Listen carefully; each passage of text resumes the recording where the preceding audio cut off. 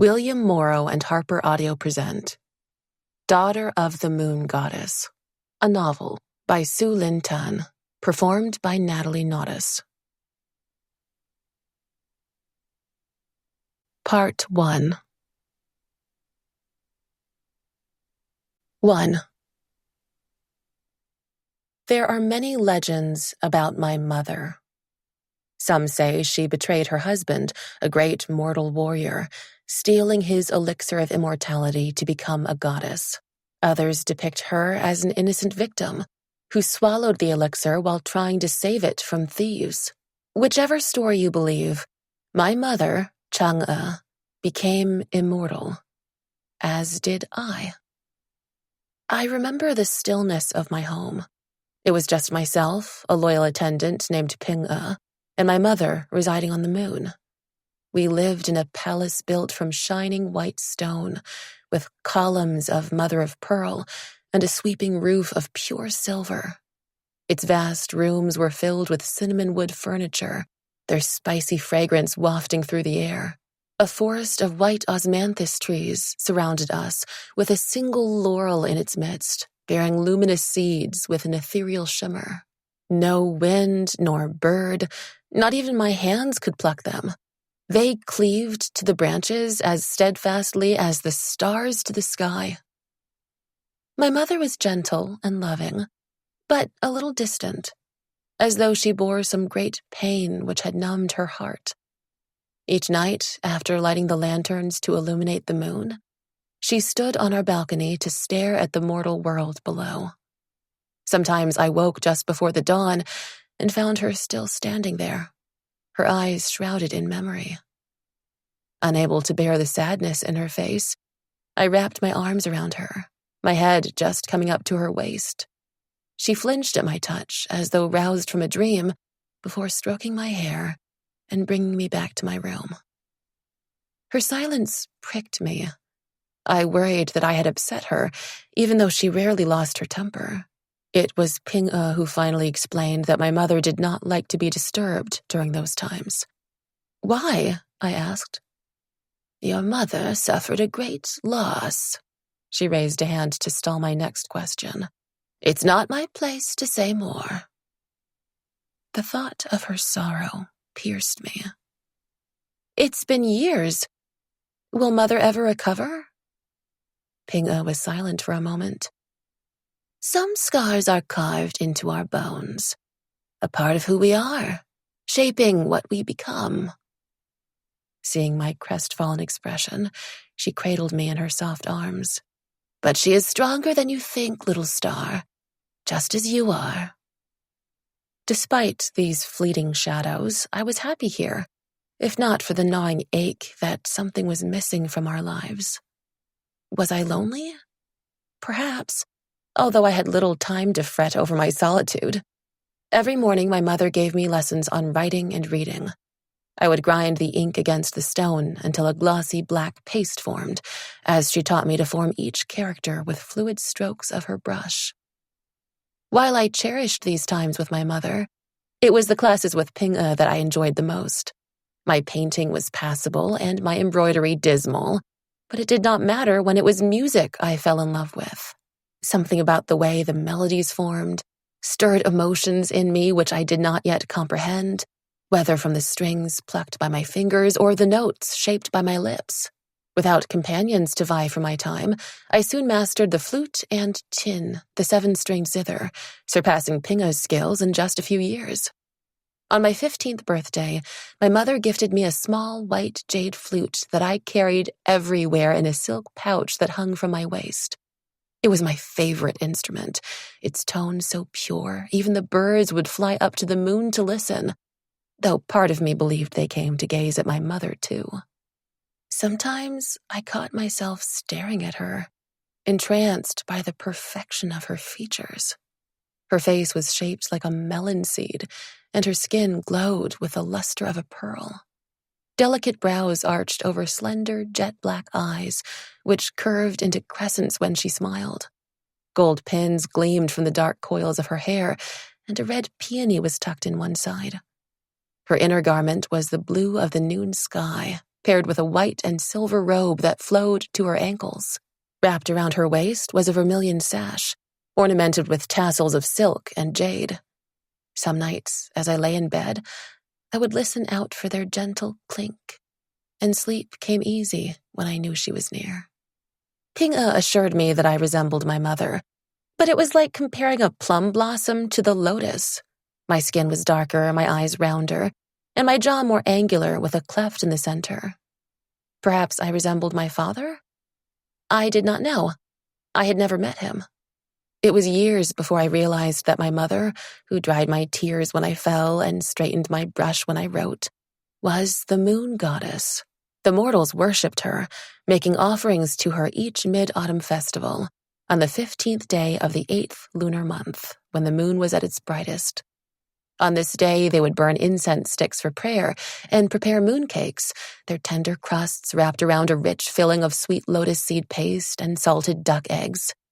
Children would carry glowing lanterns shaped as rabbits, birds, or fish, symbolizing the light of the moon.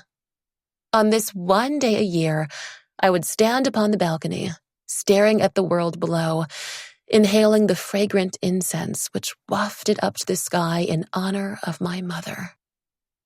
The mortals intrigued me because my mother gazed at their world with such yearning. Their stories fascinated me with their struggles for love, power, survival, although I had little comprehension of such intrigues in my sheltered confines. I read everything I could lay my hands on, but my favorites were the tales of valiant warriors battling fearsome enemies to protect their loved ones. One day, while I was rummaging through a pile of scrolls in our library, something bright caught my eye. I pulled it out, my pulse leaping to find a book I had not read before. From its rough, stitched bindings, it appeared to be a mortal text. Its cover was so faded I could barely make out the painting of an archer aiming a silver bow at 10 suns in the sky. I traced the faint details of a feather within the orbs. No, not suns, but birds, curled into balls of flame. I brought the book to my room, my fingers tingling as they clutched the brittle paper to my chest. Sinking down on a chair, I eagerly turned the pages, devouring the words. It began as many tales of heroism did, with the mortal world engulfed by a terrible misfortune. 10 sunbirds rose in the sky, scorching the earth and causing great suffering. No crops could grow on the charred soil, and there was no water to drink from the parched rivers. It was rumored that the gods of heaven favored the sunbirds, and no one dared to challenge such mighty creatures. Just when all hope seemed lost, a fearless warrior named Yi took up his enchanted bow of ice. He shot his arrows into the sky, slaying 9 of the sunbirds and leaving 1 to light the earth. The book was snatched from me. My mother stood there, flushed, her breaths coming short and fast. As she gripped my arm, her nails dug into my flesh. "Did you read this?" she cried. My mother rarely raised her voice. I stared blankly at her, finally managing a nod. She released me, dropping onto a chair as she pressed her fingers to her temple. I reached out to touch her, afraid she would pull away in anger, but she clasped her hands around mine, her skin as cold as ice. "Did I do something wrong? Why can't I read this?" I asked haltingly. There appeared nothing out of the ordinary in the story. She was quiet for so long, I thought she had not heard my question. When she turned to me at last, her eyes were luminous, brighter than the stars. "You did nothing wrong. The archer, Yi, he is your father." Light flashed through my mind, my ears ringing with her words. When I was younger, I had often asked her about my father, yet each time she had fallen silent, her face clouding over until finally my questions ceased. My mother bore many secrets in her heart which she did not share with me. Until now. "My father?" My chest tightened as I spoke the words. She closed the book, her gaze lingering on its cover. Afraid that she might leave, I lifted the porcelain teapot and poured her a cup. It was cold, but she sipped it without complaint. "In the mortal realm, we loved each other," she began, her voice low and soft. "He loved you too, even before you were born. And now..." Her words trailed off as she blinked furiously. I held her hand to comfort her, and as a gentle reminder that I was still here. "And now, we are parted for eternity." I could barely think through the thoughts cramming my head, the emotions surging within me. For as long as I could remember, my father had been no more than a shadowy presence in my mind. How often had I dreamed of him sitting across from me as we ate our meals, strolling beside me beneath the flowering trees. Each time I awoke, the warmth in my chest dissolved to a hollow ache. Today I finally knew my father's name, and that he had loved me. It was little wonder that my mother appeared haunted all this time, trapped in her memories. What had happened to my father? Was he still in the mortal realm? How did we end up here? Yet I gulped back my questions as my mother wiped her tears away. Oh, how I wanted to know, but I would not hurt her to ease my selfish curiosity. Time, to an immortal, was as rain to the boundless ocean. Ours was a peaceful life, a pleasant one, and the years passed by as though they were weeks. Who knows how many decades would have swept by in this manner if my life had not been tossed into turmoil, as a leaf torn from its branch by the wind. It was a clear day, the sunlight streaming through my window. I set aside my lacquered chin, closing my eyes to rest. As had happened before, silver flecks of light drifted into my mind, tugging and teasing at me, just as how the scent of osmanthus drew me to the forest each morning. I wanted to reach out to them, but recalled my mother's stern warning. "Don't go near them, Chang'e," she had pleaded, her skin ashen. "It's too dangerous. Trust me, they will fade." I had stammered my promise to her then, and over the years I had kept my word diligently too. Whenever a glint of silver beckoned to me, I thought furiously of other things, a song or my latest book, until my mind cleared and they faded away. Yet it was harder each time, the lights blazing brighter, their call more tantalizing, the urge to reach out almost overwhelming. How brightly they glittered today, as though sensing my wavering resolve, the restless churning in my blood. I had felt this more often of late, a part of me yearning for something which had no name. A change, perhaps. But nothing ever happened here. Nothing ever changed. The lights did not seem dangerous. Was my mother mistaken? She had cautioned me against countless things, as harmless as climbing a tree or running through the halls, maybe recalling such perils from her mortal childhood. I drew closer to the radiance in my mind, closer than I had ever been before. Something clutched at me, dragging me away. Was it fear or guilt? But, reckless now, I tore through it as though it were cobwebs.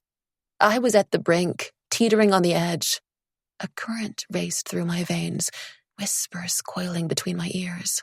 Leaning forward, I reached out, only to see the shimmering silver scatter as the starlight at dawn. My eyes flew open, my senses tingling. I had no idea how long I sat there, lost in a daze. Beyond my window, the evening sun infused the sky with threads of rose and gold. The thrill gone, remorse sat like a stone in my chest. I had broken my promise to my mother, and worse yet, I wanted to do it again. Those lights were not dangerous. They were a part of me. I knew that now with startling certainty. Why had she warned me from them? I will ask her, I decided, rising to my feet. I am old enough to know. Just as I reached the entrance, a strange energy thrummed through the air, raising the hair on the back of my neck. Immortal auras, unfamiliar to me, shifting and mingling as the clouds in the sky. I could not tell how many, although one seemed to blaze brighter than the rest, far stronger than my mother's or Pinga's. Who had come here? As I flung the doors open, my mother flew into my room. I stumbled back, knocking into a chair. Did she discover what I had done? Was she here to scold me? I hung my head. "I'm sorry, Mother. The lights," she grasped my shoulders. "Never mind that, Chang'e. A visitor has arrived. She mustn't know that you're here, that you're my daughter." My pulse raced at the thought of meeting someone new. Then her meaning sank in, as did her tone, and my excitement crumbled like a sheet of paper. "You don't want me to meet your friend?" Her hands fell away from me, the planes of her face hardening until they seemed carved from marble. "Not a friend. She is the Empress of the Celestial Kingdom. She doesn't know about you. Nobody does. And we can't let them find you." Her words, tumbling out in a rush, startled me, despite the excitement which sparked within. I had read the Celestial Kingdom was the mightiest of the 8 immortal lands, nestled like a precious teardrop at the heart of the realm. Its emperor and empress lived in a palace that floated upon a bank of clouds, from where they governed over the celestials and mortals, and watched over the sun, moon, and stars. In all our time here, they had never deigned to visit our remote home. So why now? And why did I have to hide? A strange flutter in the pit of my stomach spread icy tendrils through my core. "Is something wrong?" I asked, hoping she would deny it. She touched my cheek gently. "I'll explain everything later. For now, stay in your room and don't make a sound." I nodded, and she left, shutting the doors behind her. Only then did I realize that my mother had not answered my question. I opened a book, dropping it down again after reading the same line thrice. My fingers plucked a chin string, but then pinched it to muffle the note. As I stared at the closed doors, a burning curiosity engulfed me, consuming my fear. Slowly, I walked toward it, sliding it open a crack. Just one look at the Celestial Empress, and I would return to my room. When would I get another chance to see her? One of the most powerful immortals in the realm. And she might even be wearing her phoenix crown, said to be crafted from feathers of pure gold and embellished with 100 luminous pearls. As silent as a shadow, I tiptoed down the long corridor that led from my room to the Silver Harmony Hall, the grandest room in our pure light palace, with its marble floor, jade lamps, and silk hangings. Wooden pillars set into ornate silver bases added a touch of warmth to its pristine elegance. This was where I had always imagined we would entertain our guests, although we never had one until now. Just around the corner, a soft voice drifted through. I strained my ears to listen. "Chang'e, have you been well?" The Celestial Empress's cordial address surprised me. She did not sound so very fearsome. "Yes, your Celestial Majesty. Thank you for your concern." My mother's voice was unnaturally bright. A brief silence followed this exchange of courtesies. Crouching down by the wall, I craned my neck to peek into the room. My mother knelt on the floor, her head bowed low, while across from her, seated in my mother's own chair, had to be the Celestial Empress. She was not wearing a crown, but an elaborate headdress crafted with jeweled leaves and flowers which clinked as she moved. As I stared at it, enthralled, a bud unfurled, blossoming into an amethyst orchid. Over her fingertips glinted pointed gold sheaths, curved as the claws of a hawk. The silver embroidery on her violet robe caught the fading light streaming through the windows. Unlike my mother's delicate and calm aura, hers was strong, pulsing with heat. She was dazzling, but her glossy lips against her white skin made me think of freshly spilled blood on snow. As befitting her exalted position, the Empress had not come alone. 6 attendants stood behind her, along with a tall, immortal man, his complexion darker than the rest. Flat pieces of amber adorned his black hat, his inky robes were fastened with a bronze sash, and white gloves covered his hands. I knew nothing of the celestial court, but the way he carried himself seemed to indicate he was of a higher rank than the others.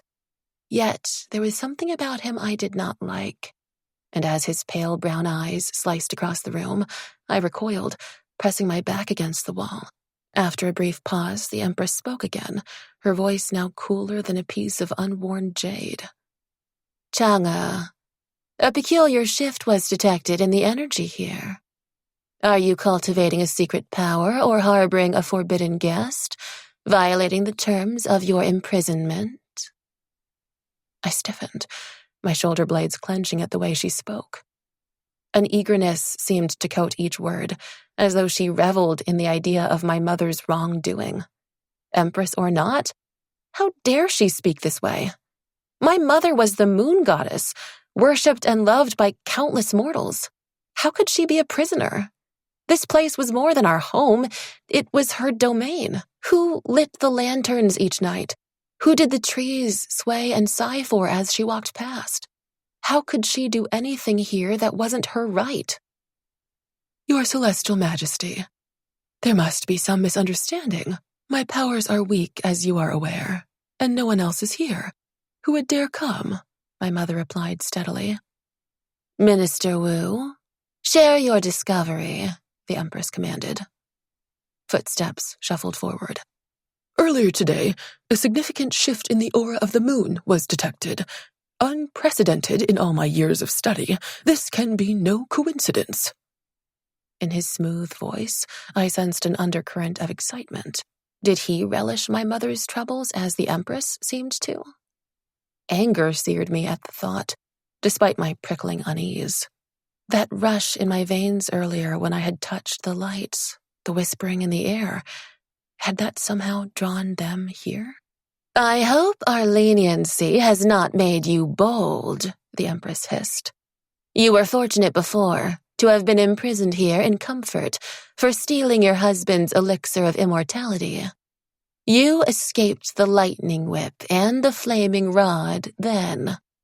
But that will change if we discover you're engaging in further deceit. Confess now, and we might be merciful, she lashed out, shattering the tranquility of our home. My fist flew to my mouth, smothering my gasp. I had never asked my mother how she ascended to immortality, sensing it caused her pain. Yet ever since I read the tale of the sunbirds, one question kept winding through my mind. Where was my father? To hear he had been bestowed the elixir, and my mother was accused of stealing it, something twisted in my gut. The Empress was wrong, I told myself fiercely, burying a treacherous kernel of doubt. My mother neither flinched nor denied these vile accusations. Was she accustomed to such treatment from the Empress? As I peeked into the room again, she folded over to press her forehead and palms to the floor. Your Celestial Majesty, Minister Wu. Perhaps this phenomenon was caused by the recent alignment of the stars. The Azure Dragon's constellation has entered the path of the moon, which may have distorted our auras. When it passes, things should return to normal. She spoke like a scholar who studied the skies, though I knew she had no interest in such matters. A long silence followed, punctured by a rhythmic tapping, the Empress's pointed gold sheaths digging into the soft wood of the armrest. Finally, she rose, her attendants gathering behind her. That may be so, but we will come again. You have been left alone for far too long. I was glad for them to leave, despite the threat that lurked beneath the Empress's tone like a silk cord yanked tight. Unable to bear listening to more, I crept back to my room and lay on the bed, gazing out through the window. The sky had darkened into the elusive violet gray of dusk when the last of day gives way to night. My mind was numb, though I still sensed when those unfamiliar auras faded away. Moments later, my mother pulled the doors apart, her face whiter than the stone walls. My doubts vanished. I did not believe the Celestial Empress. My mother would never have betrayed my father, not even for immortality. I scrambled up from the bed, coming to her side. I was almost as tall as her now. "Mother, I heard what the Empress said to you." She threw her arms around me, clutching me tight. Against her shoulder, I sagged with relief that she was not angry, though her body was tense with strain. "We don't have much time. The Empress could return at any moment with her soldiers," she whispered. "What can they do? We did nothing wrong." My stomach roiled, an unpleasant sensation. "Are we prisoners? What did the Empress mean about the elixir?" She leaned back to look into my face. "Chang'e, you're not a prisoner here. But I am. The Celestial Emperor bestowed the elixir of immortality upon your father for killing the sunbirds and saving the world. Yi did not take it, though. There was just enough for one, and he did not want to ascend to the skies without me. I was with child. Our happiness seemed complete, and so he hid the elixir. Only I knew where." Her voice broke then. "But my body was too weak to bear you. The physicians told us that we would not survive the birth. Yi did not want to believe them. He did not want to give up, bringing me to one after the other, searching for a different prognosis. Yet deep down I knew they spoke the truth." She paused, a tautness around her eyes like she was reaching into her memories, those which hurt. "When he was called to battle, I was left alone. The pains began then, far too early in the deep of night. Such agony tore through my body I could barely cry out. I was so afraid of dying, of losing you." As she fell silent, the question burst from me. "What happened?" I took the elixir from its hiding place, uncorked its stopper, and drank it. In the stillness of the room, all I could hear was the beating of my own heart. My hands were no longer warming my mother's, but were as cold as hers. "Do you hate me, Chang'e?" she asked in a shaking voice. "For betraying your father?" The Empress's words were true. For a moment, I could not move, my insides curling at the revelation. If my mother had not taken the elixir, perhaps we might have survived. My family, unbroken. Yet I knew how much she loved my father, how greatly she mourned his loss. And no matter what, I was grateful to be alive. I swallowed the last of my hesitation. "No, Mother. You saved us." Her gaze was distant, veiled in memory. "Leaving your father? Oh, how it hurt. Though I must admit I did not want to die, nor could I let you die. Only later did I learn that gifts from the Celestial Emperor came with unseen strings, that such decisions were not for mortals to make. The Emperor was enraged that it was I who became immortal instead of your illustrious father. The Empress accused me of using trickery to obtain immortality which I had not earned." "Did you explain?" I asked. "Surely if they knew it was to save us—" "I dared not. The Empress seemed hostile, as though she bore some grudge against your father. She even accused him of ingratitude for spurning the Emperor's gift. I knew then she had sought to punish rather than reward him for killing the sunbirds. She would not hesitate to harm you. How could I tell them of your existence? To shield you from their wrath, I kept your birth a secret. I confessed my theft. As punishment, I was exiled to the moon, an enchantment cast upon me which binds me here for eternity. I cannot leave this place, no matter how much I want to." In a low voice, she added, "A palace you cannot escape is a prison nonetheless." I struggled to breathe, my chest heaving like a fish flipped out of the water.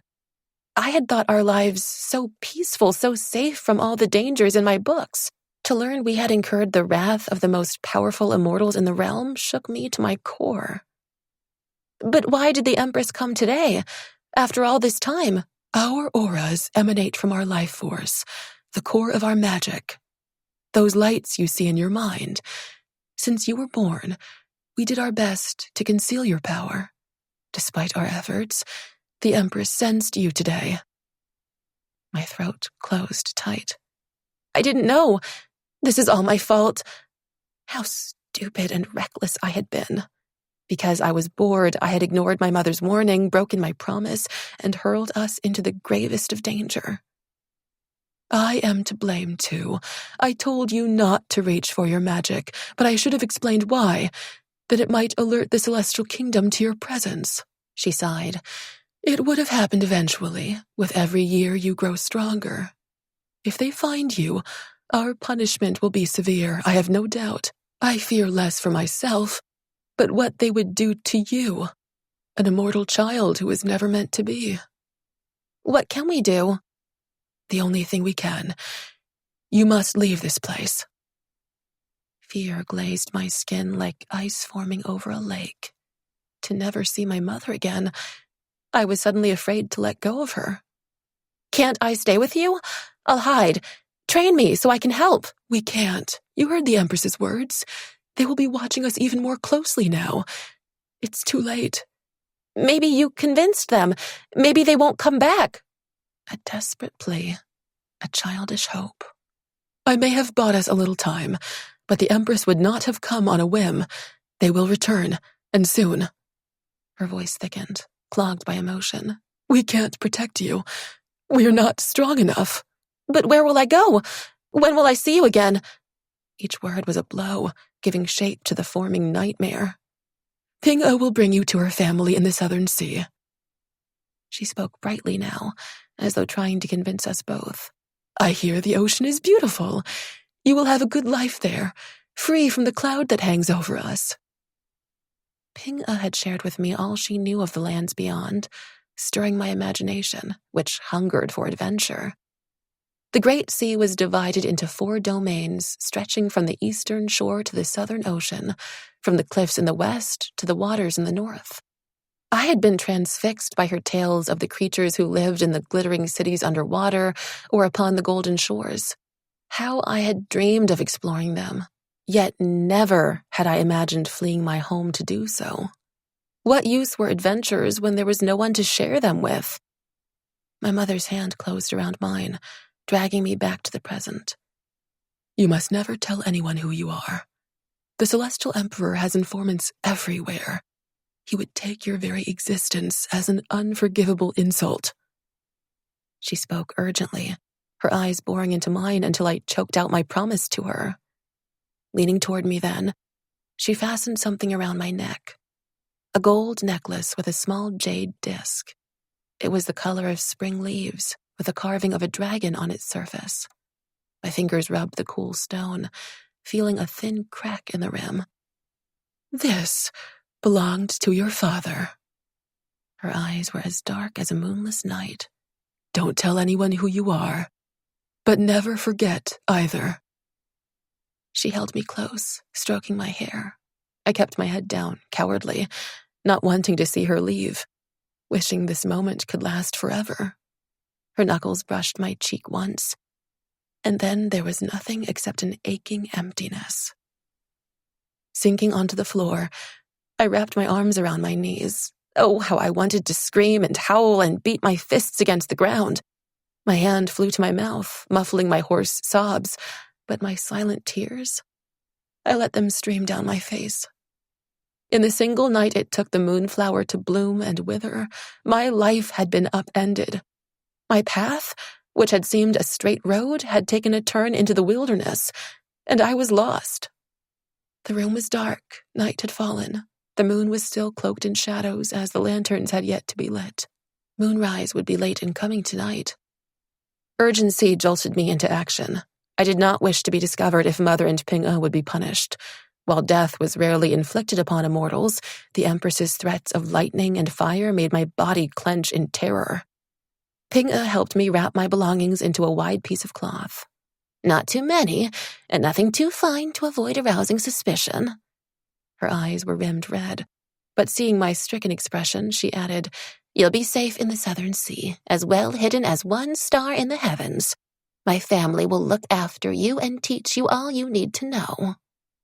She knotted the ends of the cloth together, forming a bag that she slung over my shoulder. "Shall we go?" I did not want to. Yet, numb to everything, I nodded. What else could I do? I could not even blame the vagaries of fate when it was I who had brought this upon us. As Chang'e and I hurried through the entrance, heading east into the osmanthus forest, I glanced back one last time. Never had my home seemed more beautiful than in this moment, when I was pressing each curve, each stone into my mind. The 1,000 lanterns illuminated the soil, the silver roof tiles reflected the stars, and on the balcony, where I had stared at the world below, there stood a slender figure in white. My mother's gaze was not fixed on the mortal realm, but on me, her fingers lifted in farewell. Ignoring Chang'e's urgent tug on my sleeve, I sank to my knees, folding myself over to press my forehead to the soft earth. My lips moved in a silent vow that I would return, that I would set my mother free. I did not know how, but I would try with everything that was in me. This would not be our end. As I followed Chang'e toward the cloud which would carry us away, pain struck my heart so sharp and clear, it fractured, only kept whole by a slender thread of hope. 2. I inhaled the bracing air, so fresh yet hollow without a trace of spice. As the cloud darted through the sky, I stumbled, grabbing Chang'e's arm. How eerie the night was without the lantern's glow. Only this morning, fear had been a foreign emotion to me, and now I was choked with it. Fortunately, the cloud's dewy folds did not give way beneath my feet, but was as firm as the ground, if not for the surging wind all around. It would be a long journey to the southern sea, beyond the celestial kingdom, past the lush forests of the Phoenix Kingdom, farther than the golden desert even, the vast crescent of barren sand that bordered the feared demon realm. How would I ever find my way home? It struck me then, perhaps they did not think I ever would. A sea of lights glimmered in the distance, drawing me from my bleak thoughts. "The celestial kingdom," Chang'e whispered. As a sudden gust sprang up, she glanced over her shoulder, the color draining from her face. I whirled, my gaze probing the night. A large cloud soared toward us, the shadowy forms of 6 immortals upon it. Their armor gleamed white and gold, although their features were obscured by the dark. "Soldiers," Chang'e gasped. My heart hammered. "Are they searching for us?" She pulled me behind her. "They wear celestial armor. They must be here at the Empress's command. Stay down, hide. I'll try to outrun them." I pressed myself down as flat as I could, burying myself in the cool tendrils of the cloud. Part of me was glad to not see the soldiers, and yet my skin crawled with dread of the unknown. Chang'e's eyes were closed as a thin stream of light shot from her palm. Until tonight, I had never seen her use magic. Perhaps there had been no need for it before. Our cloud dashed onward, but all too soon slowed again. Sweat beaded her skin. "I can't make it go faster. I'm not strong enough. If they catch us, they'll discover who we are. Are they near?" I twisted to peer behind, wishing I had not. Steel glinted from the soldiers' hands, drawing ever closer. Soon they would overtake us. Someone might recognize Chang'e. Questions would be asked. I was a clumsy liar without the practice which welled from need. One stern look from my mother was enough to spill the truth from my tongue. Monstrous visions crowded my mind, of soldiers storming through my home, dragging my mother away in chains. A crackling whip of lightning lashed across her back, splitting her skin as blood spattered the white silk of her robe. I gagged, hot bile rising in my throat. My nails dug into the flesh of my palm. I could not let them catch us. I could not let my mother and Chang'e be hurt. But, weak as I was, there was only one thing I could think of, which might very well be the last thing I ever did. Gritting my teeth until they ached, I forced the words out. "Chang'e, set me down here." She stared at me as though I had lost my mind. No, this is the Celestial Kingdom. We must reach the Southern Sea. We must... My calm shattered. I tugged her arm with a frantic strength, pulling her down.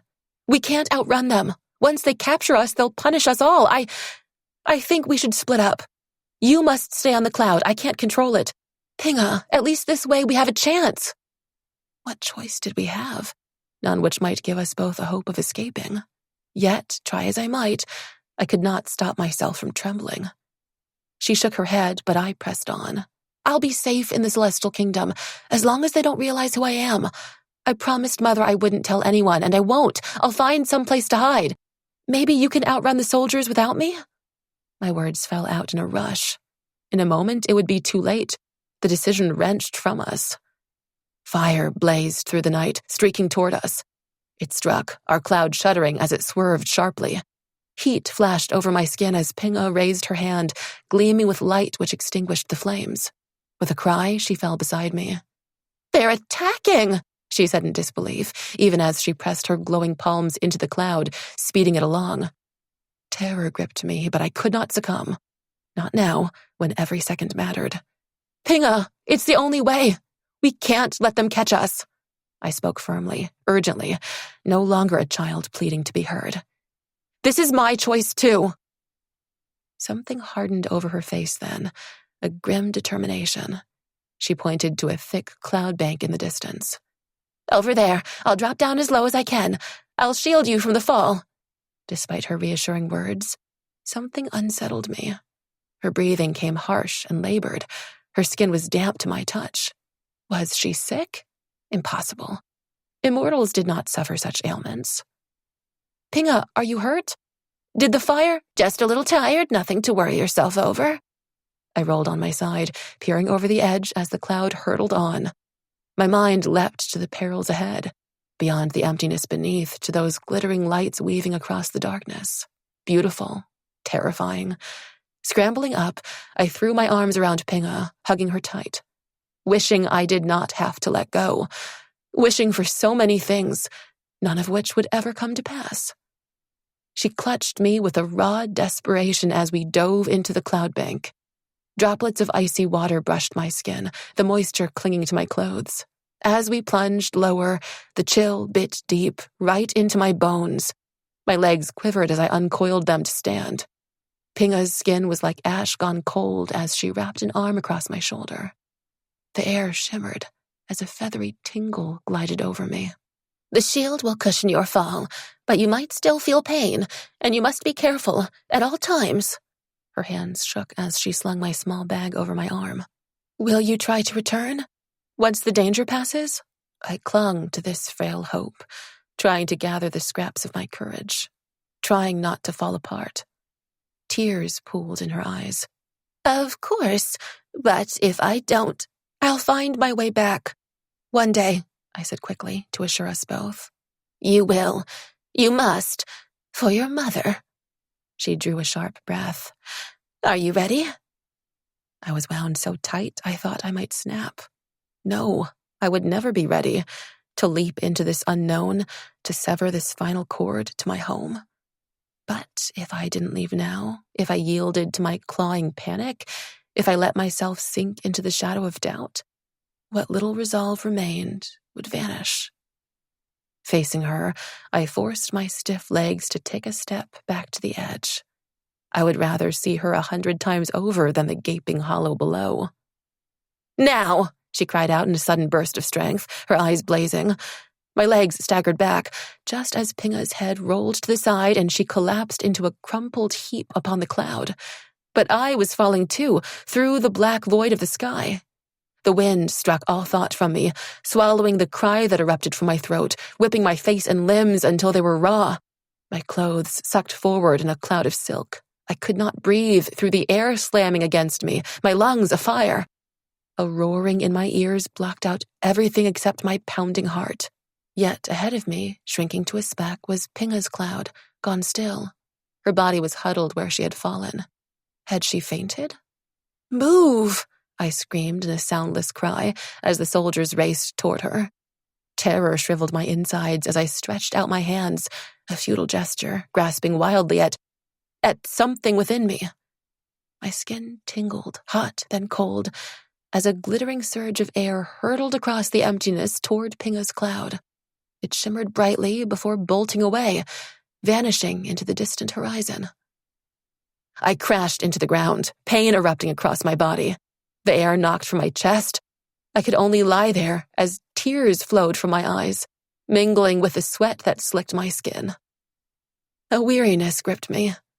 As my fingers grasped soft grass beneath me, I drew a trembling breath, the scent of flowers filling my nostrils. Sweet, yet I was numb to it. Pressing my palms to the ground, I pushed myself up, sore and aching, but otherwise unharmed. Pinga's enchantment had shielded me from the worst of the fall. I thought I was saving her, but she had helped me get away, careless of her own safety. Had she escaped? Was my mother safe? Was I? My breaths came short and fast. I was drowning, struggling for air. Immortals did not suffer from illnesses or old age, but we could still be hurt by the weapons, creatures, and magic of our realm. Fool that I was, I never imagined such dangers would touch us. And now, I curled into a tight ball, arms wrapped around my knees, a thin, keening wail slipping from me like that of a wounded animal. Stupid, I cursed myself again and again for bringing this upon us, until at last I clamped my lips shut to muffle the sounds. I did not know how long I lay there, my throat racked raw with swallowed grief. And yes, I feared for myself too, as thoughts of cruel soldiers and vicious beasts crowded my mind. Who knew what lurked in the dark? I was unraveling, a tangled wreck. But then, a beam of light fell across me. Lifting my head, I stared at the moon, the first time I had seen it from afar. Beautiful and luminous, and comforting too. I breathed easier, finding solace in the thought that as long as the moon rose each night, I would know my mother had lit the lanterns and was well. A memory crept into my mind of her walking through the forest, her white robe gleaming in the dark. My bruised heart cramped with longing, but I steeled myself against sinking into the abyss of self-pity again. Bright flickers from below caught my eye, shimmering lights dancing within their inky depths. Were these the ones I had glimpsed from above?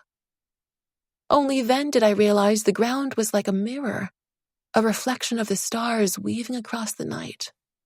Their unfamiliar beauty seared me, a stark reminder that I was no longer home. I slumped back down, clasping my arms across my body, staring at the moon until my pain subsided, and I finally fell into a dreamless sleep on the cold, hard ground. Someone was patting my arm. Was it my mother? Had all this been a terrible dream? Hope flared, shattering the haze of slumber. My eyes opened, blinking in the brightness of day. The swirling lights had vanished, and reflected in their place were the rosy clouds of dawn. A woman crouched beside me, a basket by her side. Her hand, which rested on my elbow, was as warm and dry as the surface of a paper lantern. "Why are you sleeping here?" she frowned. "Are you all right?" I lurched up, suppressing a gasp from the ache in my back. I could barely manage a nod to her question, numb from the memories which crashed over me. "Be careful here. You should go home. I heard there was some disturbance last night, and soldiers are patrolling the area." She picked up her basket, rising to her feet. My insides nodded. Disturbance? Soldiers? "Wait!" I cried, unsure of what to say, yet not wanting to be left alone. "What happened?" "Some creature broke through the wards. The guards gave chase." She shuddered. "We've had fox spirits in recent years, though I heard this might have been a demon, trying to snatch celestial children for their evil arts." One of those monsters? From the demon realm? It hit me then that it was I the guards were searching for. That I was the supposed demon. I would have laughed aloud had I not been stricken with fear. Pinga must not have been aware of the wards. "Did they catch anyone?" My voice came out feeble and thin. Not yet, but don't worry. Our soldiers are the finest in the realm. They'll capture the intruder in no time. She gave me a reassuring smile before asking, What are you doing here at this hour? I sagged with relief. Ping-a had gotten away. Yet I must have lain here for hours, and she had not come back. That gale which had burst through the skies, sending her soaring away, did it take her too far? A thought nudged me. Had that power somehow come from me? Could I do such a thing again? No. How ridiculous to think so. Besides, nothing good had come of my magic so far, and I could not risk drawing any attention to myself. I started, realizing the woman was staring at me, her earlier question left unanswered. She did not suspect me because she expected some fearsome beast or fiend, but I dared not give her any reason to doubt me now. I have nowhere to go. I was dismissed from the household I worked in. I fell and fainted. My words were clumsy, my tone halting, my tongue unused to uttering such brazen lies. Her face softened. Perhaps she sensed my misery, spilling from me like a river swollen with rain. By the four seas, some of these nobles are so ill-tempered and selfish. There now, it isn't so bad. You'll soon find another place. She cocked her head to one side. I work at the Golden Lotus Mansion. I hear the young mistress is looking for another attendant if you're in need of a position. Her kindness was a warmth in the winter of my misery. My mind raced.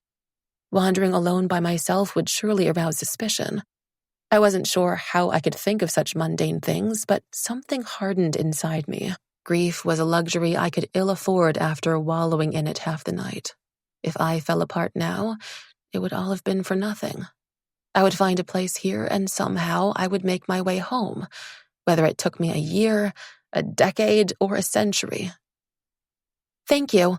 I'm grateful for your kindness. I bent from my waist in a graceless bow, as we never stood on such ceremony at home.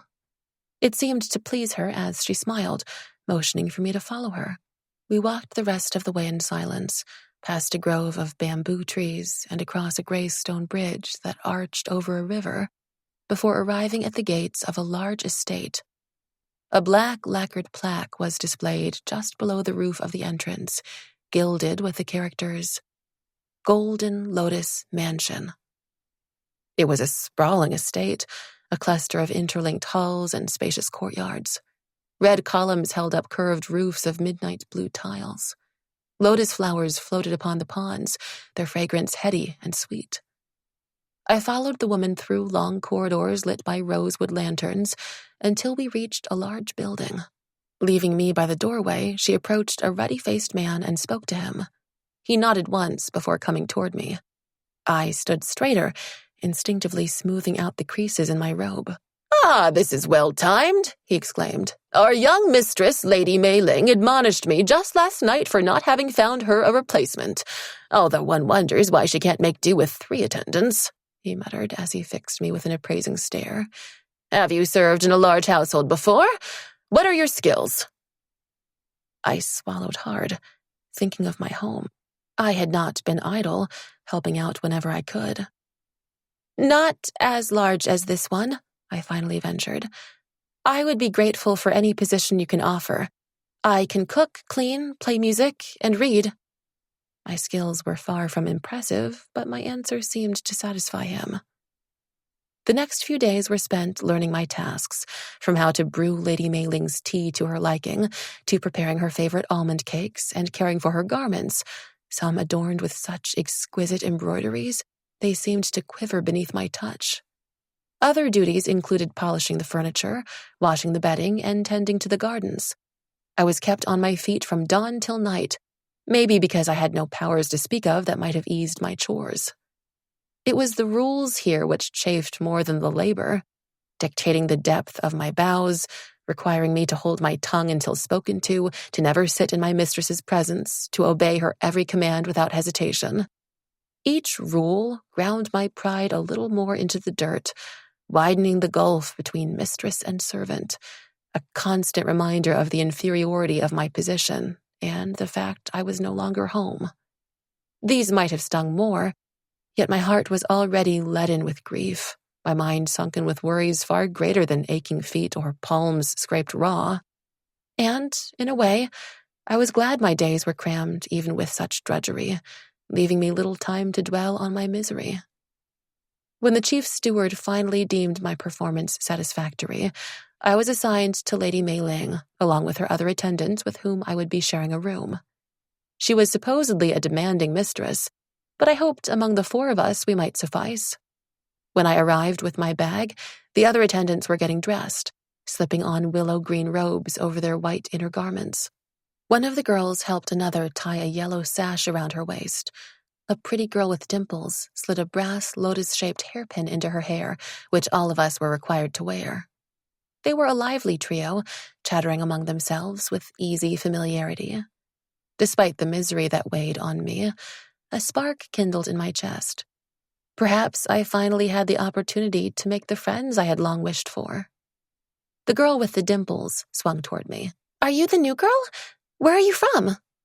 I, the story Pinga had helped me concoct flew out of my head. Under the weight of their stare, heat rushed into my cheeks. The others giggled, their eyes gleaming as rain-washed pebbles. "Jiayi," one of them called to the girl with the lotus pin. "She seems to have lost her voice." Jiayi's stare raked me, her mouth curling as though seeing something which displeased her. Was it my plain hairstyle, or the lack of ornaments dangling from my waist, wrists, and neck? Or was it that I lacked her poise, her assurance of her place in this world?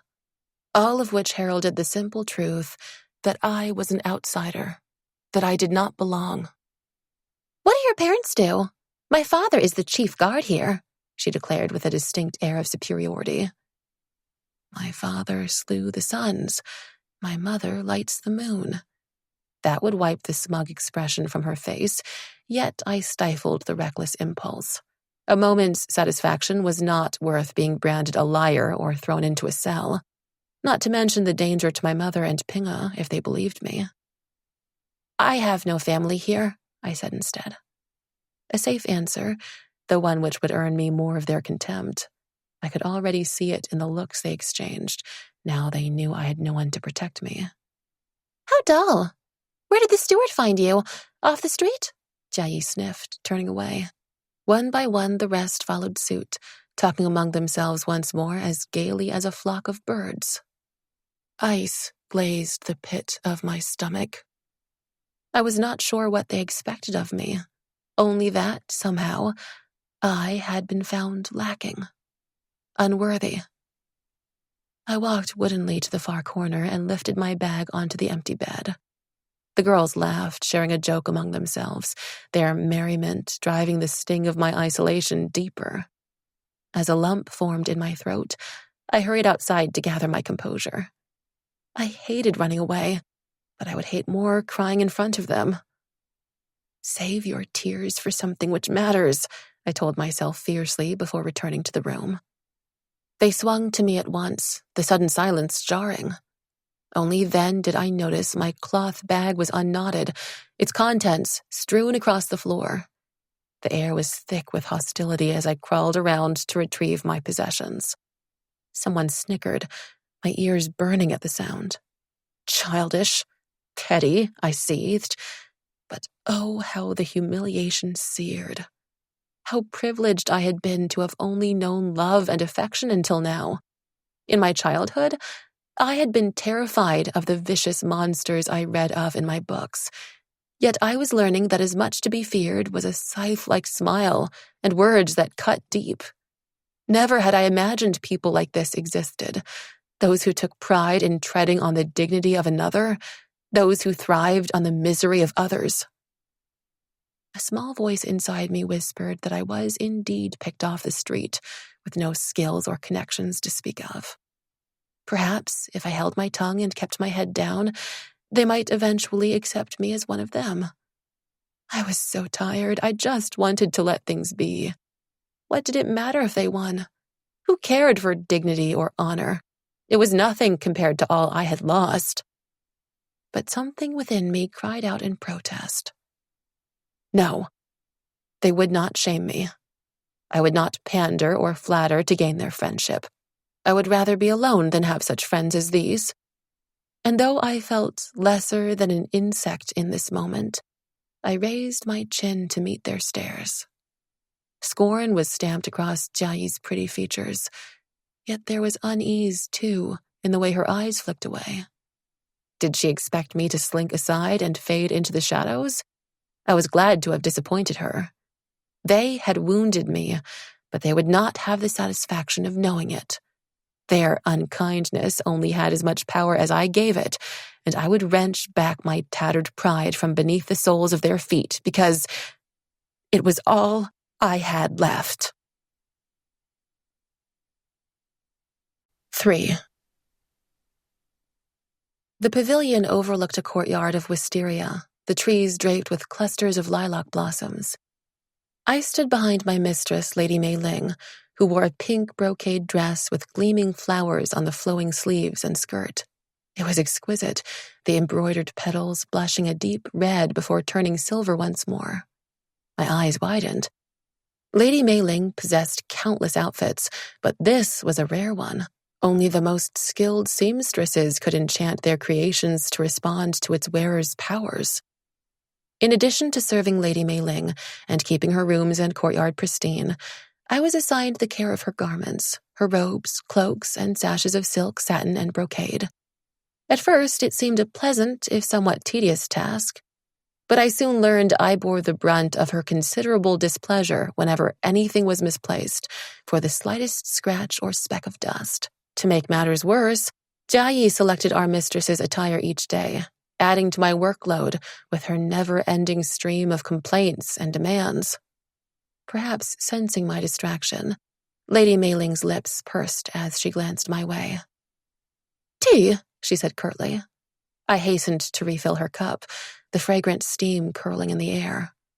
A strong gust of wind blew through the courtyard, showering petals across the grass.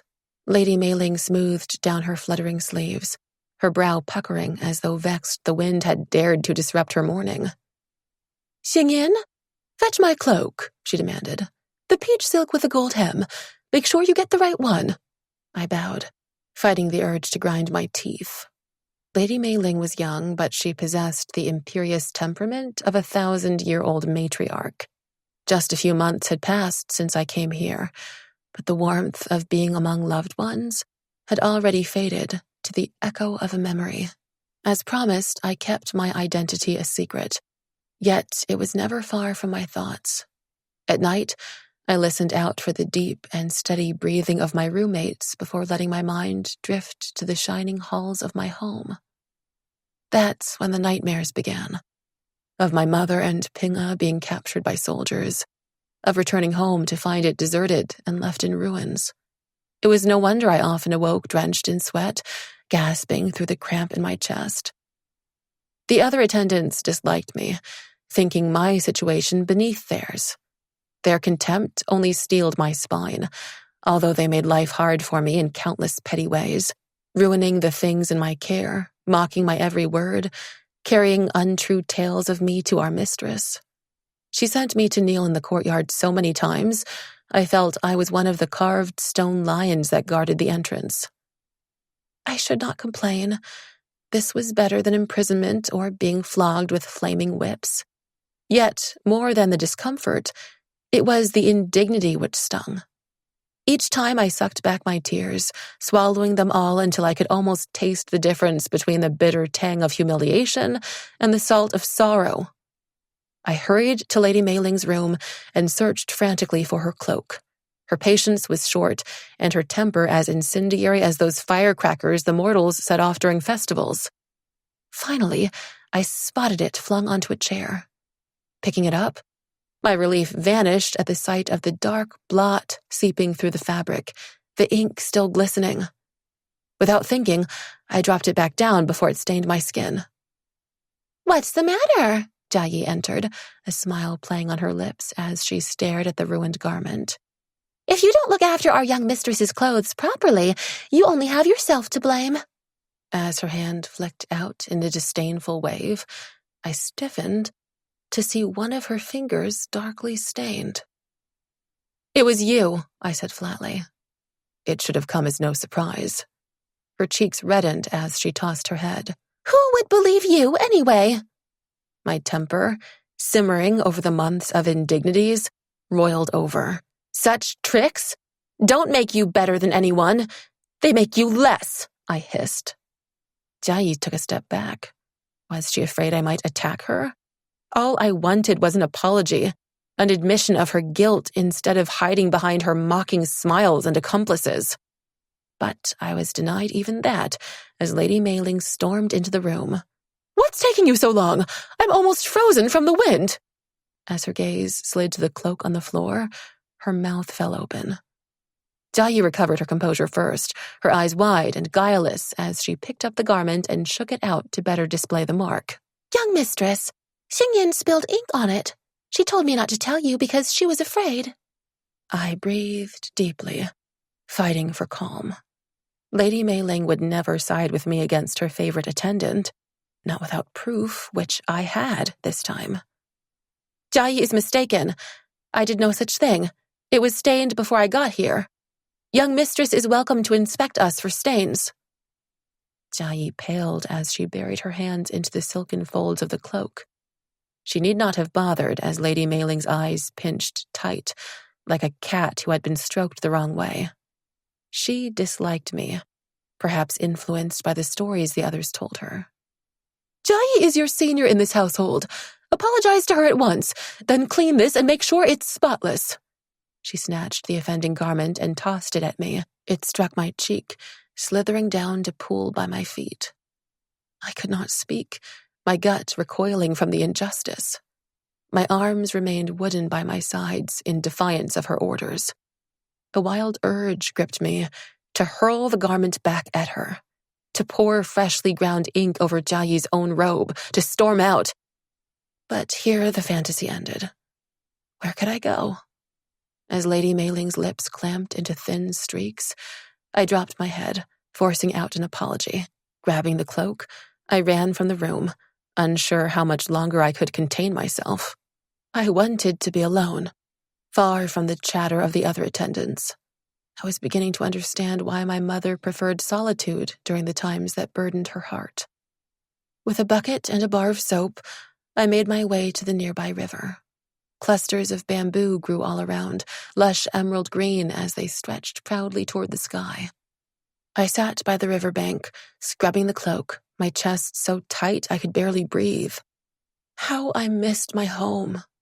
The vow I had made to rescue my mother crushed me with its sheer futility. How could I ever help her, powerless as I was? My future stretched before me, lonely and bleak, a lifetime of servitude without hope of betterment. An unwanted tear welled up in the corner of my eye. I had learned to swallow them, inhaling sharply or blinking them away. But as I was alone, I let it trail down my cheek. Why are you crying? A clear voice rang out, startling me. I spun around, only now noticing the young man sitting on a rock a short distance away, an elbow resting on his raised knee. How could I have missed his aura, which pulsed in the air, strong and warm, as bright as a cloudless noon?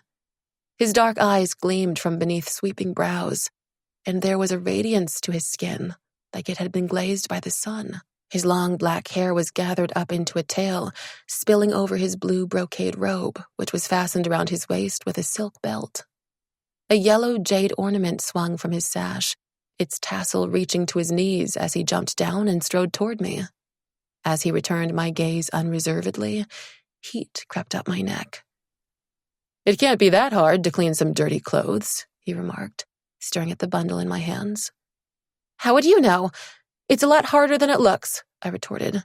And I would never cry over this, it's just... I miss my family. The moment the words slipped out, I bit my tongue. It was the truth, but what had possessed me to speak of such things to a stranger? If you miss your family, just go back to them.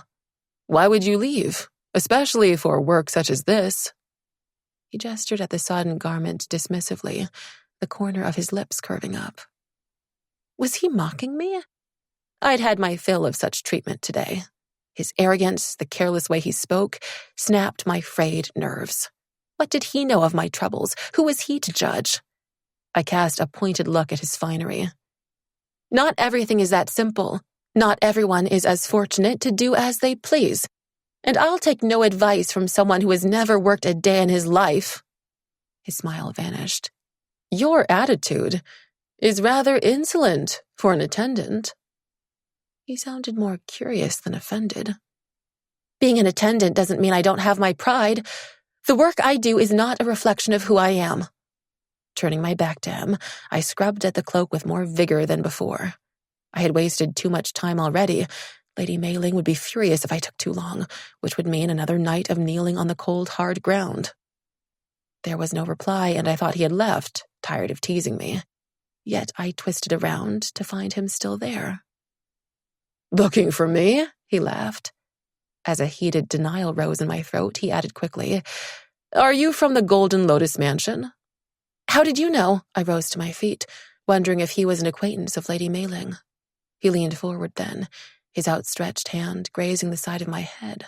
I recoiled and swatted him away, knocking out the brass lotus pin from my hair. Before I could move, he bent down and picked it up from the grass. Without a word, he wiped the pin against his sleeve, sliding it back into my hair. Dirt smeared his robe, which seemed not to bother him in the least. Thank you, I said, finding my voice. No, he could not be my mistress's friend. None of them would ever help an attendant. Your pin, he explained. Don't all the attendants from there wear the same one? I nodded as I sat down, plunging the cloak into the stream again, cursing inwardly at the stubborn ink. Instead of leaving as I expected, he settled down beside me, his legs dangling over the edge of the bank. Why are you so unhappy? It had been so long since I had someone to talk to, someone willing to listen. My caution, so carefully cultivated here, thawed in the spark of his warmth. Each morning, when I awaken, I don't want to open my eyes, I began haltingly, unused to unburdening myself. Maybe you should sleep more if you're so tired. He grinned, but I scowled at him, in no mood for humor. How silly I was to think he might have cared. I grabbed the cloak and bucket to leave as he scrambled to his feet. I'm sorry, he said stiffly, as though unaccustomed to apologizing. I shouldn't have made fun of you when you were trying to tell me something important. No, you shouldn't have. Yet there was no rancor in my voice. His apology had blunted my resentment. It was heartfelt and kind, both of which I had encountered little of since leaving my home. If you're still willing to tell me, I would be honored to listen. He inclined his head with unexpected formality. I snorted. I would hardly describe this as an honor, but I appreciate your clumsy attempt at flattery. Clumsy? It was his turn to scowl. Did it work? He asked unrepentantly. I could not suppress my smile. Unfortunately. As an awkward silence settled over us, I plucked a long blade of grass and wound it between my fingers. So, why do you dread each day? He probed. I tied a knot in the grass, and then another. It was easier to look at it than at him. Because I have nothing to look forward to. I'm a failure, and no matter what I do, how hard I try, nothing will ever change. Have you ever felt this way? Helpless? At once, I chided myself for being a fool. Someone like him would never understand. Yes, he said simply. You do? It was not that I doubted him, but he seemed to be one of those golden creatures who possessed more than their fair share of blessings. I knew nothing of him except his appearance and fine garments, yet his assured manner heralded privilege louder than bloodlines or titles. He leaned back, resting his palms on the grass. Everyone has their own troubles. Some lay them bare while others hide them better. For myself, I do what I can to stretch the boundaries which chafe, even if it's just a little each time. Who knows when the slightest shift might make a difference? What he said struck a chord in me. I had berated myself for being weak. But had that been an excuse for doing nothing? These past months, I had been a shadow of myself, hollowed by grief and self-pity. It was true that I possessed no powers to speak of, no friends or family to aid me. But I was not helpless, not even when those soldiers had chased Chang'e and me. I had taken a wild chance then, rather than await certain capture. So why not here, where shelter came at the price of my dignity and dreams? I might not find a means out now, but through small nudges, little steps, I might carve my way after all, one that might lead me home. A giddy relief swept over me, unexpected yet welcome. I was grateful to him, this odd-mannered man, at times offensive yet courteous and kind. Oh, my situation was still dire, but my spirit, while bruised, was unbroken. Perhaps all it had taken was finally being seen as a person again, as myself. To be reminded there was life beyond the Golden Lotus Mansion once I broke this cycle of misery, which I had somehow trapped myself into believing was my only path forward. I would leave tomorrow, but I have nowhere to go, I muttered fervently. What about your family, your friends? Can't they help? My face shuddered. My mother and Chang'e were lost to me. I have no one. Have your parents passed? He asked tentatively. I shuddered at the thought, wishing I had not spoken of my mother. The mortals believed it courted bad luck to even speak such things aloud. Too many fears still shrouded my heart, of too many things which could go wrong. His expression softened. I'm sorry, he said gently, taking my silence as an answer. Guilt lay heavy on my tongue. I did not want to lie to him, yet I could not tell him the truth. But worse still was claiming his sympathy, which I had no right to.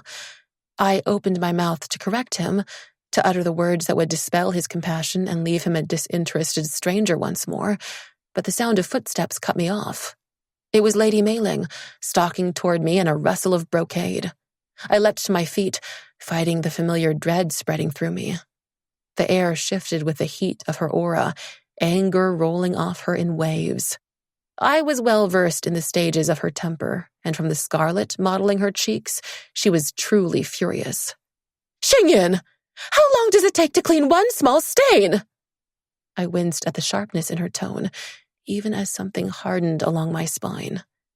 No apology sprang to my tongue, nor did I drop my gaze. My silence seemed to enrage her further. How dare you sit here, idling about and chatting to strangers? She cast a scornful look at my new acquaintance, but then a strange and wonderful thing happened. Her face drained of color. A gasp sucked from her lips. Dropping to her knees, she cupped her hands together, holding them before her as she folded over in a formal bow to the young man who had risen to stand beside me. Lady Mei-ling greets His Highness, Crown Prince Li Wei. Her voice turned as sweet as honey. If we had known you were honoring us with your presence, we would have prepared a proper welcome. I would have followed her to sink to my knees too, but all I could manage was to stare at him in disbelief. Why didn't he tell me who he was? He had not lied either, I reminded myself. Gone was the gentle young man I had confided in. In his place was a lord, secure in his might. He stood with his hands clasped behind his back, his expression aloof. If I had seen this side of him earlier, I might have fled. He nodded to her with cool formality. Lady Mei-ling, what has this attendant done to earn such a harsh rebuke? A soft sigh slid from her as her shoulders drooped. How frail and lovely she appeared right now, like a rose stripped of its thorns. Your Highness, I have always treated those who serve me as though they were my own family. What you witnessed was just a slip in my temper, caused by this attendant's repeated offenses. Strangled sounds emerged from my throat, which I choked back down. Prince Li Wei's expression was inscrutable. Did he believe her? And why did my spirit sink at the thought? How has she offended you? His tone was pleasant, yet he did not give Lady Mei-ling permission to rise. She spoiled my favorite garment and tried to lie her way out of it. I did not lie, I cried out, all decorum forgotten. Prince Liwei's back stiffened a little. Did he regret being drawn into this trivial squabble? Such were my days at the Golden Lotus Mansion, an incessant stream of pettiness which wore away and gnawed at me. But no more, I decided. My encounter with the prince, inexplicable though it was, had reminded me that I did not need to meekly walk the path set before me. I would seek and use all the advantages I could find, even that of his position now. "Did you see her ruin your garment?" he asked Lady Mei-ling. She hesitated. "No, I heard from—" His hand flew up, cutting her off. "Lady Mei-ling, you appear quick to cast blame without proper investigation." He took the cloak from me and looked at the blot, which all my efforts so far had failed to lessen. The air warmed as golden light streaked from his palm into the silk. The stain disappeared, the cloak drying as though it had never been wet. His magic was strong, as was the ease with which it flowed from him. How I wished I could do that. The gale which had sprung up to snatch Ping-e to safety seemed a distant dream. If it had come from me, I had no idea how to do it again. When I closed my eyes, I still caught tantalizing glimpses of the lights within me, but they darted away the instant I reached out. My attempts were half-hearted at best. The sight of them stabbed me with fear and remorse. If only I had not drawn the Empress's attention, I would still be home. Maybe Ping-e would have eventually taught me how to use my powers. I thought, bitterly, what use was magic when it was untrained? And there would be little hope of advancing my skills as long as I remained here. In the Golden Lotus Mansion, only the most favored servants were taught to channel their magic to perform rudimentary tasks, to aid their chores.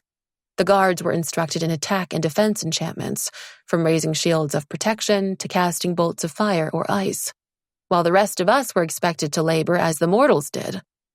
Admittedly, most of the other attendants possessed a weak life force, unlikely to ever become strong enough to ascend the hierarchy of immortals. Perhaps it was true for me as well, but deep down, I did not think so. It was my powers which had drawn the Celestial Kingdom's attention. It had been my bane, but perhaps I could turn it into an advantage, if I found someone willing to train me. Prince Liwei passed the now pristine cloak to Lady Mei-ling. "I trust there will be no need to berate anyone further." His tone hardened. "Any senior attendant in your household, or even you yourself, could have fixed this without resorting to such measures.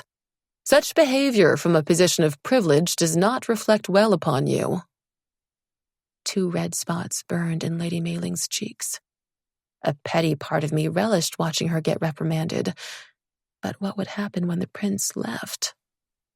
As a new voice rang out, that of Lady Mei-ling's father, my anxiety increased 3-fold. "Your Highness!" He hurried to where we stood, likely alerted to the Crown Prince's presence by a vigilant attendant.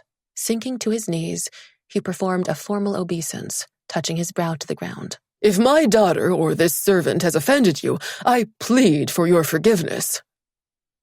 "I was disappointed to see how Lady Mei-ling treats those in her household," the prince said. "Such behavior has no place in my court. When I return, I intend to rescind the invitation to your house for the selection of my companion." I stifled a gasp. Lady Mei-ling had spoken of little but this ever since she was chosen as a candidate. The Crown Prince had arranged this competition to choose a study companion, one who would learn alongside him. Was this what he meant by stretching the constraints which chafed him? Was he tired of his friends in the palace? It was said the prince wished to open the opportunity to the entire kingdom, but his parents ruled otherwise. Now each candidate had to be sponsored by a noble household, who then proceeded to put forth only their kin. Lady Mei-ling's father blanched. It would be a terrible humiliation to be struck off the list, and there would be endless gossip as to why his daughter had been found wanting. Please, forgive her, Your Highness, he implored. My daughter would be a true flower to grace your court, should she be fortunate enough to join it. A bold idea formed in my mind. Audacious even, but I might never have such a chance again. To no longer be at the mercy of a capricious mistress, to study with Prince Liwei, to learn to harness my powers. My mouth went dry at the thought. Perhaps then I could help my mother. I sank to my knees, performing a clumsy bow. Your Highness, please don't withdraw Lady Mei Ling's invitation, but... The words stuck in my throat like a firmly lodged fishbone. He waited, his patience calming my scattered nerves. My tongue darted over my lips as I gathered the courage to say, I wish to participate too. Lady Mei Ling and her father swiveled to me, their eyes bulging. To them, I was nothing, undeserving of such an honor. I wanted to sink through the ground, unused to putting myself forward this way. But Prince Liwei's opinion was the only one that mattered. He blinked, seemingly taken aback for the first time since I met him. Why? He drew out the word. Lady Mei Ling's father had hoped to knit closer ties with the royal family. There was even talk of her winning the prince's affection. I cared little for all that. It crossed my mind to flatter him, but I decided to speak from the heart. It was what I had done before I knew who he was. Your Highness, it would be an honor to be in your company, but that is not why I want this. He tapped his chin, his lips twitching. You don't want to be in my company? No, Your Highness. I mean, yes. Yes, I do want to be in your company, I stammered. But more than anything, I want to learn with you, from the greatest masters of the kingdom. Silently, I cursed my fumbling words and inability to flatter. He would refuse, I thought in despair, but it would have been worse not to have tried. He stilled, as though weighing my answer. Finally, he said to Lady Mei Ling's father, I will allow your daughter to keep her place on one condition, that you sponsor this attendant's participation as well. Hope soared in me like a kite swept up by the wind. Your Highness, she is just an attendant, Lady Mei Ling's father protested. What we do is not a reflection of who we are, Prince Liwei echoed my earlier words, his steely gaze far beyond his years. Sponsor them both, or none at all. Yes, Your Highness.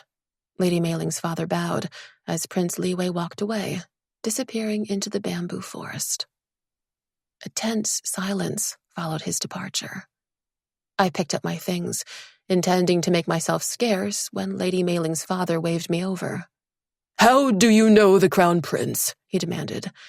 I only met him today, I replied honestly.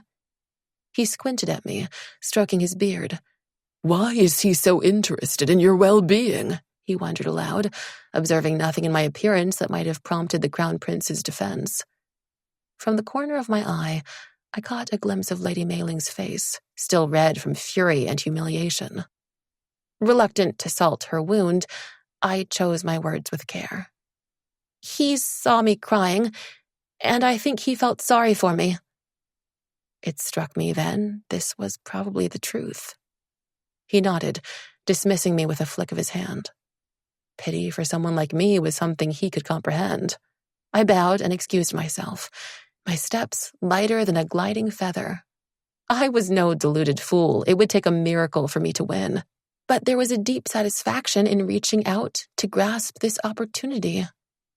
Even if I lost, even if I was turned out of the Golden Lotus Mansion, this sliver of hope was a breath of fresh air in my stagnant existence.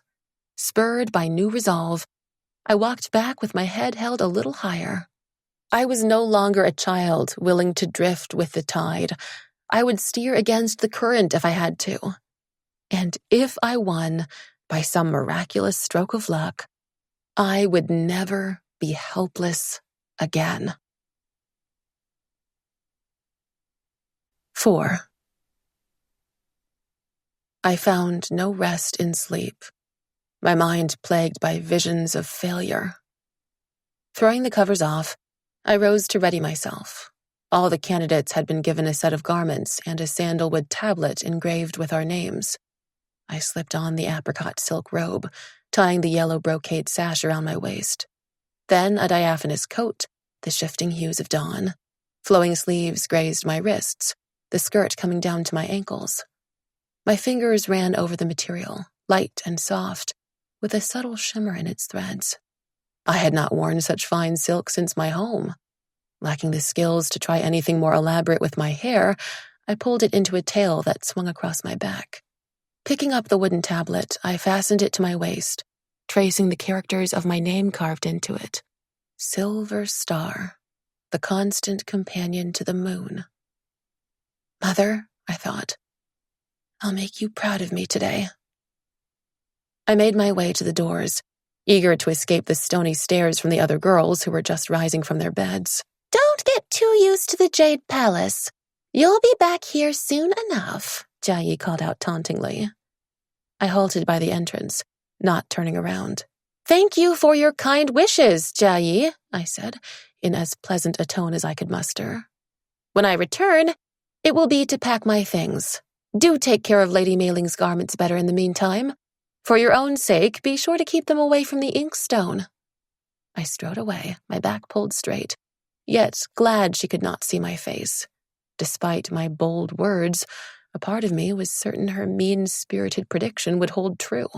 However, since the day by the river, I was no longer content to feign indifference, nor hold my tongue against insult. Outside the mansion, it struck me that I did not know the way to the Jade Palace. Even if I could bring myself to ask Lady Mailing, she would never aid me. I raised my head to search the skies. The Jade Palace floated on a bank of clouds above the kingdom. It would not be hard to find. Whenever I'd ventured outside before, I'd never had the time to linger. All around were the magnificent estates of the most powerful immortals of the realm. Some were built from rare woods with tiered roofs of glazed tiles, while others were crafted from polished stone with elegantly upturned roofs. Trees and shrubs abounded in jeweled tones of crimson and amethyst, emerald and vermilion. The celestial kingdom was like a garden in eternal spring. The flowers did not wither and the leaves did not brown. Today, the ground gleamed a brilliant blue, mirroring the clear heavens above, as though earth and sky were one. The stairway of pure white marble leading to the palace disappeared among the clouds. As I walked up the steps, gripping the railing, my eyes were drawn to the intricate phoenix carvings on its balusters. Reaching the top, I stilled at the sight. Amber columns held up a magnificent three-tiered roof of grass-green jade. Gold dragons perched majestically in each corner, luminous pearls clutched within their jaws, so lifelike I could almost feel the wind rippling through their manes. The white stone walls were flecked with crystals, which glittered like stars against a sea of clouds. Flanking the entrance were bronze incense burners, studded with precious gems, from which tendrils of sweet smoke curled. An enormous plaque of lapis lazuli hung over the entrance, etched in gold with the characters, Jade Palace of Immortal Heaven. As a waiting attendant gestured at me, I followed him through the red lacquered doors, trying not to gawk at the ceilings painted with flowers in cobalt, scarlet, and persimmon. We crossed winding corridors and large pleasure gardens, golden pavilions and lotus-filled ponds, before emerging in a courtyard teeming with immortals. I craned my neck to read the wooden plaque painted with the name of this place, Courtyard of Eternal Tranquility. Although today, the residence of the Crown Prince was anything but tranquil. While the sun was not yet high, the air thrummed with immortal auras. All the other candidates had already gathered, cultivated and plucked from the most illustrious families in the kingdom. All eager to be planted in the Crown Prince's garden, just as I was, I admitted to myself, although I felt as out of place here as a weed among the orchids, just as whenever I compared myself to my mother. Beyond their lineage, the other candidates were undoubtedly bright, cultured, accomplished, powerful. While we were all attired similarly, jade and gold gleamed from their hair, jeweled ornaments dangling from their waists. Their slippers were thickly embroidered with silk thread, some encrusted with lustrous pearls. Many stared at me curiously, and when my eyes met Lady Mei Ling's, her lips puckered as though she had bitten into a sour plum. She turned away with a forced laugh, her words drifting to me as she made no attempt to lower her voice. "That girl over there, the one who looks like a mortal peasant, she used to be my attendant." Lady Mei Ling paused, letting the gasps quieten before she continued. "The worst one I ever had, both stupid and dull." "How did she get selected?" a slender man asked, glancing at me. Her nose wrinkled. "She begged Prince Liwei for the chance, and he took pity upon her. He probably only allowed it because he knew she could not win." My fingers dug into the skirt of my robe, crumpling the delicate silk. She meant to wound me, to shake my confidence, perhaps. Little did she know how deep her jibes went. But I would give her no satisfaction, my desire to win hardening instead. I would feel no remorse for my supposed temerity in climbing above my station to reach for the prize. What did I care for such rules anyway? I was not brought up to revere their titles or rank, and I would certainly not start now. Not when winning would transform my life, not just gild an already bright future. A gong was struck, its brassy tone reverberating loudly, silence trailing in its wake. Attendants hurried into the courtyard, clearing the path to the raised dais in front of the pavilion where 13 desks were arranged. An odd number, and I guessed I was the late addition. Whispers rustled through the crowd as the immortals sank to their knees, touching their foreheads to the ground. I followed suit hastily as the crown prince entered, accompanied by his mother and their attendants. "All may rise." The familiar sound of his voice calmed my nerves. As I rose, I glanced eagerly at the dais. Was this the same young man who had cleaned the dirt from my hairpin and listened to my troubles? A collar of gold gleamed at his neck, beneath a blue brocade robe embroidered with yellow dragons. A silvery glow emanated from their jaws, as though they were breathing mist and cloud. Flat links of white jade clasped his robe around his waist. His hair was drawn into an immaculate topknot, encased in a gold crown set with a large oblong sapphire. How grand he looked, majestic even. And yet, he was also just as I remembered, with his thoughtful expression and dark, intelligent eyes.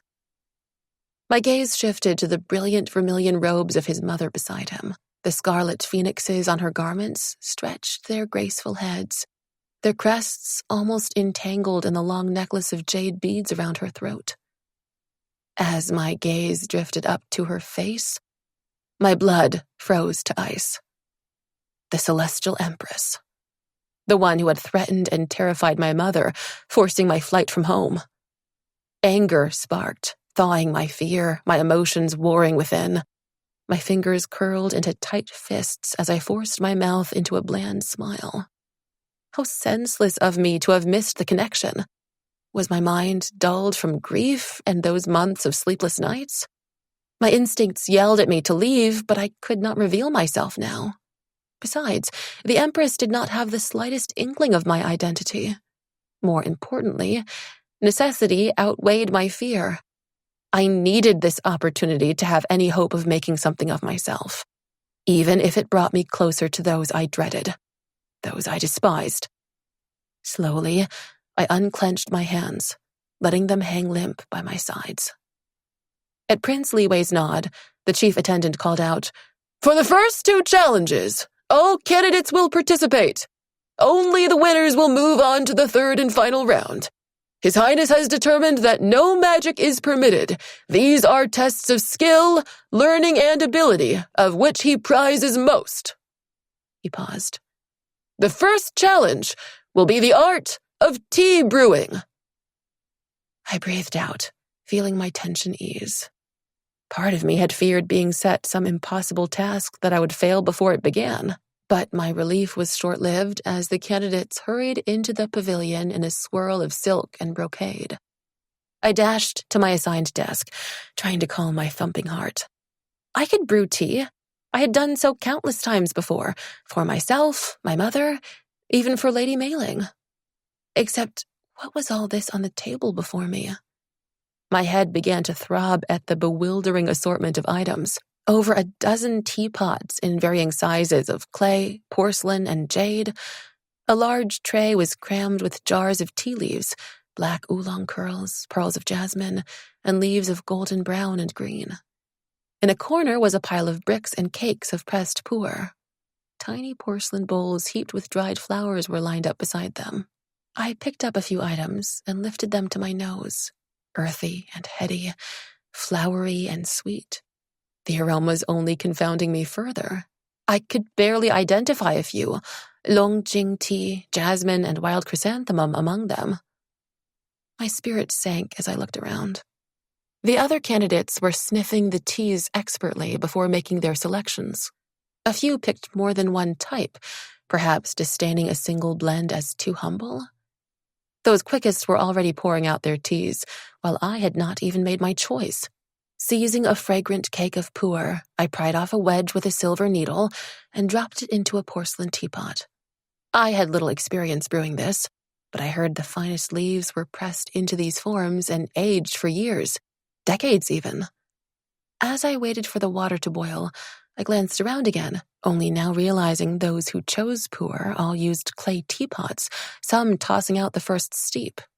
Struck by sudden doubt, I discarded my first choice, deciding to stick with what I knew best, my mother's favorite Longjing, the dragon well tea.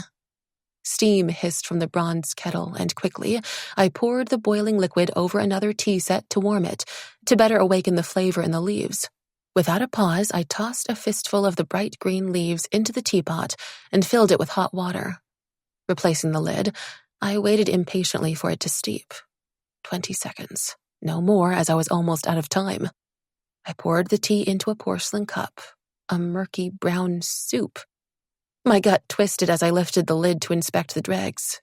Careless, I cursed myself. In my haste, I had placed the Longjing into the same pot as the pu'er. When mixing teas, I had been cautioned to take care with the water temperature and the ratios to balance their flavors, whether delicate or strong. From the heavy and dull aroma emanating here, I had gotten it all wrong. Someone cleared his throat, the chief attendant, waving me over impatiently. I was the only one who had not served my tea, and now there was no time to brew another. My hands were stiff as I carried the tray to Prince Liwei. With every step, my grand dream of distinguishing myself here faded further into oblivion. Worse yet, what if His Highness spat out my tea? The Empress would be furious. I might be ejected from the competition at once, deemed as unworthy and unfit as everyone here believed me. As I placed the tray before Prince Liwei, his eyes warmed in recognition, flicking down to the sandalwood name tablet by my waist. Without hesitation, he lifted the cup to his mouth and took a long sip. I was standing in front of him, so only I saw the slight wrinkle across his brow, the quirk of his lips. It was gone in an instant, but my spirits plunged. There was no way I could imagine that to be an expression of pleasure. However, to my astonishment, Prince Liwei lifted my cup into the air. This one. I've never tasted such a unique blend before.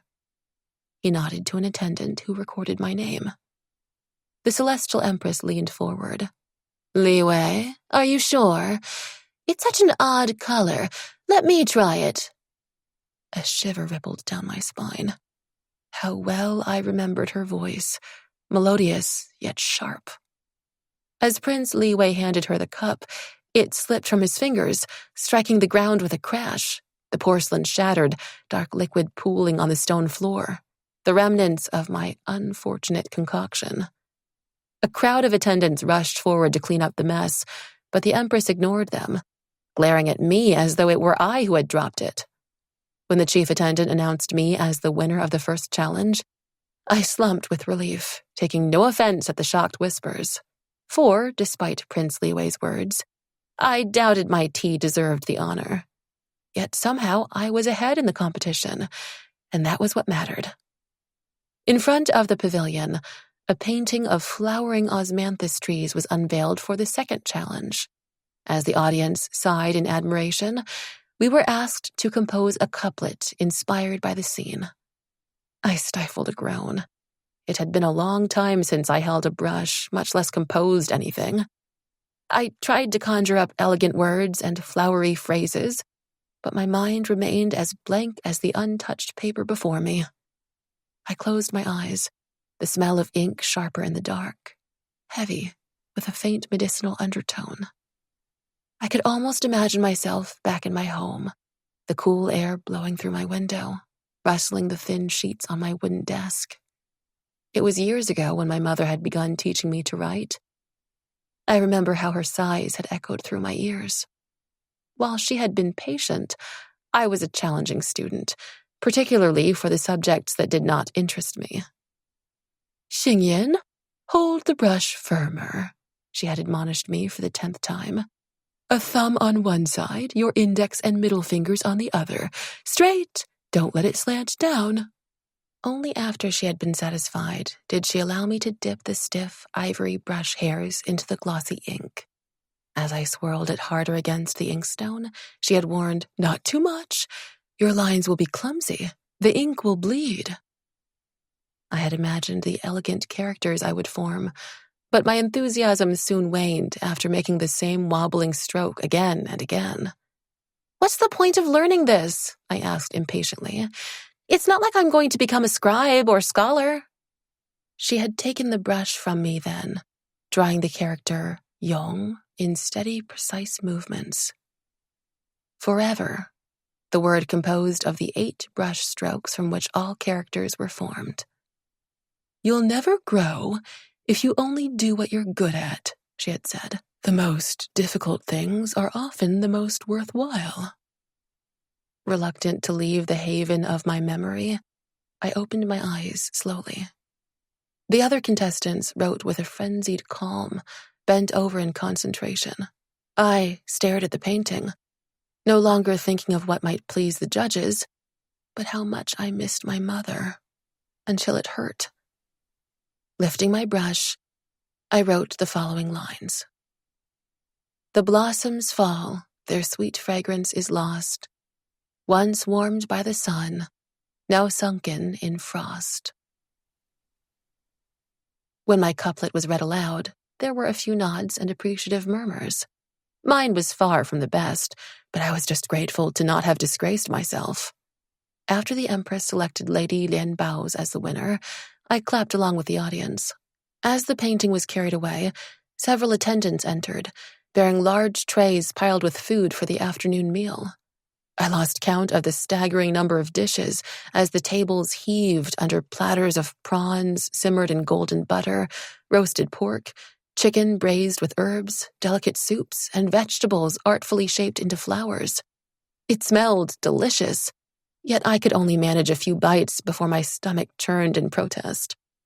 I laid my chopsticks down, looking up to see Lady Lin Bao pushing the food around her plate with as little enthusiasm.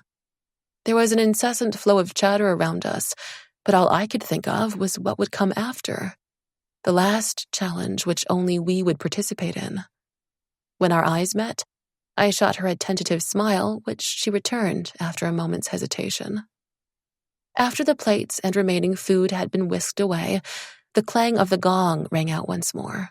The chief attendant announced loudly, "For the final challenge, Lady Lin Bao and attendant Xingyan will each select an instrument to perform a song of their choice. The winner will be chosen by Her Celestial Majesty and His Highness." My heart leapt. Finally, something I possessed some skill in. The desks had been cleared, and a vast assortment of instruments laid out. Lady Lin Bao bowed to the dais before selecting the chin and taking her seat. She played a beautiful melody, a classic about the leaves in the mortal world changing their color from jade to russet, her fingers plucking the strings masterfully. While I admired her ability, my confidence dipped with each perfect note. It was my turn. As everyone swung toward me, my palms broke out in a sweat. I wiped them against my skirt, trying to calm myself. I had only ever performed in front of my mother and Pinga. A most amiable audience, a most forgiving one. With wooden steps, I made my way toward the center of the pavilion. My eyes darted over the zithers and lutes, glazing over the chime bells and drums, but there was no flute. I paused before the chin, the only one familiar to me here. However, it was not my best instrument, and Lady Lian Bao had played it far better than I ever could. To select it would be to choose defeat, and a lifetime in the Golden Lotus Mansion would not bring me one step closer to my dream. Grateful that the long skirt hid my shaking legs, I bowed to the dais. Your Celestial Majesty, Your Highness, there is no flute here. May I play my own instrument? The Empress pursed her lips. The rules cannot be broken. Her tone was sharp with disapproval. I kept my face lowered so she would not see my stifled fear and resentment. Your Celestial Majesty, the rules only stated that I had to select an instrument to perform. It did not specify from where. Someone gasped. I glanced up to see the chief attendant take a hasty step away.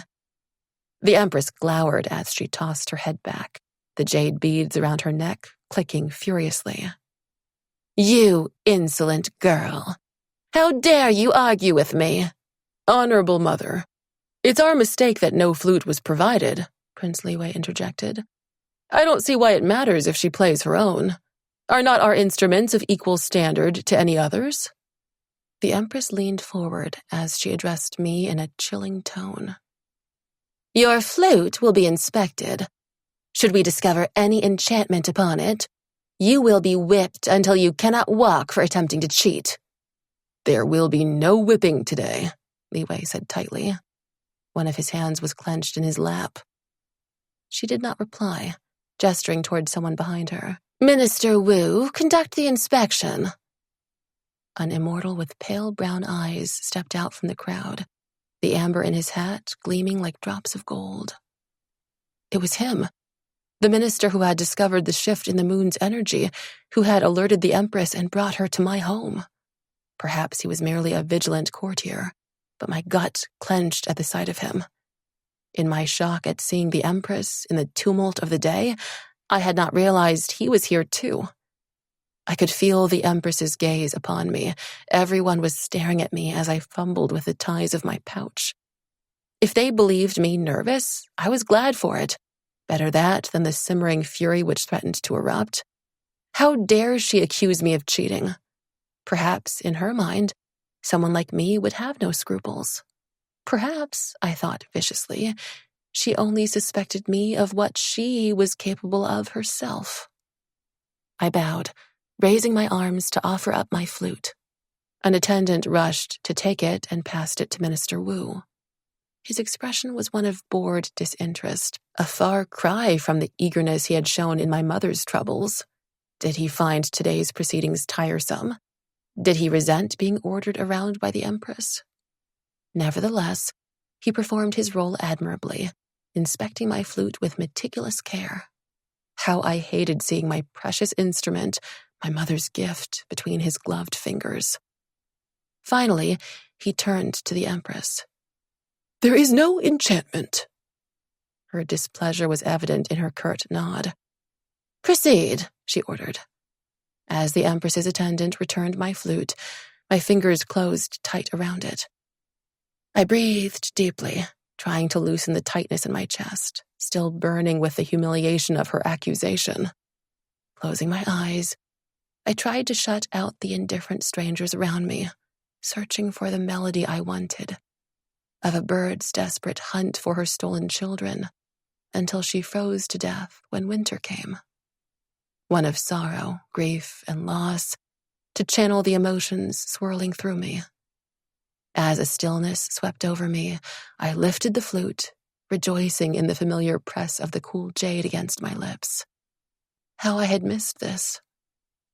The song began playfully, with joyous notes rippling through the air, soaring clear and pure.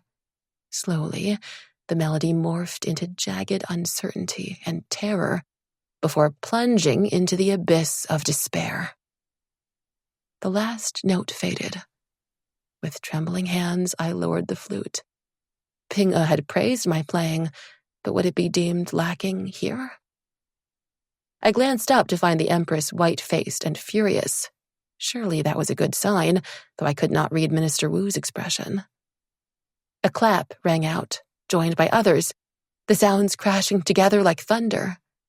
A fierce gladness coursed through me that regardless of the outcome, I had tried my best. Prince Liwei and the Empress conferred for a long time. As the last performer of the day, I had remained in my seat before them and caught snatches of their conversation. The Empress tried her utmost to sway her son. Lady Lianbao's heritage is impeccable. She is well educated, intelligent, graceful, and musical. How can you prefer a mere attendant to her? She looks so common, and that mark on her chin is a sure sign of an ill temper. I clasped my hands in my lap, squeezing my fingers together. Honorable Mother, if we chose someone based only on their heritage, there would be no need to hold this event today. His tone was respectful, yet firm.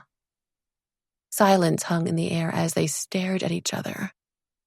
I saw little resemblance in their features, for which I was glad. A warmth to Prince Liwei's face, instead of the cold, stark plains of the Empress. Finally, she sighed, an exasperated sound. Such a trifling matter does not merit my time. I expect you to obey us in more important concerns. Without another word, the Empress rose and left the courtyard, her attendants hurrying after her. When my name was announced, I did not hear the cheers and well wishes. My heart swelled with relief, yet I still feared this was just a dream. Across the crowd, my restless gaze sought Prince Liwei's. Only after I saw his answering smile did I dare to hope, as the first flowers springing forth after a long winter. 5. The sun was low in the sky by the time I packed my belongings at the Golden Lotus Mansion. I could have left the next day, but I had no reason to delay. There were no farewells to make, no one I would miss here. In the days after the competition, Lady Mei-ling and her other attendants had kept me busy with an endless stream of unpleasant and humiliating tasks. I would have liked to say that such maliciousness slid off me as water on oil, that the joy in my heart left no room for bitterness to fester. But I was neither so magnanimous nor forgiving. I had learned by now that nothing irked my tormentors as much as indifference, and so I had smiled at their commands, bowed, and complied, all the while imagining their dismay when I left for the palace to never return. As I walked up the white marble stairs which led to the Jade Palace, my feet were lighter than the clouds that drifted above. To my surprise, I found the chief attendant waiting by the entrance. His lips thinned in disapproval at the sight of me, or perhaps he did not appreciate the lateness of the hour.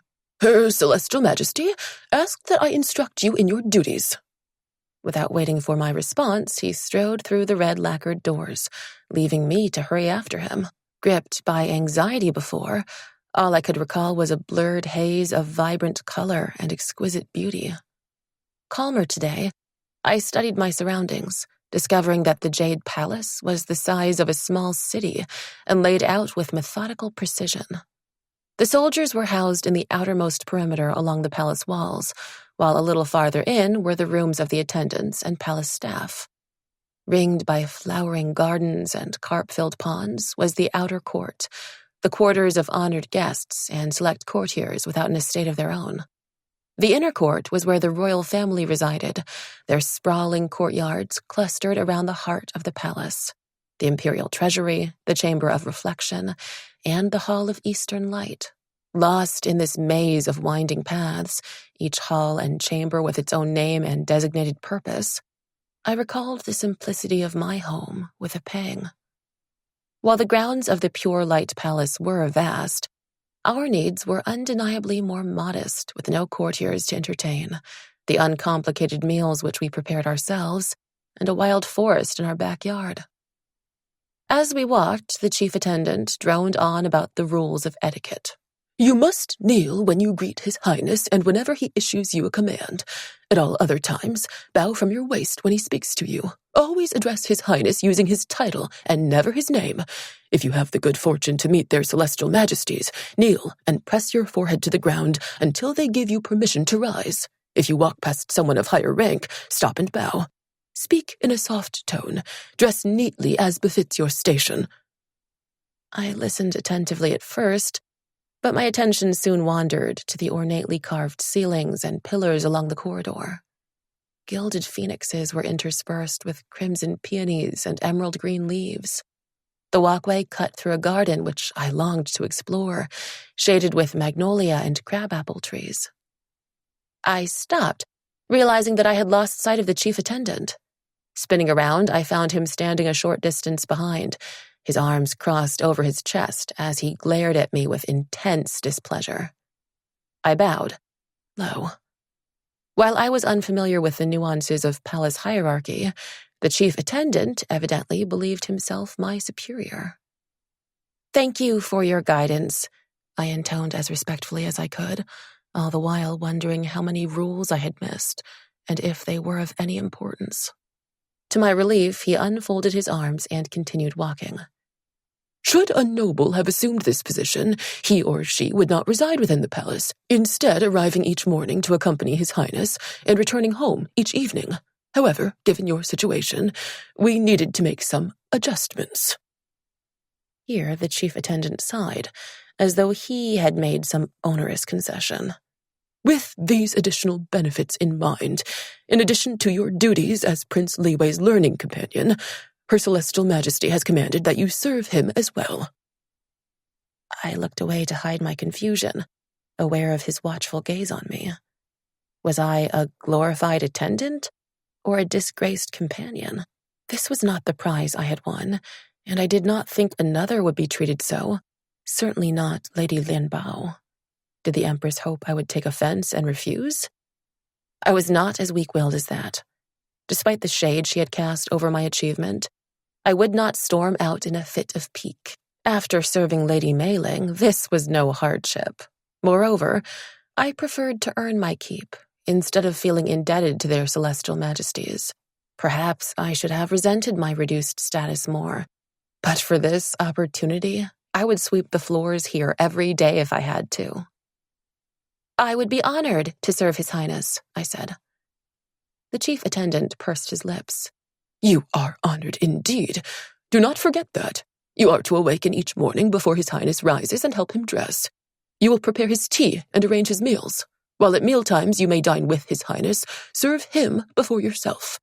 Do not eat until he takes the first bite. You will accompany him to his classes and training, where you will study alongside him, placing his learning needs above your own, of course.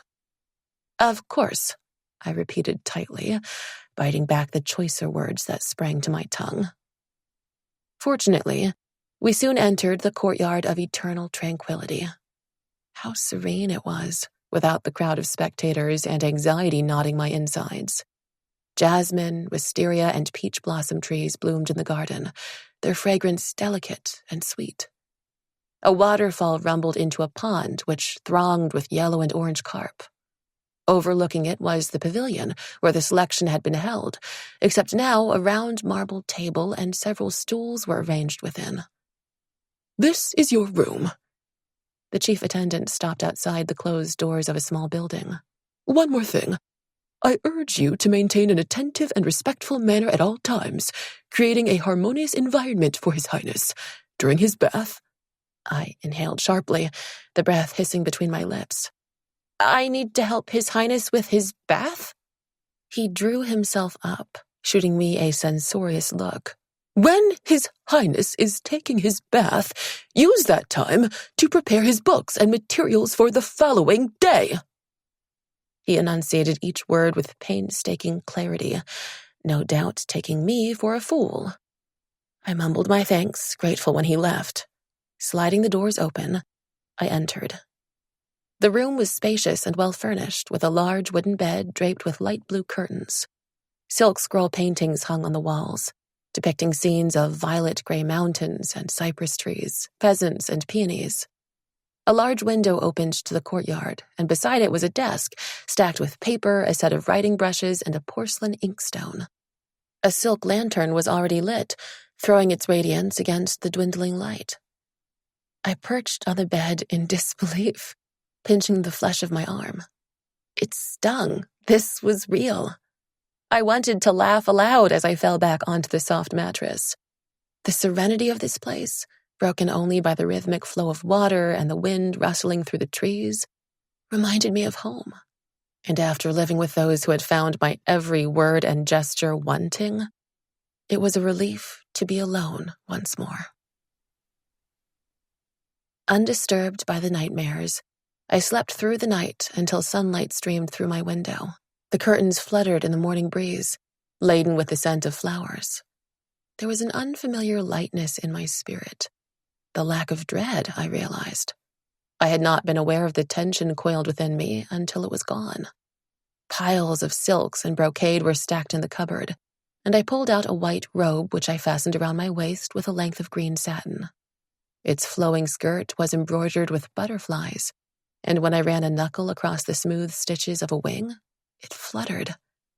An enchanted dress. Did this mean my life force was strong? Would I soon learn to use it? My skin tingled at the thought. Leaving my room, I crossed the courtyard to Prince Liwei's chambers, the large building across from mine.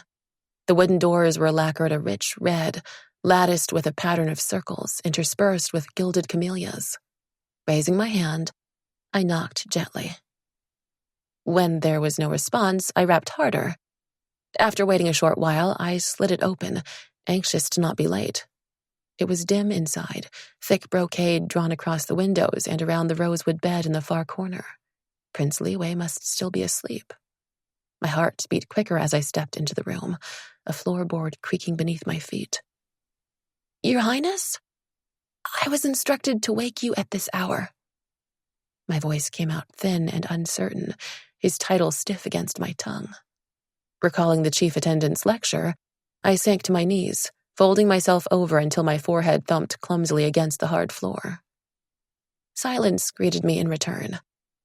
I shifted, wondering how one might respectfully awaken a prince. The bed curtains rustled, a moment before they were pulled away.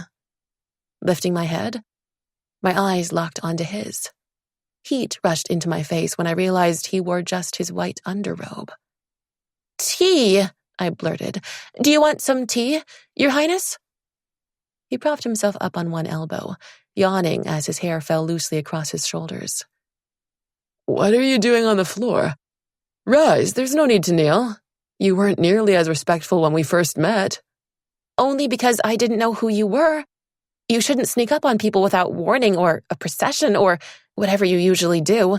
It's most inconsiderate and unfair of—" Too late did I shut my mouth. He had a knack for needling me. He grinned, looking unexpectedly pleased. "I'm glad the person I met by the river is still here. You seemed different a moment ago. So deferential." I bared my clenched teeth in more a grimace than a smile. "Tea, Your Highness?" "Ah, yes, please." But then a strange expression flitted across his face. "Could you ask someone from the kitchen to prepare it? I'm not sure I could drink your unique brew a second time." Caught between laughter and mortification, I hurried to the kitchen, retracing my steps from yesterday. A rich and savory aroma wafted from the simmering pots of porridge, the pans sizzling with crescent-shaped dumplings. Distracted, I almost collided into an attendant carrying a steaming bowl of soup. He shot me a fearsome glare, his mouth opening to scold me, but someone grabbed my arm and pulled me away. It was a girl in the purple robe of a kitchen attendant. Her cheeks had the rounded curves of an apple, and her black hair was coiled into a bun. "Best to stay out of his way. He thinks he's better than the rest of us because he serves the Empress." Her chestnut brown eyes darted to me. "I'm Min Yi. Are you new? What do you do? Whom do you serve?" I paused, taken aback by her inquisitiveness. But I detected no malice in her, just curiosity and an openness which reminded me of Pinga. "Prince Liwei," I replied. "Ah, so you're the one who displeased Her Celestial Majesty." My mouth went dry, the smell of food now turning my stomach. How quickly the news had spread. She patted my hand. "Don't worry. Her Celestial Majesty disapproves of almost everyone. Now, was there something you or His Highness needed?" "Just breakfast. And tea for His Highness," I said, recovering myself. "Is there anything you wanted?" she asked. When my gaze strayed to the dumplings, she winked.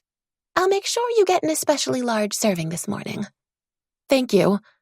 I bowed to her, but she pulled me up. "No need for that. You're Prince Liwei's companion." She rubbed her chin in contemplation. "Maybe I should bow to you." "Please don't," I said with feeling, before thanking her once more and leaving. In Prince Liwei's room, I helped him to dress, holding out a sky-blue brocade robe as he slipped into it. Around his waist, I knotted a black sash, to which he fastened an ornament of yellow jade and silk. His dark hair flowed loosely down his back as he sat before a mirror, holding out a silver comb. "Would you help me?" I hesitated before reaching out to take it. I had only ever done my own hair, in the simple style which required no skill whatsoever. In the Golden Lotus Mansion, it was Jia Yi who had the intimate task of dressing Lady Mei Ling. I ran the comb through Prince Liwei's strands with rhythmic strokes, my mind working furiously as I tried to recall the men's styles from the Golden Lotus Mansion. His hair was heavier than mine, silken and lustrous, spilling down his back like polished ebony. Finding a knot, I dug the comb deeper, accidentally ripping out a few strands. He inhaled sharply, turning to me with a pained expression. "Xingyan, have I offended you in some way?" The comb fell from my hand with a clatter. Perhaps I had attacked his hair with more vigor than intended. "I'm sorry, Your Highness." With deft fingers, he pulled his hair into a smooth top knot, which he tucked into a silver headpiece and secured with a carved jade pin. Catching my eye in the mirror, he arched an eyebrow. "Are you? Sorry enough to help me with my hair every morning until you get it right?" Was that a command? Recalling the rules of etiquette, I knelt in acknowledgement, but he reached out, placing his hands on my elbows to lift me up. "Xingyan, we'll be together every day. When it's just the two of us, there's no need for such formality. You don't need to kneel or bow every time I say something, or you'll spend most of the day with your head on the ground. And just call me Liwei. When we met, I felt there were no walls between us, that you were someone I could speak freely with. I'd like us to be friends. If you want that too?" he asked gently. My eyes collided into his. How warm his smile, like a ray of sunshine, had slid into the solitude of my soul. He was not at all what I expected of a prince, but so much more. I wondered what the chief attendant would make of this. Not that it mattered. "Yes, I would," I replied. After our morning meal, we left to our first lesson. I followed Liwei through the seemingly endless corridors into a large garden. Graceful willows ringed a lake, a red wooden bridge arching over the water to a small island. A single pavilion was built upon it with an upturned roof of glazed green tiles blending seamlessly into the verdant surroundings. I inhaled deeply the fresh air, tempted to linger, but Liwei strode ahead through a circular gateway of white stone adorned with a lacquered plaque which read, "Chamber of Reflection," an apt name for a place of learning, one I hoped to live up to. As we sat down at a long table and took out our books, I looked around the room. The gray marble floor, plain wooden beams, and sparse furnishings were a stark contrast to the rest of the opulent palace. Shelves were crammed with scrolls, and books were piled onto the tables which had been pushed against the walls. The tall latticed windows opened out to the garden, the cool air drifting into the chamber. An elderly immortal entered. Liwei whispered to me that he was the keeper of mortal fates who would teach us the history of the realms. His white beard hung past his waist, and his wrinkled hand grasped a jade staff. I had seen those creases on Ping'a's face before, as she tucked me in bed those nights my mother lingered too long on the balcony. My finger had brushed the lines at the corners of her eyes. Ping'e, what are these? A mark of the years, she had replied. Are you older than Mother? I was surprised, as my mother seemed so grave and solemn. By 100 years at least. Up until adulthood, our lives follow a similar pattern to those of the mortals. After that, our ages cease to matter. An immortal who is 1,000 years old may appear the same as one who is 30. The strength of our life force determines our youth. I raised myself up on an elbow, alight with curiosity. Life force? The core of our powers, which determines how much energy we possess to be channeled into magic. I have these lines because I'm not as strong, she said. Will Mother have these lines? Me? I had asked. Only time will tell. Before I could ask more, Ping'e had hurried from the room, closing the door firmly after her. The memory tugged at my heart. Until the Empress's arrival, this was the first and last time Ping'e had spoken to me of magic. Now I knew the secrets she had kept that night, those of my sealed powers. This discovery might have upset me more had I learned it before the Empress's visit. But I found it no longer mattered. Not now, after the storm had broken and swept me away. Though I could not help wishing that I had known of its existence, that I might have done something to prevent it. The Keeper of Mortal Fates picked up a book, flicking through its pages. How old is he? I blurted to Liwei as I stared at his snow-white hair. The Keeper glanced up with a pained expression. Do not comment on another's age. It's not considered good manners anywhere, especially in the mortal realm.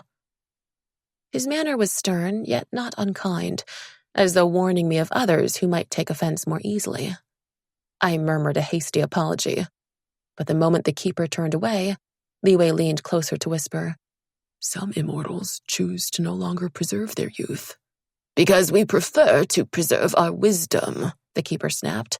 Your Highness, I urge you to set a better example for your study companion.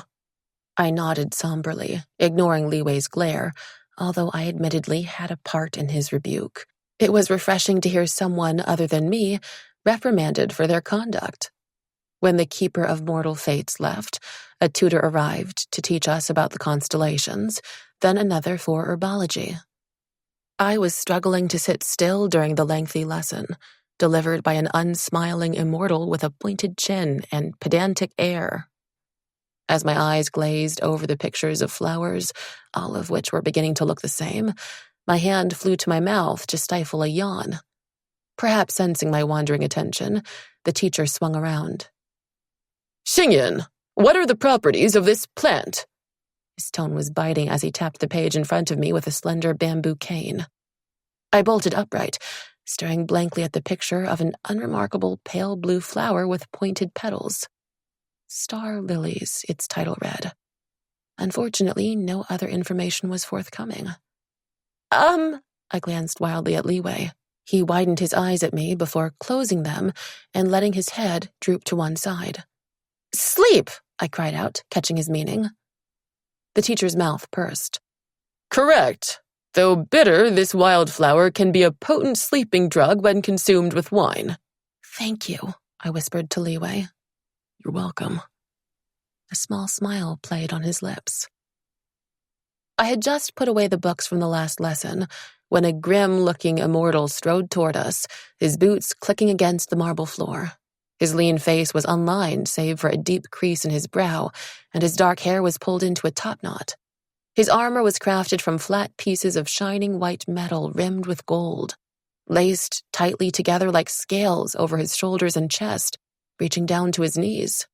Red cloth covered his arms, gathered into thick gold cuffs around his wrists. A wide strip of black leather encircled his waist, set with a disc of yellow jade. Strapped to his side was a large silver scabbard, from which protruded an ebony hilt. The aura which rippled from him was as steady and strong as a sturdy oak of many years. A celestial soldier, just as those Ping'e and I had fled that night. A chill settled over me, my fingers curling on the table. Why is he here? Is there some trouble? General Chang'e is the highest-ranked commander in the Celestial Army. He's here to instruct us in warfare.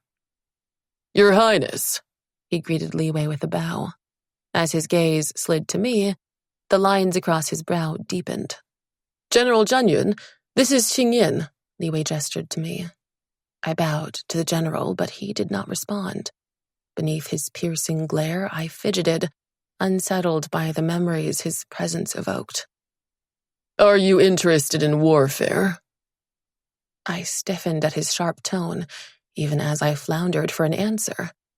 I had given little thought to the grand schemes of kingdoms battling for dominance, for glory, power, and pride. My desires were humbler, smaller. All I wanted to learn was how to defend myself and protect those I loved. I don't know yet. This is my first lesson, I replied. As his expression darkened with disapproval, a spark of defiance kindled in me. I am keen to learn, but a student's interest also depends upon a teacher's skill. His eyes bulged. I held my breath. Would he toss me out of the class? I would have deserved it too for my impertinence. To my surprise, General Chang'e grinned instead. Does Her Celestial Majesty approve of your companion? He asked Li Wei with mock incredulity. My mother does not involve herself in such matters, was all Li Wei said as he flipped his book open. Though the general's expression was one of disbelief, he said no more on the subject. By noontime, my head throbbed from learning, and my hand ached from writing. When we were dismissed for the afternoon meal, I was glad to escape to the kitchen. Carrying the tray laden with food, I headed toward the pavilion outside the Chamber of Reflection. A small sign hung over it, painted in broad black strokes with the characters, Willow Song Pavilion. A beautiful name.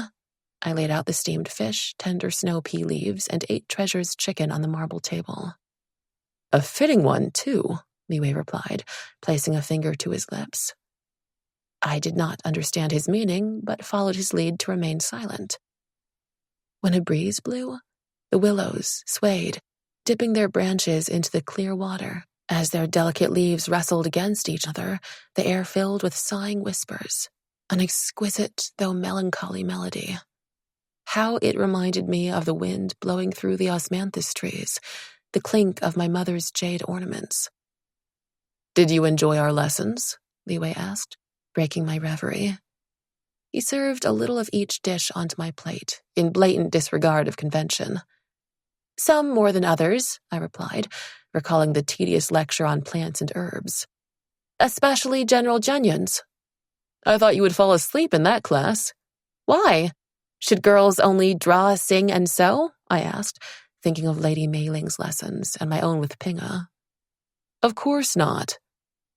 His tone was grave as he leaned forward, like he was about to impart some great wisdom. What about having children? There was a teasing glint in his eyes. I choked on a piece of chicken I was chewing, with the added indignity of having Li Wei slap my back to dislodge it. Eager to change the subject, I said, Well, I can't draw, and you wouldn't want me to sing. Will you sew my clothes? Not unless you want clothes with holes where they shouldn't be. His fingers tapped the table contemplatively. So, you can't draw, sing, or sew. What about— No! I burst out, louder than intended, fighting down the flash of warmth across my skin. He blinked, shooting me a look of innocence. All I was going to ask was whether you would play your flute for me. Flute? I cursed inwardly, my wandering mind. What did you think I meant? He shook his head in mock disapproval. Just that. Nothing else, I grasped at the lie. How else might you compensate for your shortcomings? It appears you have many indeed. As Li Wei's lips twitched, I suspected he was enjoying this far too much. The same way you can compensate for yours, I retorted. Mine? He sounded stung. A part of me wondered if anyone had ever spoken to him this way. Name one. Your manners, I offered. Your sense of superiority? Your habit of interrupting your teachers? How you say such outrageous things to amuse yourself? Li Wei held up a hand, looking pained. One was enough. I tried to keep a straight countenance through the mirth which bubbled up in me. How at ease I felt, my heart lighter than it had been in months. Besides, I don't believe playing music was included in my list of duties, I added. He picked up a glistening piece of white fish, inspecting it for bones before placing it on my plate. You're not very accommodating. I shot him my sweetest smile. It depends on how you ask. He laughed, but then cleared his throat. I'm sorry for my mother's order, that you were asked to attend to me as well. You don't have to. I'm perfectly capable of looking after myself when I want to. I really don't mind, I said. I'm glad to earn my keep. And if I don't, someone might report back to Her Celestial Majesty. She would be keen for the slightest excuse to dismiss me. Of that, I was certain. Part of me was relieved that the Empress showed me no generosity, because it meant I owed her nothing. And Li Wei did not make me feel like I was attending to him, but rather assisting him. A small distinction, yet it made a world of difference to my pride. Thank you, he said, rising to his feet. Now we must hurry. We have a long afternoon of training before us. My curiosity was pricked. What training? Sword fighting, archery, martial arts. If you aren't interested, I can have you excused, he offered with a magnanimous sweep of his hand. I forced myself to breathe deeply, to stem the exhilaration rushing through me like water streaming down a mountain after a burst of rain. My appetite was whetted after General Zhang Yun's lesson, and I was eager to learn more about the skills which could help me become stronger. Powerful enough to withstand the winds of change or to shift its course, instead of yielding under the slightest breeze. My imagination soared, unfettered, as I fantasized about flying home and breaking the enchantment that bound my mother to the moon. My voice shook with excitement. Li Wei, I'll play the flute for you whenever you wish, as long as you don't excuse me from those lessons. 6. Camphor trees ringed an enormous grassy field, throwing their shade upon us. All around were soldiers, clad in shining armor of white and gold. Commanders shouted instructions to their troops, some fighting with swords, others with red tasseled spears. On a raised wooden platform, rows of soldiers followed the steps of an instructor. Their movements were as graceful and well-synchronized as a dance, though far deadlier, I thought, as a woman flung a large soldier onto his back. Several target boards were set up on the edge of the field where the soldiers were practicing archery. As I watched them, a soldier released an arrow, slicing through the air, plunging into the center of the board. Struck by admiration, I clapped until my palms throbbed. You're easily impressed, Li Wei told me. Can you do better? I demanded. Of course. The certainty in his tone took me by surprise. But then General Zhang Yun appeared, striding toward us. Your Highness, what do you wish to practice first? Archery, Li Wei replied at once. At the general's command, the soldiers cleared the round target boards, each painted with 4 rings that culminated in a red center. Li Wei selected a long, curved bow from the weapons rack. Almost effortlessly, it seemed, he drew an arrow and released it at the target. Before I could blink, another whizzed past me. Both pierced the center with loud thuds. I stared at the board, stunned by his accuracy and swiftness. You did not exaggerate. I never do, he said. Do you want to try? My hands reached out, but I snatched them back with a furtive glance at the soldiers surrounding us. I had never held a weapon before, much less one which seemed to require such precision. Li Wei spoke quietly to General Zhang Yun, who left with the soldiers. When it was just us, I breathed easier. He passed me a bow, smaller than the one he had used. Mulberry wood. This is a good one to start with, as it's lighter, he explained. My fingers tingled when they touched the lacquered wood, closing around the silk-wrapped grip. The bow did not feel unfamiliar to me, but as though I had wielded one 100 times before. Had it been so with my father, the greatest archer who ever lived? If my mother had not taken the elixir, if we had remained in the world below, he might have taught me to shoot like him, though I doubted I could bring down one son, much less 9. My heart ached, a futile pain with no remedy. All the wishing in the world would not bring my family together again. Chang'e, are you ready? Li Wei called out. I nodded, moving across from the target a distance away as he had. Li Wei stood just behind me, guiding my hands as I raised the bow. Breathe deeply from your core. As you draw the string, pull your strength from across your body, not just your arms. He tapped my shoulders and lifted my right elbow up. Hold these in a straight line. My arms strained to hold the position, the string biting into my thumb and fingers. Finally satisfied, he stepped away. Adjust your arrow until its tip aligns with the target. When you release it, only that hand should move. Keep the others steady on the grip, and don't feel disheartened if you miss. It's your first try. Something burned in the pit of my stomach. A desire to do well, to live up to my father's name, even if no one ever knew it but me. My eyes narrowed on the target in the distance. Everything else shifted into a blur, the board shining as brightly as a beacon in the dark. Holding my breath and keeping as still as I could, I released the arrow. It tore through the air, hitting the target's outermost ring with a thud. I hit it! A raw thrill coursed through my veins. Li Wei clapped, his mouth curved up. You have a good teacher. Ha! I'll be better than you soon, I bragged, shameless in my euphoria. Care to wager on that? 3 months from now, we'll have a contest. The loser will have to do the bidding of the winner for a day. Don't I have to do your bidding every day? Somehow I managed to say that with a straight face. Without complaint, without argument, without hesitation, he added after a moment's deliberation. But within reason, I countered, the bow in my grip giving me a newfound confidence. And I could not back down now. He would tease me mercilessly. Agreed. His grin widened. Are you afraid of what I might order you to do? Far from it, I told him with an equally broad smile. I'll enjoy ordering your highness around. You haven't won yet, he reminded me, before heading toward the soldiers practicing with swords. Neither have you, I muttered to myself. I decided to remain by the archery boards.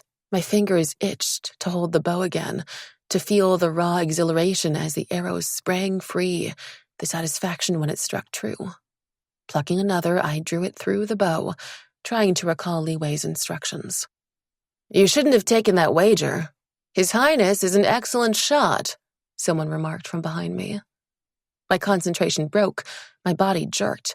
The arrow flew wide of the target. I spun around to find a celestial soldier watching me.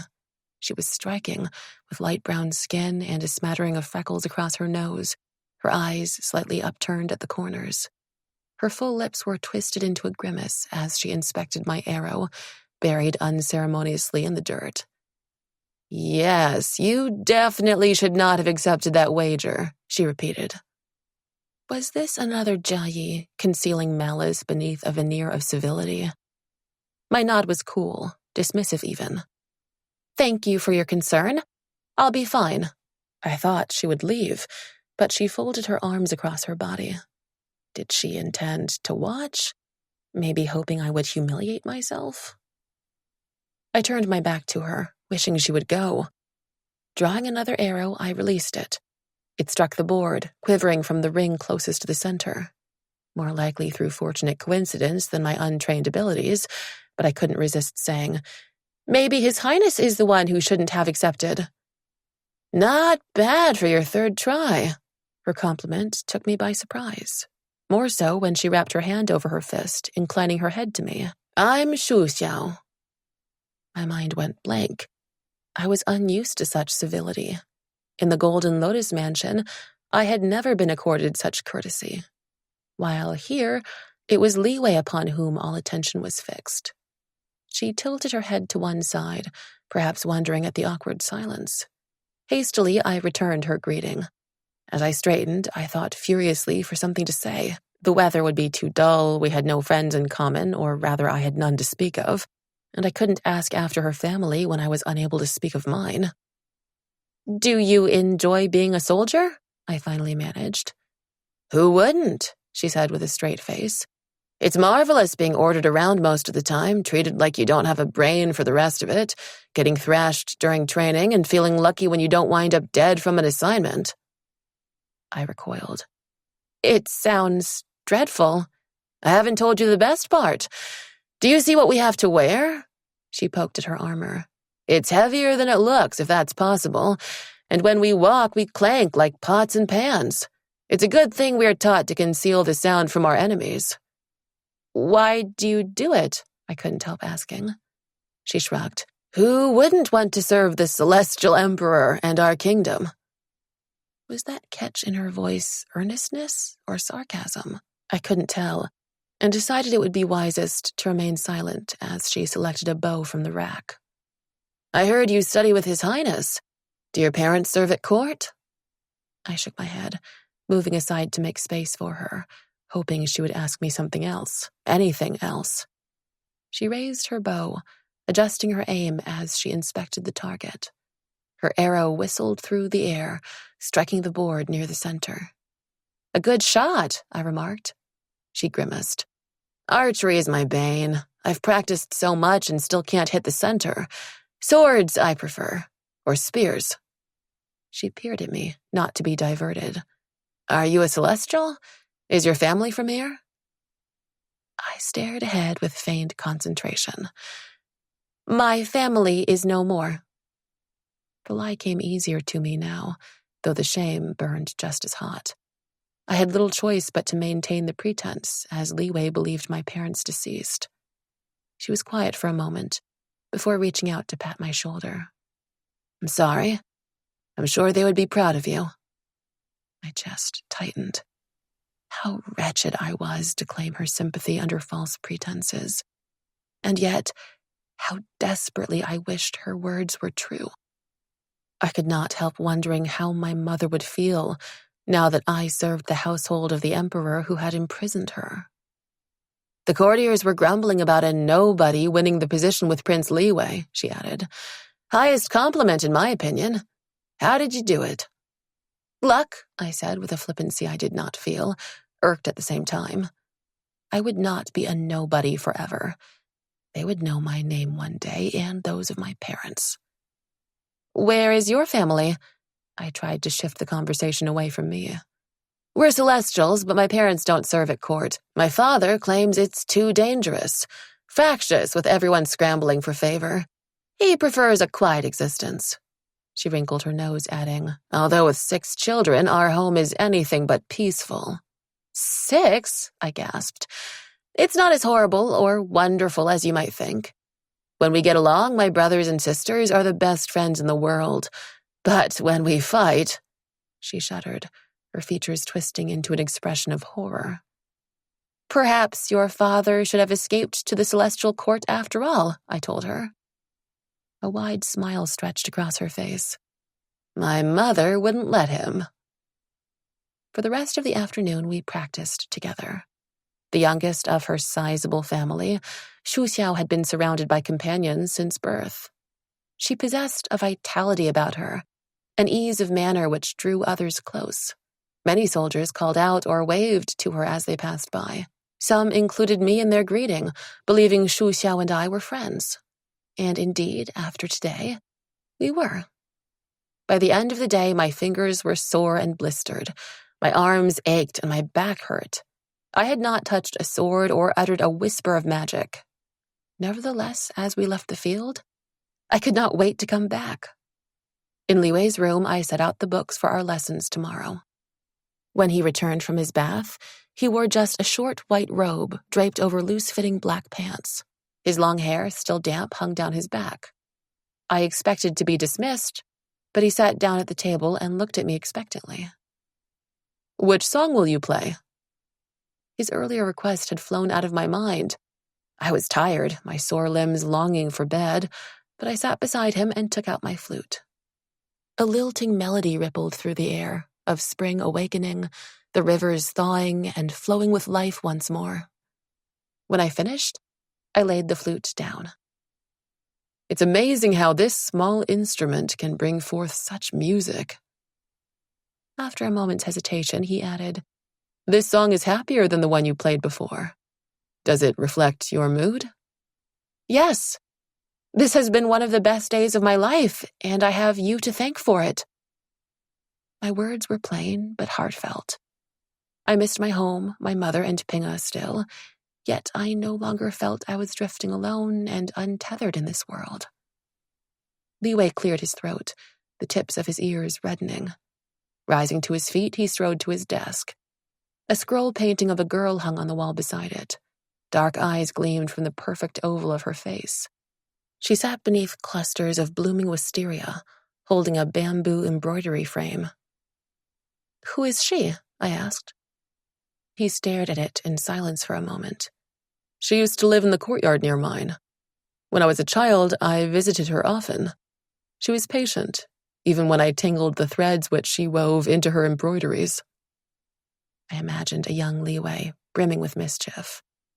"You said used to. Where is she now?" A shadow fell over his face. One day, I came to her courtyard and found it deserted. The attendants told me she had moved away. No one would say where she had gone. I wished I could ease his sadness. He sat down at his desk where a tray of drawing materials was laid out, a few sheets of crisp paper, a large purple jade inkstone, and a sandalwood stand from which brushes of bamboo and lacquered wood hung. I watched curiously as he selected a brush, dipped it into the glossy ink, and drew on the paper with deft strokes. After a few minutes, he offered it to me.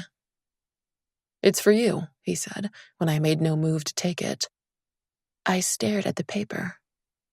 My face looked back at me, a remarkable likeness, gazing into the distance as my fingers rested on the flute. My hands trembled as I took the picture from him. "You draw very well," I said softly. "Though you don't need to do this every time I play for you. It may not be a duty, but neither is it an exchange." "How else might I compensate for my shortcomings?" he asked with a straight face. "After all, I have so many." I laughed, recalling our earlier conversation. "Just this one, then." He smiled. "Good night, Chang'e." I rose to my feet and bade him good night. As I shut the doors behind me, I found Li Wei still bent over his desk, his brush in his hand. My heart filled with an inexplicable warmth as I turned away to stare into the sky above. In the clear and cloudless night, the moon was dazzling, its light unhindered. As I walked to my room across the courtyard, its radiance lit my way, brighter than a string of lanterns. 7. I slipped into my new life, the days morphing into weeks. Each morning we had our lessons in the Chamber of Reflection, while in the afternoons we trained with the Celestial Army. My mind was opened to new worlds and knowledge, but it was the training on the field which stirred me most. I learned to wield a sword proficiently, to slash and thrust, block and parry, although my abilities still trailed behind Li Wei's. Eager to catch up, I studied the fighting techniques late into the night, repeating the moves in the quiet of my room until they came as easily to me as grasping my chopsticks or forming a note on my flute. Sometimes I wondered, why did I feel such exhilaration when an arrow struck true, or when an opponent was brought down by a well-placed blow? Was it because I had been so weak before that I now rejoiced in my newfound strength? Or had this urge, this desire to win, always run in my veins? The prospect of training my powers filled me with both excitement and dread. As a child, I had fantasized about summoning firebolts and flying through the skies, but after the disastrous consequences of my first brush with magic, I would have been glad to never touch it again. Li Wei would have excused me, yet an immortal without magic was like a tiger without claws. We might be physically strong, but we might as well be mortal. If I ever wanted to help my mother, I had to embrace my power. And though it frightened me, a part of me hungered for this too. Our instructor, Teacher Daoming, was the guardian of the Imperial Treasury and its hoard of enchanted artifacts. She only ever seemed to wear robes of dull gray, her black hair coiled into a tight bun from which silver pins protruded like a fantail. Her wide eyes were the shape and hue of almonds, and her pale skin was the color of lotus seeds, unmarred by lines from either frown or smile. I had no magical training, whereas Li Wei had already progressed to advanced enchantments. For the first few weeks, all Teacher Daoming allowed me to do was meditate, with sparse instructions to keep my eyes closed, my mind empty, and my spirit as calm as a windless dawn. I approached these exercises with enthusiasm at first, anticipating the discovery of some hidden power or enlightenment, but soon became bored with sitting cross-legged on the floor for hours on end. Whenever Teacher Daoming saw so much as a wrinkle appear in my brow or a quiver in my leg, she smacked my arm with her fan, snapping vague things such as, "Clear your mind of distraction. Focus on the awareness of your energy. Seek the light through the dark."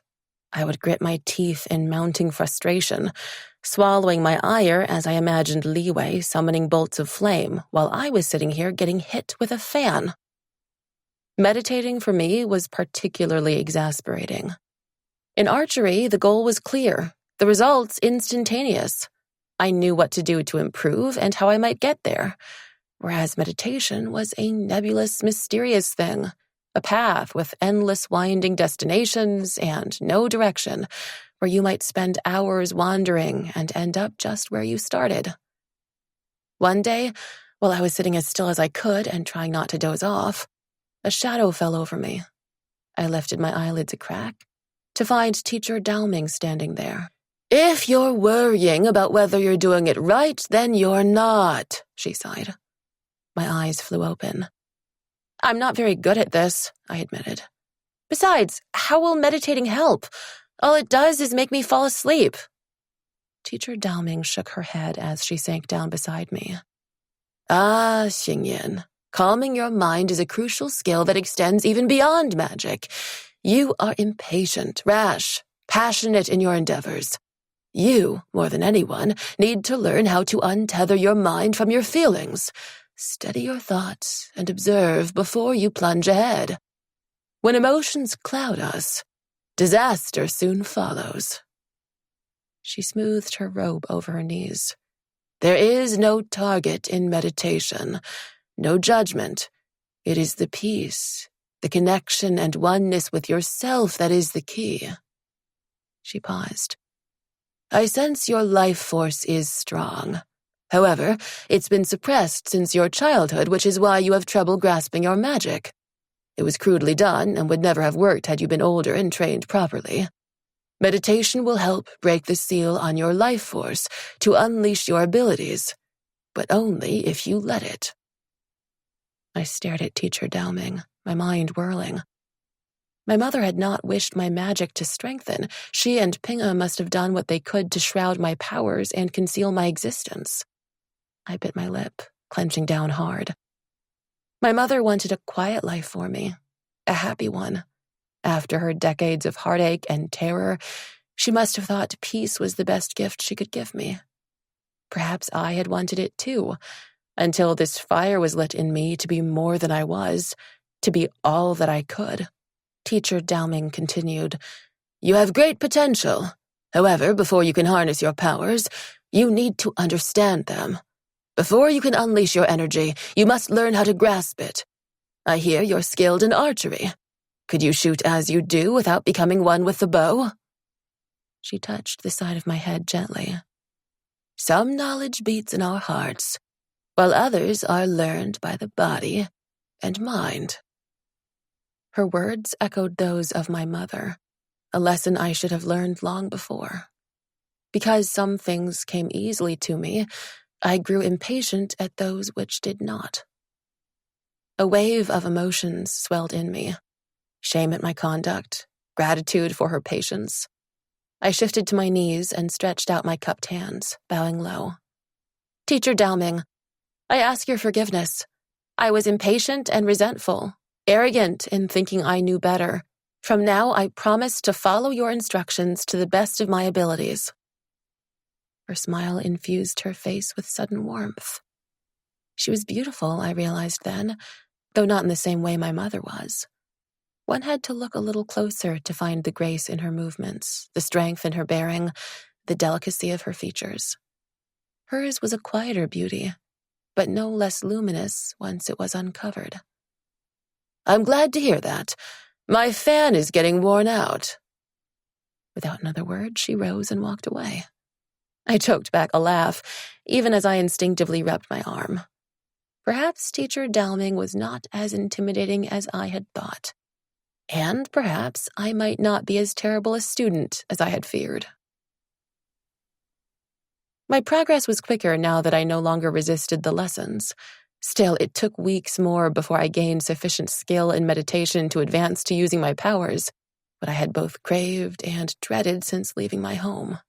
According to Teacher Dowming, the lights I glimpsed swirling through me was my spiritual energy.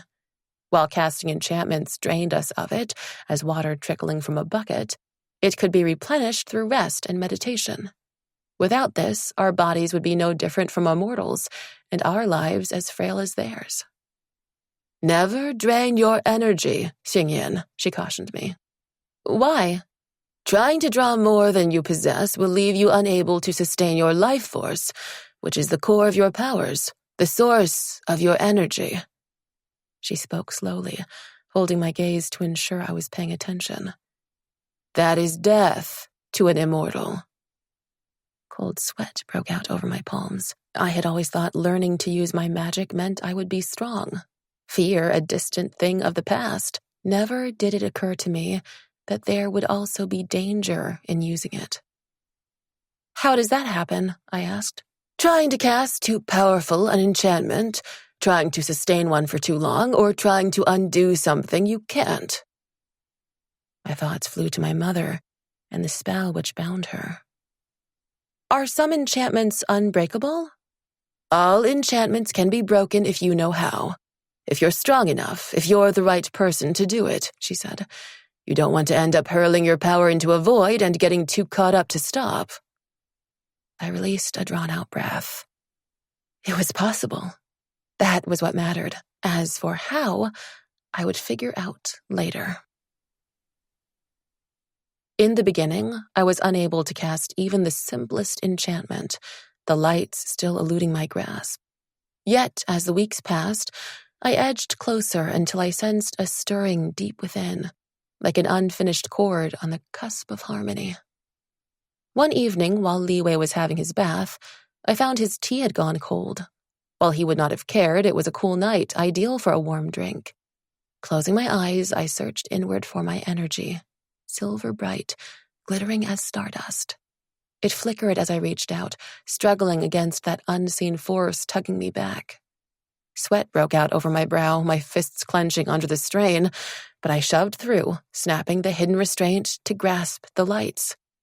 For a moment, they wriggled in my hold like the slippery scales of a fish unwilling to be caught, but then something shifted deep within, imbuing me with a sense of oneness, as though I had finally connected to some vital part of me. My skin tingled like I had been doused in ice water. This was no accident. The lights stilled, yielding to my command, as a stream of glowing energy surged from my fingertips toward the teapot. Steam curled from the spout, the water roiling with heat. I laughed, giddy with the success of my first enchantment. Under Teacher Dowming's guidance, I learned to coax a breeze from the air, freeze raindrops to ice, raise protection shields, and, yes, even summon the bolts of flame I had dreamed of. Many immortals chose not to exert their powers for mundane things that could easily be done without. Yet, in those early days, I practiced whenever I could, no task too small nor tiresome. Once, I unthinkingly summoned a hairpin, which plunged into Li Wei's topknot with more force than intended. His head jerked back, a startled breath hissing from him, though he smiled as he glanced my way. No longer was I fumbling in the dark to grasp a sliver of light. My energy darted readily into my grasp. my magic flowing unbound. Several months into my training, Teacher Dowming brought me to the lush garden just beyond the Chamber of Reflection. It was a windless morning, the lake as still as a mirror. As she raised her hand, 5 luminous spheres formed in the air. Tongues of flame leapt in one, translucent water lapped in the other. The third contained a chunk of coppery earth, and a hazy mist swirled in the fourth. Fire, water, earth, air, the 4 elemental talents of magic that I recalled from her previous lessons. I peered at the last globe, glowing a rich crimson. "What is this?" "Life magic, to heal the body's wounds and ailments. One of the intrinsic talents." She stiffened a little, her lips pressing into thin lines. "One of them? What are the others?" She fixed me with a hard stare, ignoring my question. "Chang'e, which is the strongest of the elemental talents?" I passed my palm over the spheres, the heat mingling with the coolness from the different energies. Fragments of lessons flashed across my mind. Earth might douse fire, but fire could scorch earth. Air might fan a flame or extinguish it. My thoughts wound together into a maze of contradictions. "It depends on the strength of the talents pitted against each other," I finally answered. Her brows snapped into a frown. "That is half an answer." I lowered my head, wishing I had listened more attentively in her class. She continued, "Each talent has its own strengths and weaknesses. All 4 can be equally powerful. What matters most is the strength of the casters, their life force, which determines how much energy is at their disposal, and the skill with which they wield it." As she passed her palm over the first 2 orbs, fire leapt high, engulfing the sphere of water. In the next moment, water surged to drown the flames. "Those strong enough to specialize first need to discover their talent. Most immortals are drawn to 1, maybe 2. Prince Liwei's fire and life magic are his strongest, while our emperor is one of the few accomplished across the talents, even able to channel skyfire." "Skyfire?" I repeated. It was the first I had heard of it. "Lightning, as wielded by immortals. A rare and powerful magic. Not an element in itself, rather a unique convergence of one's magic." With a flick of her finger, the flames rekindled. "For some, their talent is innate. For most of us, it stems from our natural environment, perhaps because we unconsciously absorb the energy from our surroundings. Those living in the forests and mountains are more skilled in the arts of earth and air. Phoenix immortals are adept in fire magic, and sea immortals cast the most powerful water enchantments. The talents of celestials have always varied across the elements." She turned to me with a grave expression. "Which is yours?" A thrill raced through me. Teacher Dowming believed I was strong enough to advance. Most immortals possessed enough magic to cast a repertoire of minor enchantments across the talents, lighting fires, healing minor injuries, calling a shower of rain. However, true power lay in the mastery of a talent, and for that, one needed a sufficiently strong life force. It was said that some advanced enchantments were so powerful, they could drain a weaker immortal's energy with a single casting. Following her instruction, I reached toward the glowing orbs and released my energy in a cloud of gleaming silver. The earth, air, and life spheres died out at once. Fire flared higher, but a gust of wind surged from the translucent orb, extinguishing the flames before it hurtled across the garden. The willow trees bent sharply, whipping the lake into waves. With a sweep of Teacher Dowming's hand, the wind calmed and died. Her lips curved into a rare smile as my heart pounded like a drum. The wind had wreaked utter destruction upon the once tranquil garden, scattered leaves blanketing the ground, trees swaying wildly, snapped willow branches trailing in the water. Had I done this? "Your talent lies with air, but you have some affinity in fire," Teacher Dowming observed. Through my exhilaration, something tugged at the edge of my consciousness, something she had let slip earlier. I gestured toward the glowing spheres. "Are these all the talents?" A shadow flitted across her face. "It's late. You are dismissed," she said abruptly. Curiosity warred with courtesy. I bowed, thanking her for the lesson. But then the question burst from me. If life is one of the intrinsic talents, what are the others? It is forbidden. Without another word, she walked away. Her strange behavior only stoked my curiosity further, weighing on me for the rest of the day. During the evening meal, I ate with little enthusiasm, barely tasting the prawns fried in red peppercorns. Aren't you hungry? Li Wei asked, his chopsticks poised above his bowl. I hesitated. Teacher Dowming had said it was forbidden, but he was the only one who might tell me. Beyond life, what are the other intrinsic talents? He was quiet for so long, I thought he too would leave me in the dark. Are we not allowed to even speak of it? I shook my head then. Forget I asked. I don't want you to say anything you shouldn't. He set down his chopsticks, his fingers tapping the table in a restless rhythm. There's just one other. Mind, which used to be among the most powerful talents. However, centuries ago, my father and his allies condemned this magic and banned it across the realm. I refilled the teapot with hot water, letting the tea steep before pouring it into our cups. Why did he do that? Terrifying stories emerged regarding the practices of mind talents, that they drank mortal blood and feasted on the flesh of children to sustain their magic, that their powers had distorted their true forms beyond recognition. He frowned. Rumors, perhaps? After all, they are immortals just as us. The only difference we know for sure is in their eyes, which glitter like those of cut stones. Were their powers truly evil? I asked. Some mind talents could compel others against their will to perform their bidding, a heinous act.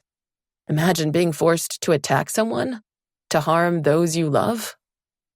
I shuddered at the thought. How is such a thing possible? Fortunately, few are truly capable of it. The stronger one's life force, the harder it is to compel them, as it requires more energy. A skilled mind talent might only be able to control a powerful immortal for a brief period. A shadow crossed his face. Even if this happens once, that's once too often. Even if it's just for a moment, one's life can be destroyed then. A prison of the mind is far worse than that of the body. Do many immortals have this power? Why aren't we warned about it? My father doesn't like this to be mentioned. Besides, it is a rare skill. Not even my father wields it. Part of me could not help wondering if that was why the Emperor hated this magic. Because he could not understand it. Because it was the one talent that eluded him. But I buried those thoughts, unwilling to speak them aloud. No matter how close Li Wei and I had grown, I could not let myself forget that he was the son of the Celestial Emperor. He continued. Most came from the Cloud Wall, once a domain of our kingdom which bordered the Golden Desert. When the ban was announced, a few volunteered to seal their powers to resettle in our lands. However, most refused. It's a hard thing to sacrifice years of study and practice, I ventured, thinking of my own efforts to master just a few skills. Those who did were well compensated. The Cloud Immortals were stirred to rebellion by an ambitious upstart in a gambit to seize power and declare himself king. After they proclaimed their separation from us, my father burned the ancient scrolls of their magic, burying their ashes at the bottom of the 4 seas. A harsh retaliation. Was that the end of it? I asked. Unfortunately, the Cloud Wall King retrieved the ashes and reconstructed the scrolls. He was weakened, but with whatever dark arts he learned, his new powers outstripped his old. With newly forged alliances with the northern and western seas, he declared war upon us. The losses were catastrophic, thousands of immortals perishing, until at last a truce was agreed. However, my father swore that no Cloud Immortal would ever be allowed into the Celestial Kingdom again. I searched my memory for all Ping-a had told me of the 8 kingdoms of the immortal realm. There had been no mention of the Cloud Wall. Did it become part of another kingdom? He paused. It's now known as the Demon Realm. I choked on my tea, coughing and sputtering as Li Wei passed me a handkerchief to wipe my chin. The Demon Realm was said to be a land of mist and fog, home to fearsome beasts, monsters, and evil sorcerers. Somehow, it was easier to despise them before realizing, as Li Wei had said, they were like us. My mind spun with all I had learned, and I could not help asking, "Did you agree with what your father did?" He grimaced. According to my father, there can be no respect without fear. To be a powerful leader, one needs to govern with an iron hand, to crush resistance with even greater strength. I'm a disappointment to him. He reprimands me for being too soft. But no matter what he does, I can't change who I am. What does he do? A tightness formed in my gut. I had never seen Li Wei look so troubled before. His fingers curled into a fist on the table. When he spoke, his voice was low. He only wants what's best for me. But when my turn comes to take the throne, I will not rule as he does. Reaching out, I touched his clenched knuckles in comfort. All I knew of such matters were from our lessons, what I studied in the texts, the stories of great kings and queens, both mortal and immortal. But I was sure of one thing, that the Celestial Kingdom, any kingdom, would fare better under a ruler who listened with an open mind than one who demanded unswerving obedience. I had no love for the Celestial Empress, and less for the Emperor who had imprisoned my mother, although I had never met him before. From what I gleaned from gossip and learned myself, Li Wei was nothing like his parents. Unlike many in positions of power, he took no pleasure in imposing his will or pushing others down. Never did he condescend to me, as far too many had. He morphed from a laughing friend to a patient instructor, and whichever role he took, his care and consideration warmed me. Whenever we debated our lessons or sparred, he drove me to improve myself, never surrendering an advantage I had not earned. Each night I went to bed aching and exhausted, yet my heart aglow to be treated as his equal. Archery was where I shone, whether using the short bow, which was lighter and faster, or the long bow, which allowed for greater accuracy. A few commanders soon instructed their troops to watch me while I trained. Their presence unnerved me. I was afraid of making a fool of myself by dropping my arrows or missing the target. Yet the moment I drew my bow, a calm spread over me. Perhaps my control over my emotions had improved with Teacher Daoming's instruction, although it was still far from perfect. One afternoon, I arrived at the archery station to find it set up differently, with just 2 targets in the distance. Li Wei stood there holding a bow in each hand. A little behind him was General Jianyan with a small cluster of soldiers, Shu Xiao among them. "It's been 3 months. Did you forget?" Li Wei called out. My spirit sank as I recalled my reckless wager. Still, I plastered on a bright smile as I took the bow from him. "Of course not. What are the terms?" 3 arrows each, he proposed. The winner is whoever scores the most points. I nodded in acceptance, moving to stand behind the line. His arrow whistled as it flew toward the target, but I averted my gaze. His performance was a distraction I could ill afford. Keeping my attention upon my board, I released the first arrow, piercing the target in the center. The second followed in its trail into the crimson eye of the board, and my last arrow split the former right down its middle. Having scored 3 perfect strikes, my confidence swelled, until I saw Li Wei's board, a mirror of my own. General Jianyan frowned, unable to decide the victor. Striding to the weapons rack, he pulled out a clay disc, no bigger than my fist. Our advanced archers use this to practice their skills. When the disc is released, it will soar away. The first person who shoots it down will be the winner. I groaned inwardly. I did not have much experience with moving targets. Perhaps this is too difficult for Xingyin, Li Wei said. Pride got the better of me. It's fine, I said curtly, drawing an arrow through my bow. General Jianyan threw the disc high. It shot through the air, faster than anticipated. I blinked, half a heartbeat of hesitation, my arrow already hurtling toward the soaring disc, as Li Wei's gold-feathered arrow shattered the clay. I fought down my dismay. It had been a fair match. You win, I conceded. I'll collect tomorrow. He flashed a grin at me, which raised my hackles. Another month or 2, I wouldn't be able to beat you. Time your battles better next time. As he strode away, I glowered at his retreating back, no longer caring about the dignity of losing with grace. Shu Xiao clapped me on my shoulder. It was close. For a moment, I thought you had him, but those flying targets are tricky. I miss mine half the time. Close is not good enough. She pulled a face. You're too hard on yourself. He beat you today, but you've only been training for a few months. A little cheered by her words, I turned to General Chang'e. His head was tilted to one side, an assessing light in his eyes as he stared at the boards. General Chang'e, could I try that disc again? I would not lose a second time. 8. A loud pounding on the doors jolted me awake. Xingyan, are you up? Li Wei called from outside. I groaned, my limbs and eyes still heavy with sleep. Come back when the sun is up. No! He sounded gratingly cheerful. Must I remind you of our wager? I glared in his direction. A wasted endeavor when he could not see it. How tempted I was to leave him waiting outside, while I stayed in bed and ignored him. But that would be both petulant and pointless. More than the fact he was the crown prince, I had given my word.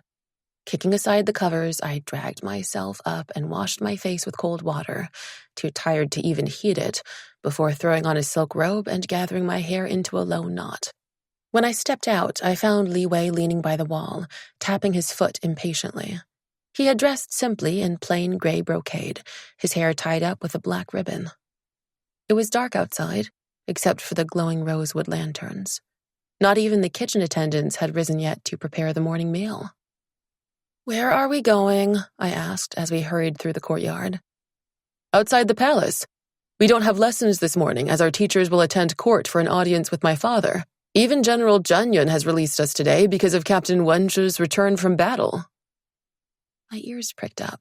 Captain Wen was one of the youngest and most celebrated warriors in the Celestial Kingdom.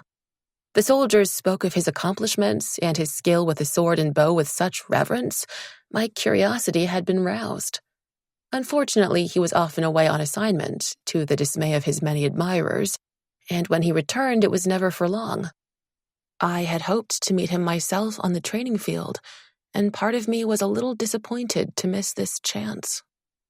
Yet a thrill coursed through me at the thought of leaving the palace, as I followed Li Wei to a deserted courtyard ringed by a thick stone wall. A pulse of his energy glided over my skin, as warm as a sun-drenched breeze. I'm disguising our auras, he explained. Otherwise, the guards will sense me leaving. From Li Wei's furtive behavior, this was not an official outing. Little wonder that we did not head to the main entrance, as he was not permitted outside without the customary troop of guards and attendants. Only after he assumed his court duties could he come and go as he pleased. Struck by curiosity, I asked, What's my aura like?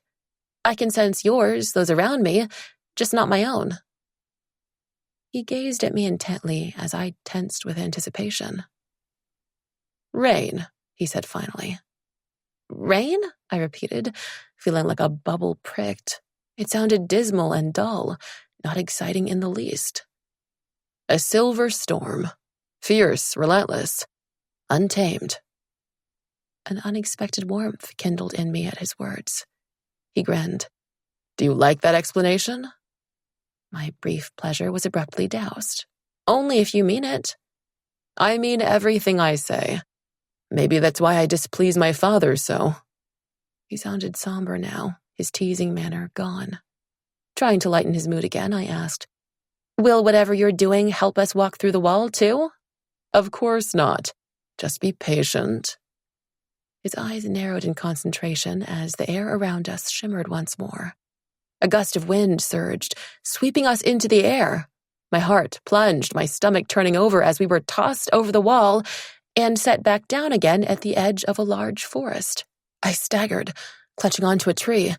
My breaths came short and fast. The sensation of nothingness of falling through the air brought unwelcome memories crashing down. The terror of the moment when I had leapt from Ping'e's cloud. Li Wei stared at me. You're shaking. What's wrong?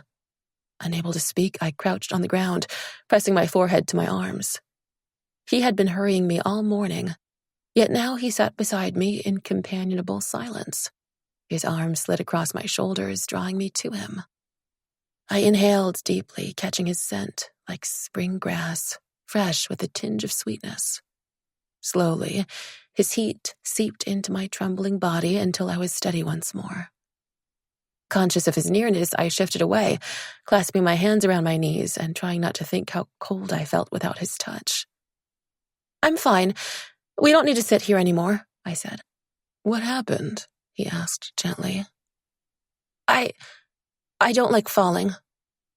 A sliver of the truth, barely scraping its surface. Footsteps thudded against the ground, growing louder. Guards patrolling the area? Taking my hand, Liwei helped me up and we sprinted into the forest. "Was this how you got out the first time I met you?" I asked as we ran.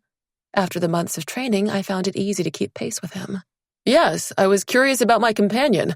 I would be spending a lot of time with this person, and I wanted to make sure he or she wasn't annoying, awful, or dull. I'd already visited 6 houses before the Golden Lotus Mansion." "Why did you hold the competition?" I wanted to know. "Friends, real ones, are hard to come by in the Jade Palace." His blunt admission took me by surprise. Countless courtiers and nobles vied for his attention. Part of my duties included sifting through the gifts and invitations which streamed into the courtyard of eternal tranquility each day. Liwei ignored most of the requests, preferring to read or paint in his room than attend any banquet. "I ask myself, sometimes," he continued in a low voice, "how many would seek my friendship if I were not the Emperor's son? A position I did nothing to earn." I would. The words sprang to my tongue, yet I could not speak them aloud. It sounded like hollow flattery when it was nothing but the truth. How many times did I wish he were not the son of the Celestial Emperor, and that I did not have to lie about who I was to keep my loved ones safe. With the contest, I hoped to meet someone new, untainted by ambition or greed. My mother thwarted me with her conditions, but fortunately, I met you. It was the first time he told me why he had aided my participation. "I thought you helped me because you pitied me," I admitted with a pang of shame. I had not deserved his sympathy, not when I misled him into thinking my family was dead. Yet how could I have corrected him without more lies? A smile lit his face. "I helped you because I liked you. You speak your mind, you take pride in yourself. You're honest in what you want and fearless in reaching for it. You don't pretend to be someone else around me. And while you didn't know who I was then, that holds true even now." Guilt doused the glow in my chest. I found myself unable to hold his stare. I was pretending. I had been right from the start. I was myself, and yet I was not who he thought I was. He continued, oblivious to my unease. "When I'm with you, I feel you see me for who I am, not the crown or the kingdom, not the favors I can extend or withhold." He sighed then with exaggerated heaviness. "Little did I know what I got myself into. Every night I fall asleep, worn out from your attacks, your insults ringing between my ears." "Nothing you didn't deserve or ask for," I retorted. "Might I remind you that you're the one who insists on sparring with me day and night?" I ignored the hand he extended to me, glaring at him instead. Liwei cleared his throat meaningfully. "And might I remind you, you're not honoring the terms of our bet right now." Swallowing several choice insults, I took his hand. When his strong fingers closed around mine, I tried to quell the unexpected leap in my pulse. We strolled through the forest, only halting at the sound of voices. The air hummed as though alive, with the mingled auras of immortals. "We're here." He pulled me through the trees into a large clearing. Dozens of stalls were packed together, coiling into a large spiral like the whorl of a shell. They were crafted from lacquered wood in red and black, blue and yellow, with painted signs displayed on the top.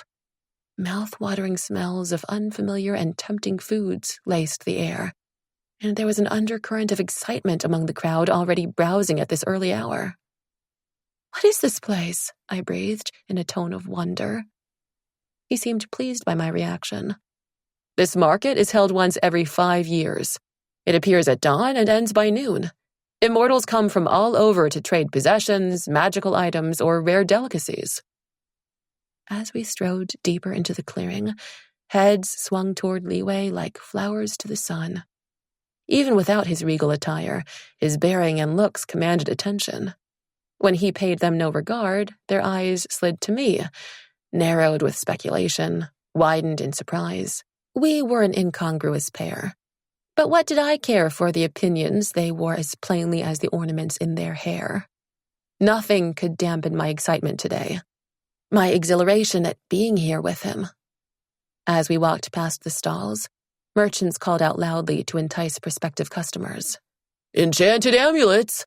Leeches from the mortal realm! Rubies from the Fire Valley!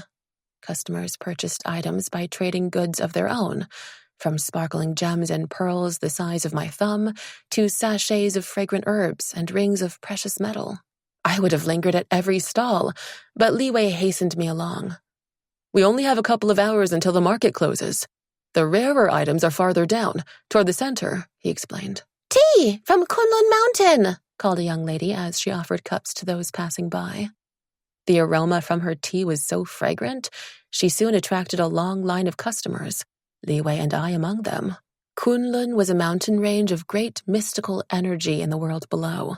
It was the only place in the mortal realm where immortals were permitted to reside, as long as they kept themselves hidden from sight. The rarest plants and flowers grew there, cultivated by the unique harmony of mortal and immortal energy. Sipping the tea, I found it wonderful, rich and aromatic, with a hint of bitterness that only enhanced its flavor. Liwei pulled out a jade ring and exchanged it for several silk bags of tea. Why the ring? I asked. Why the jewels, herbs, and such? Some are for ornamentation, while the rest possess special properties or power. These rings, he lifted his pouch, each contain a fragment of energy which can aid in the casting of enchantments. A stall caught my attention, one piled with shells. Some were as large as my fist, and others the size of my nail. Their colors ranged from pure white to azure, and a few with a blush of a lotus petal. These shells are enchanted to capture your favorite sound, melody, or even a loved one's voice. They were picked from the deepest waters in the Southern Sea, the merchant said with pride. The Southern Sea, Pinga's home. I picked up a beautiful white shell, tracing my finger along its curve. However, with nothing to trade, I laid it down again. Beside me, Liwei dug out a ring of red jade, offering it to the vendor.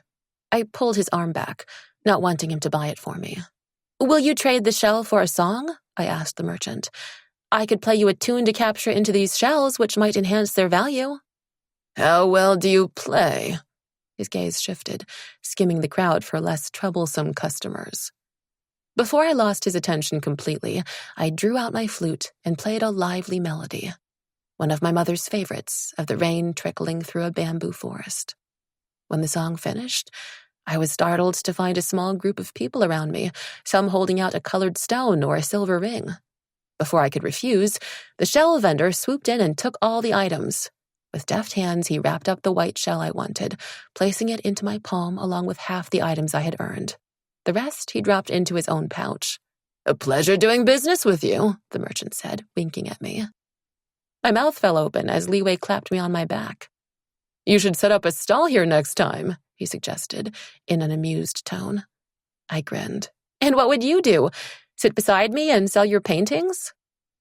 He tilted his head to one side, his eyes bright. Perhaps.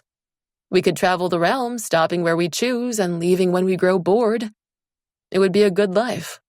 Yes, it would. The words leapt out before I could stifle them. Impossible, a voice whispered in my mind, telling me nothing I did not know. The celestial crown prince was not destined for such a life, unfettered by responsibility or duty. And how would such aimless wanderings help my mother? How could I leave her, alone and trapped, while I indulged my selfish impulses? A pulse of silence beat through us, the air thick with sudden tension. To distract him, I lifted my palm to show him my earnings, a couple of silver rings, 2 drops of amber, and a small blue stone. "Let's find some breakfast," I said, pretending our earlier words had been forgotten. We bought fresh lychees, crisp chive dumplings, and almond cakes, eating them as we made our way through the market. Our fingers were sticky with a coating of oil, sugar, and crumbs as we began peeling away the red, scaly skin of the lychees, its translucent flesh sweeter than honey. Li Wei likened their delicate flavor to the immortal peaches, which took over 3 centuries to ripen. But sadly, the lychees possessed none of their magical properties. It was almost midday when we reached the end of the marketplace, the very center of the spiral of stalls. The last one was crafted from black lacquered wood, with a small sign that read, "Precious Ornaments." Its owner sat serenely among her wares, not calling out or waving to the customers. Her trays were crammed with carved pieces of jasper and jade, carnelian and turquoise, which could be fastened to one's waist. Li Wei picked up 2 exquisite ornaments of white jade carved into endless knots, a symbol of longevity and luck. Above them gleamed a clear gemstone shaped as a tear, and from its base hung a tassel of azure silk. Observing his interest, the seller drew closer. "Young lord, you have excellent taste. Those are sky-drop tassels. Ask a loved one or dear friend to channel a little of their energy into it. When the stone is clear, they are safe and well. But when it turns red, they are in the utmost danger, and you can use the tassel to find them." "I will take these." Li Wei counted out 10 rings of grass-green jade, which he passed to her. She thanked him as she tucked the rings into her sleeve. Li Wei's thumb grazed one of the stones in his palm. His magic swirled forth, the clear gem now aglitter with golden flecks of light. He offered it to me, but I did not take it. "What is this for?" "Can't I give my friend a gift?" When he opened his mouth, I braced for another reminder of our wager, but all he said was, "It would please me greatly if you would take it." Something in his gaze held mine fast. I nodded, unable to find the words. He smiled at me before bending to tie the tassel to my waist. The jade gleamed mutedly against the pale silk of my dress.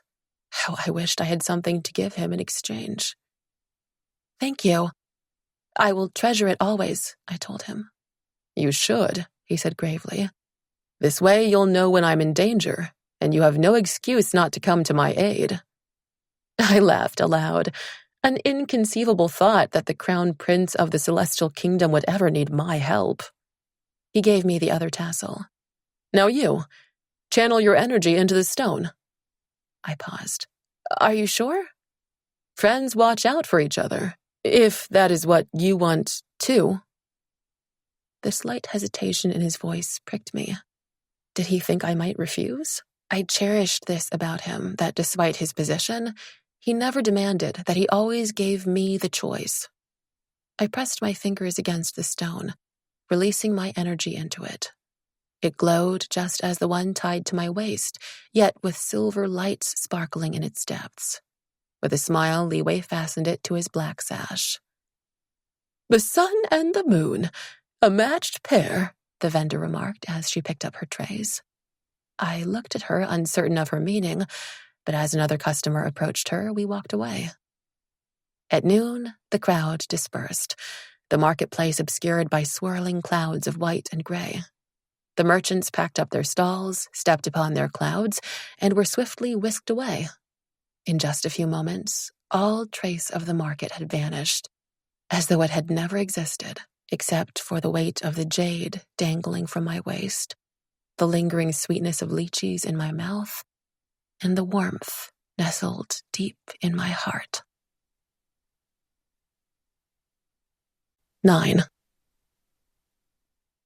In the celestial kingdom, there were no seasons to chart the passing of time. 2 years swept by so quickly, I almost lost count but for the waxing and waning of the moon. The ease I felt here reminded me of my home, except for the nagging ache in my chest whenever I thought of my mother. How I longed to see her again, and not just as a distant orb in the heavens.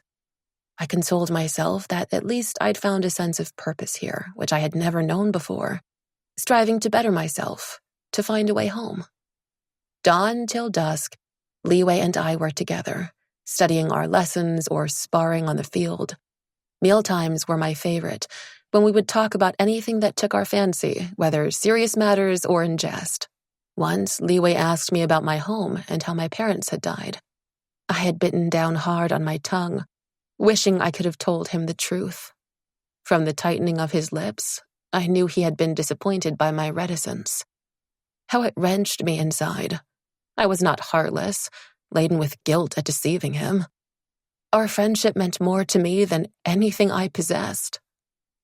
Tomorrow would be his birthday. A grand celebration was planned, as this year was a special one, marking the assumption of his court duties as the crown prince. He had invited me to attend, but I declined, having little interest in spending an evening with their celestial majesties and their court. Nonetheless, I had agonized over his gift, as I owned little of value, and finally settled on composing him a song. He had a keen appreciation for music, though he did not play an instrument himself. However, it took longer than anticipated, as I could only work late at night or early in the morning, weaving a privacy shield around my room to prevent the music from drifting across the courtyard. I rummaged through the drawers, pulling out the white shell I had bought from the market those years ago. It gleamed in my palm, the curved whorls ending in an elegant spire. Placing the shell on the table, I cast a shred of wind into it to awaken its magic. Then I lifted the flute to my mouth, letting my breath slide into the instrument. The shell glowed as the melody poured forth, its light fading once the last note ended. Hastily, I wrapped it with a piece of silk. I had taken too long. I was already late. I dashed across the courtyard, halting just outside his chamber. A powerful aura pulsed within, jagged, sharp, and strong, one I had done my best to avoid so far. Sweat slicked my palms as I slid the doors open and entered. The Celestial Empress sat beside Liwei, while her attendants stood behind her. Her green robe pooled on the floor like a carpet of moss, gold, leaf-shaped pins gleaming from her hair. I had never seen the Empress at such close quarters before. Memories of my parting from my mother flashed across my mind, cutting me as though it had been yesterday. I knelt to greet her as etiquette demanded, folding my body over until my brow and palms touched the floor. The Empress did not give me leave to rise. "Is this the behavior of the companion to the Crown Prince? To rise this late and leave my son to attend to himself?" Her voice was thick with censure. I should have apologized or pleaded for forgiveness, but though my body was taut with tension, my lips stayed tightly sealed. I was no longer a cowering child, afraid of her shadow. "Rise," Liwei said. I lifted my head from the ground, yet remained on my knees. I would give the Empress no reason to dismiss me. "Honorable Mother, Xingyin was only late this morning because of my task." Liwei looked at me. "Did you find the snow ginseng root?" "Yes." I was glad for his quick thinking. "Could you give it to the kitchen to be brewed into a tonic? Ask them to send it with the afternoon meal to their celestial majesties." Conscious of the watchful attendants, I pressed my forehead to the ground in acknowledgement. Rising to my feet, I hurried to the entrance, eager to escape. The Empress's voice drifted after me, a more pleasant tone now that I was gone. "Liwei, you're a filial son," she praised him.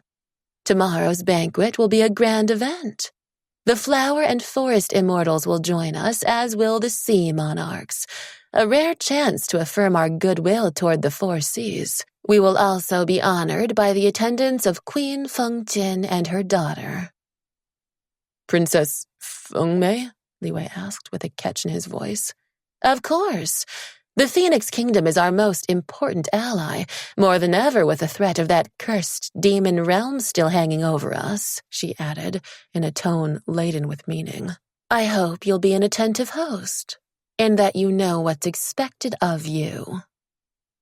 Beyond the doorway, I glanced back at Liwei in sympathy. He did not enjoy such occasions, avoiding as many as he could. But it would be impossible for him to escape his own celebration, particularly with the sharp eye of his mother watching his every move. Li Wei and I had planted a small garden in a corner of the courtyard. Grabbing a shovel, I dug up the snow ginseng root, grown from a seed just a month ago. While it usually took years to cultivate ginseng, Li Wei's enchantment helped the plants mature faster. Admiring the perfectly formed root, its flesh so white that it was almost translucent, I deemed it a worthwhile sacrifice to save my hide. In the bustling kitchen, I found Minyi, whom I had grown to know well. After passing her the ginseng, I decided to wait while she prepared our food. She scrutinized me, her nose wrinkling. Xingyan, you're so pale. Are you eating enough? I was late this morning, and Her Celestial Majesty scolded me, I told her. She sighed in commiseration. The Empress was much feared for her temper, fierce, malicious, so easily roused, and few were spared it. Our Empress has too much fire in her. Those from the Phoenix Kingdom have such hot tempers, she remarked. Phoenix Kingdom? Isn't she a celestial? She shook her head, casting a furtive look around. Minyi was privy to the stories and gossip from the many attendants who visited the kitchen.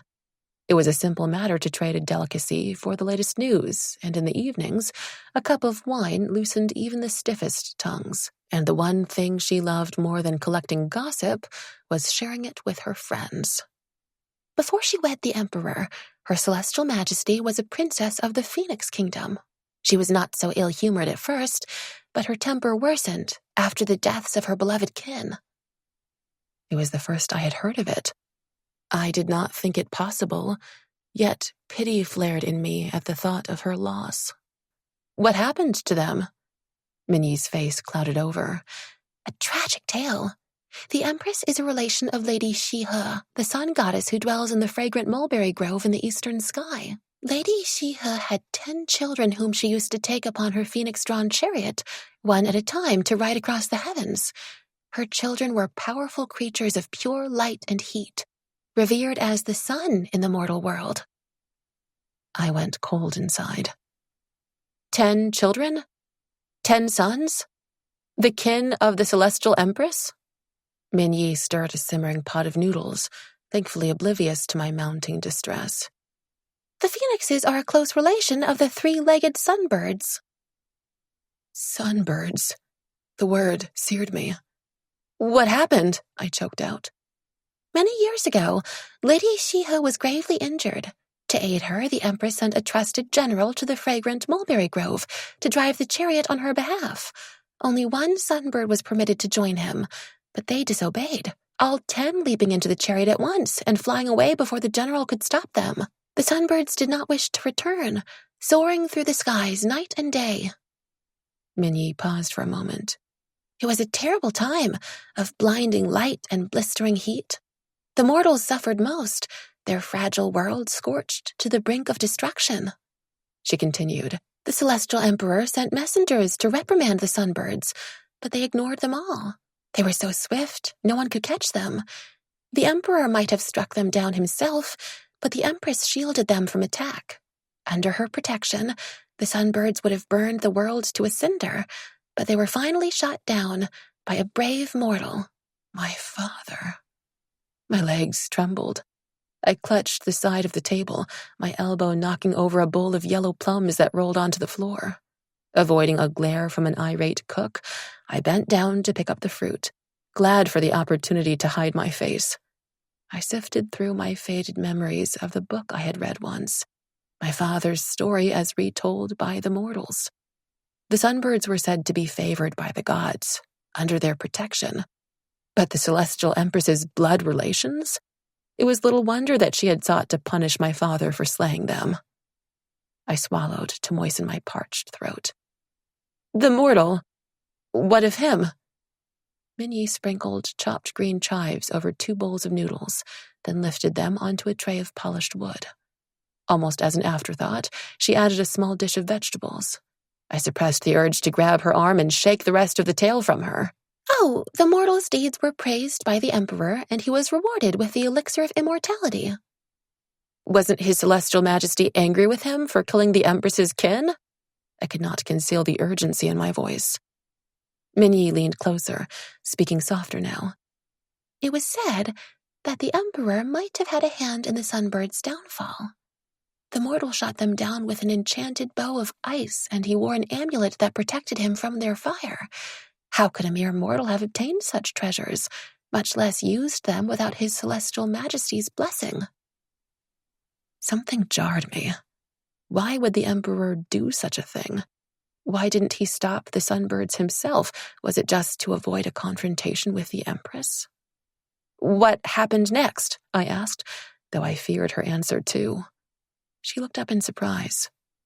Perhaps she thought that was the end of it, the world saved from ruin, the mortal rewarded for his service to the Celestial Emperor.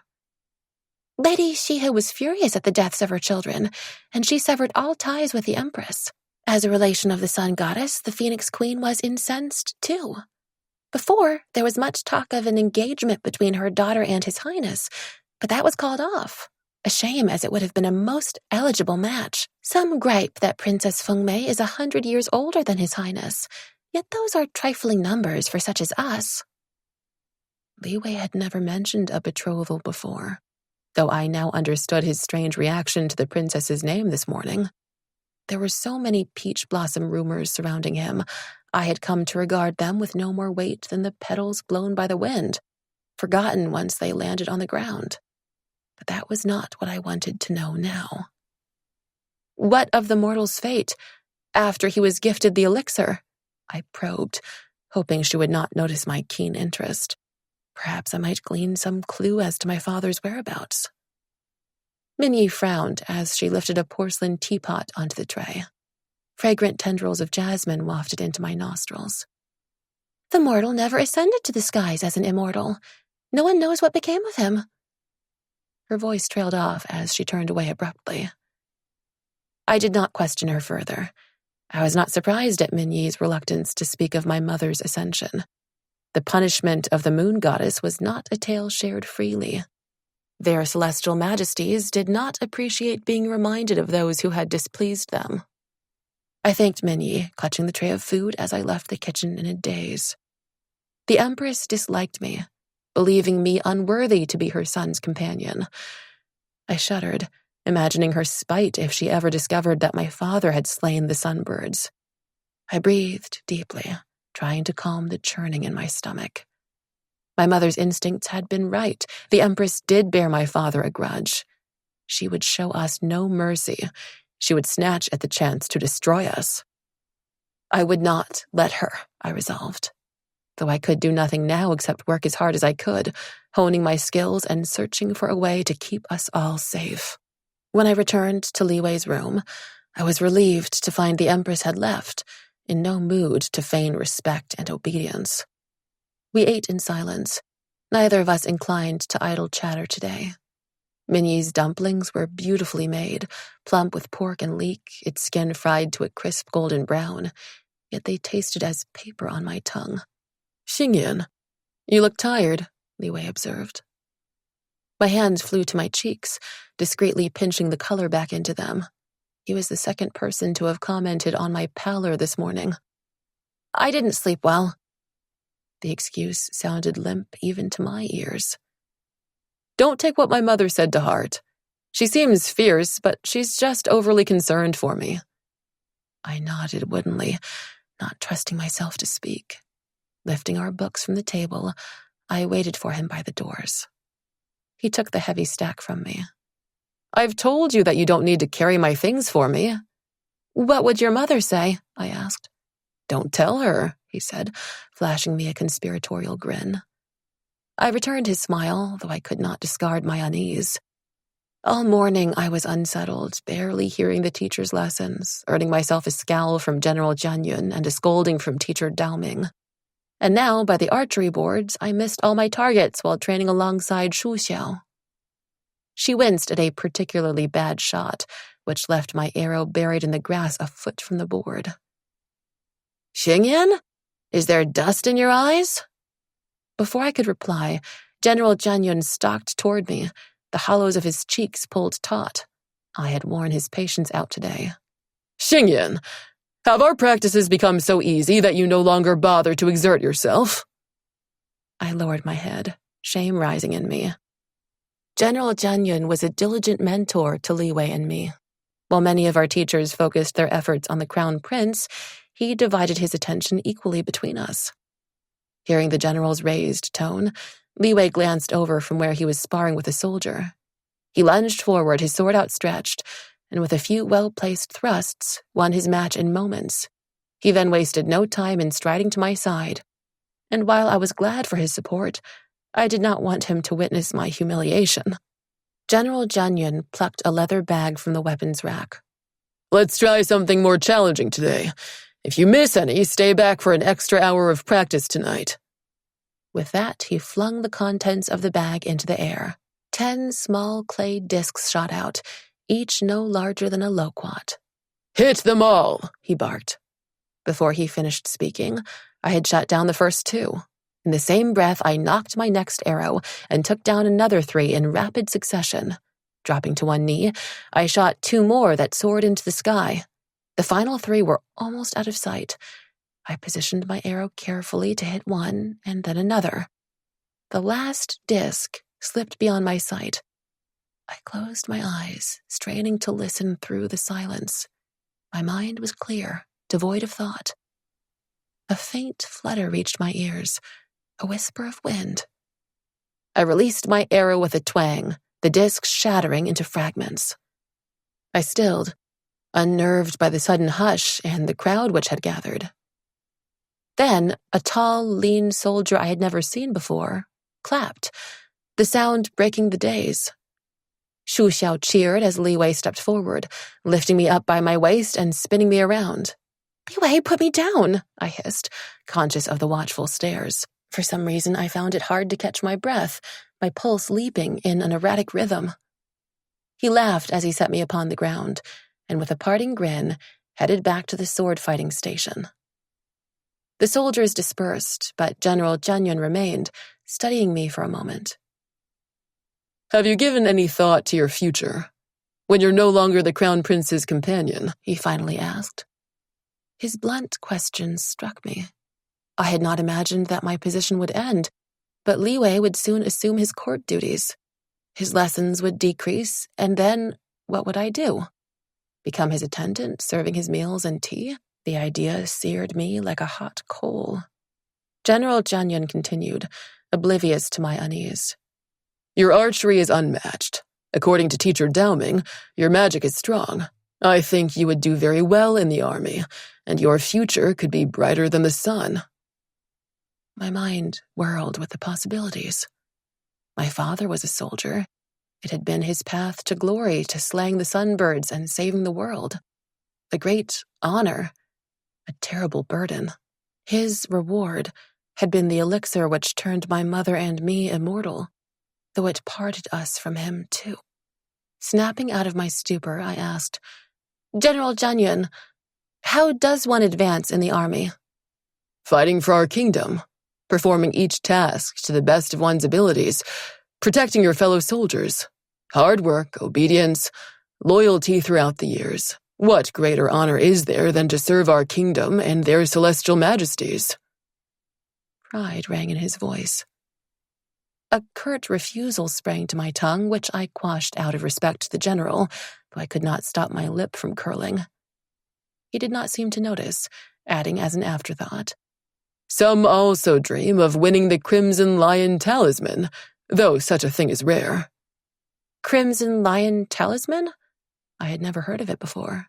It is the highest honor of the Celestial Army, awarded by the Emperor himself. Its bearer is granted a royal favor. A wild hope fluttered in my chest. How is this talisman won?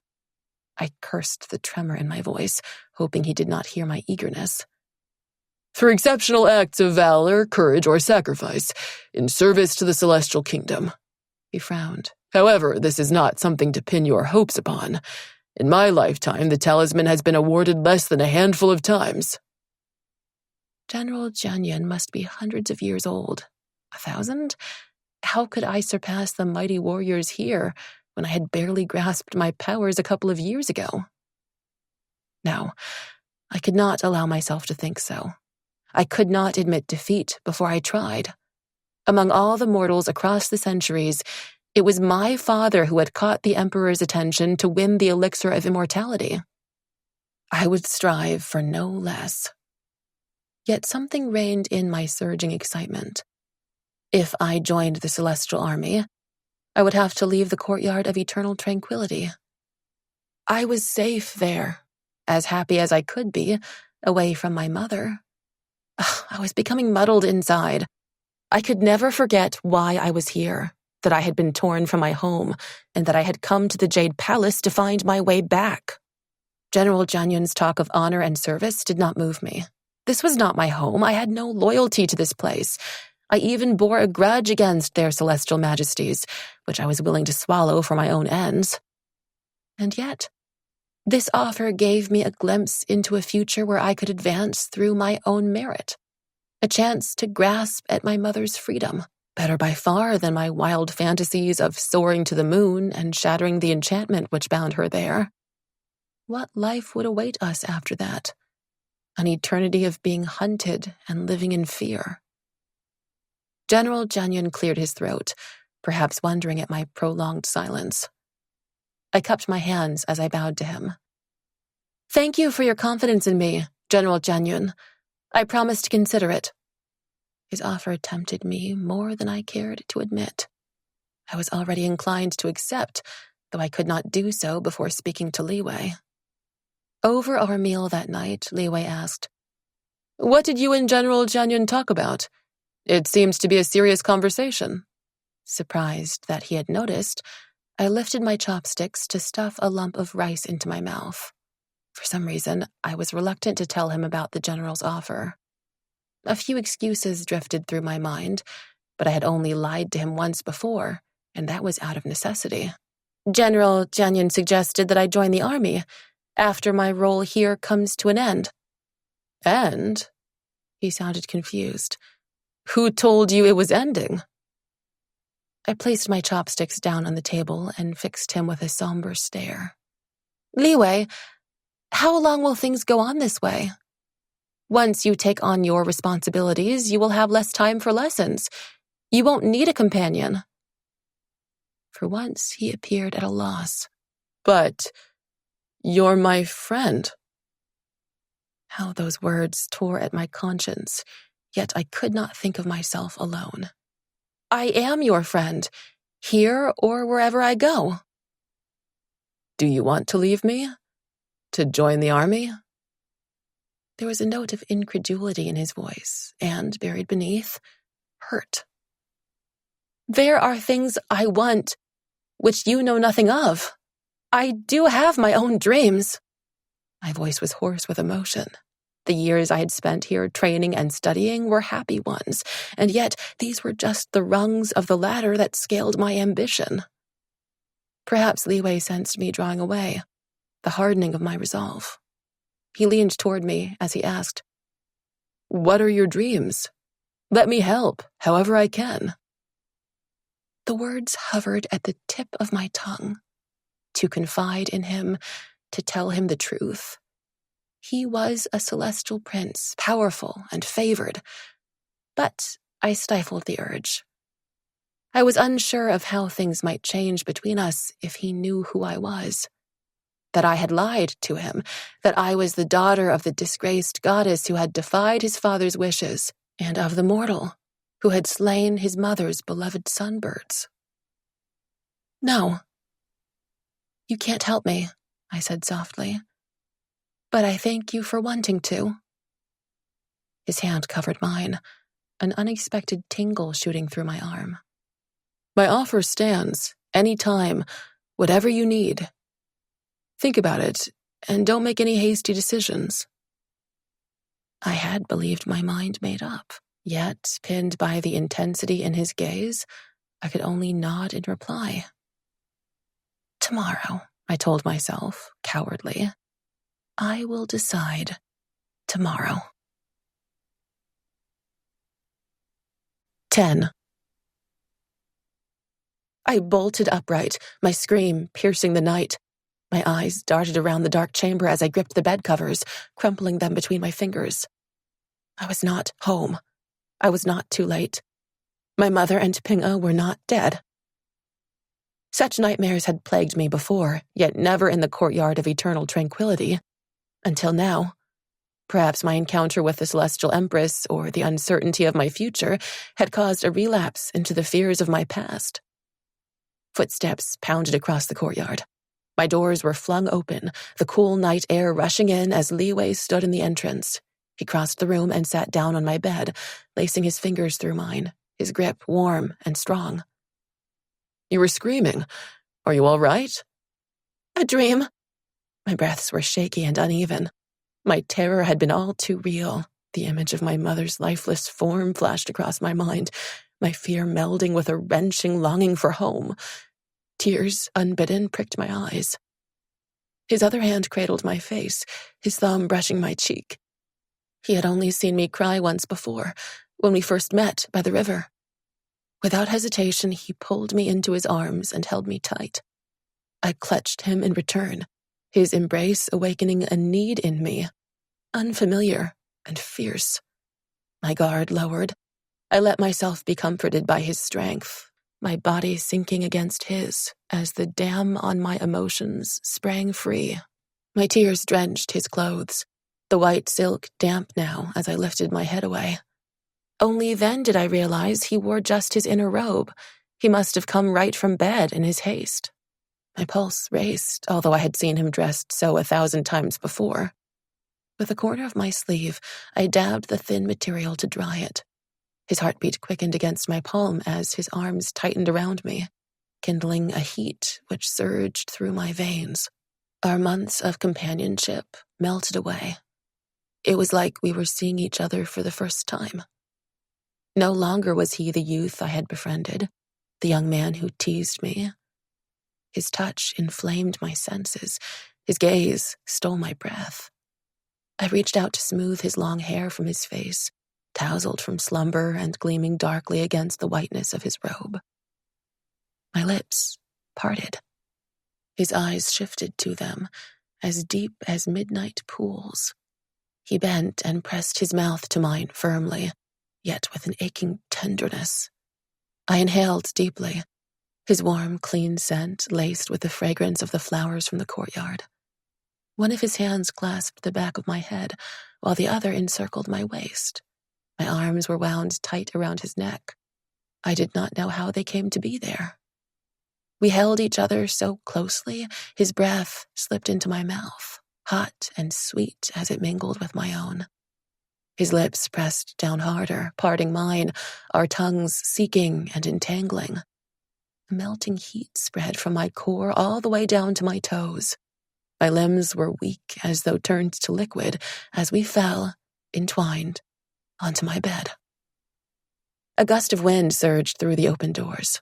The pale blue curtains around my bed billowed as soft as gossamer clouds. As the window panels rattled, I jerked upright, shivering from the loss of his warmth. My gaze shifted to the courtyard beyond. Anyone passing by could have seen what we were doing. Fortunately, it was still dark, the moon in the sky our only witness. He sat up beside me, running his hands through his hair. Chang'e, I'm sorry. His words were a splash of cold water, a rude awakening from my days. Of course he would feel regret. In the darkness of night, stirred by pity and the outpouring of my emotions, it was little wonder he felt obliged to indulge me, and I had been only too eager to take advantage of his kindness. You have nothing to feel sorry about. My voice was light as I turned away, letting my hair veil my face. In his silence, I read agreement. This was a mistake for us both, a moment of madness which will be forgotten by morning. A clumsy attempt to salvage my pride. He clasped my hand tightly, pressing it to his chest. Madness? I've never felt so sane in my life. Do you want to forget this happened? I cannot. My heart beat wildly as the wings of a bird against the bars of its cage. Yet fear and reason, ever vigilant, reared up. We shouldn't be doing this. He tilted his head toward me. Why? His question was startling in its simplicity, but it was not as easy as he believed. There were too many reasons against us which he knew nothing of because I had kept them from him. He lowered his voice, as though making a confession. I've wanted to kiss you for a long time now. Heat suffused me again, gliding across my skin like I had lain in the sun. His words drove my doubts away as I reached out and pulled him close, as he bent his head to mine once more. My eyes widened and then drifted shut, lost in a languid haze of desire like I was floating on a river of stars. When we finally broke apart, our breathing was harsh and ragged as we lay entangled in the moonlight, until a stirring in the stillness heralded the approach of dawn. Remembering the day, I scrambled to my feet, digging through the drawer for my gift. As I pressed the silk-wrapped bundle into his hand, I suppressed the urge to snatch it back again. What was a humble shell to the priceless treasures he owned? He pulled the cloth away, staring at the shell within. I picked it up and blew gently into it, the shell glowing as my song filled the room. A joyous one, rippling with promise and hope, and yearning, I realized now. The song of my heart, before I had known it myself. He did not move until it finished. It's beautiful. What is it called? He wanted to know. I smiled through the sudden thickness in my throat. It's yours to name. I composed it for you. He took the shell from me and lifted it again, but I caught his arm. Listen to it when I'm not here. His body stiffened as he twisted around to search my face. Are you leaving? I didn't mean it that way. It's your birthday gift, not a farewell one. My conscience pricked me at how I evaded his question. He threaded his fingers through mine again, his tension easing. Thank you. I've never received a more wonderful gift, he added with a teasing smile. And now I don't have to plead with you to play me a song anymore. I drew away, glaring at him with mock anger. Am I so easily replaced? I never want to find out. With a regretful sigh, he released me and rose from my bed. I must leave before the attendants awaken. I gathered my courage, calling after him. Li Wei, we don't have lessons tomorrow. Shall we spend the day together? He paused by the entrance, nodding once, his lips curved as he closed the doors after him.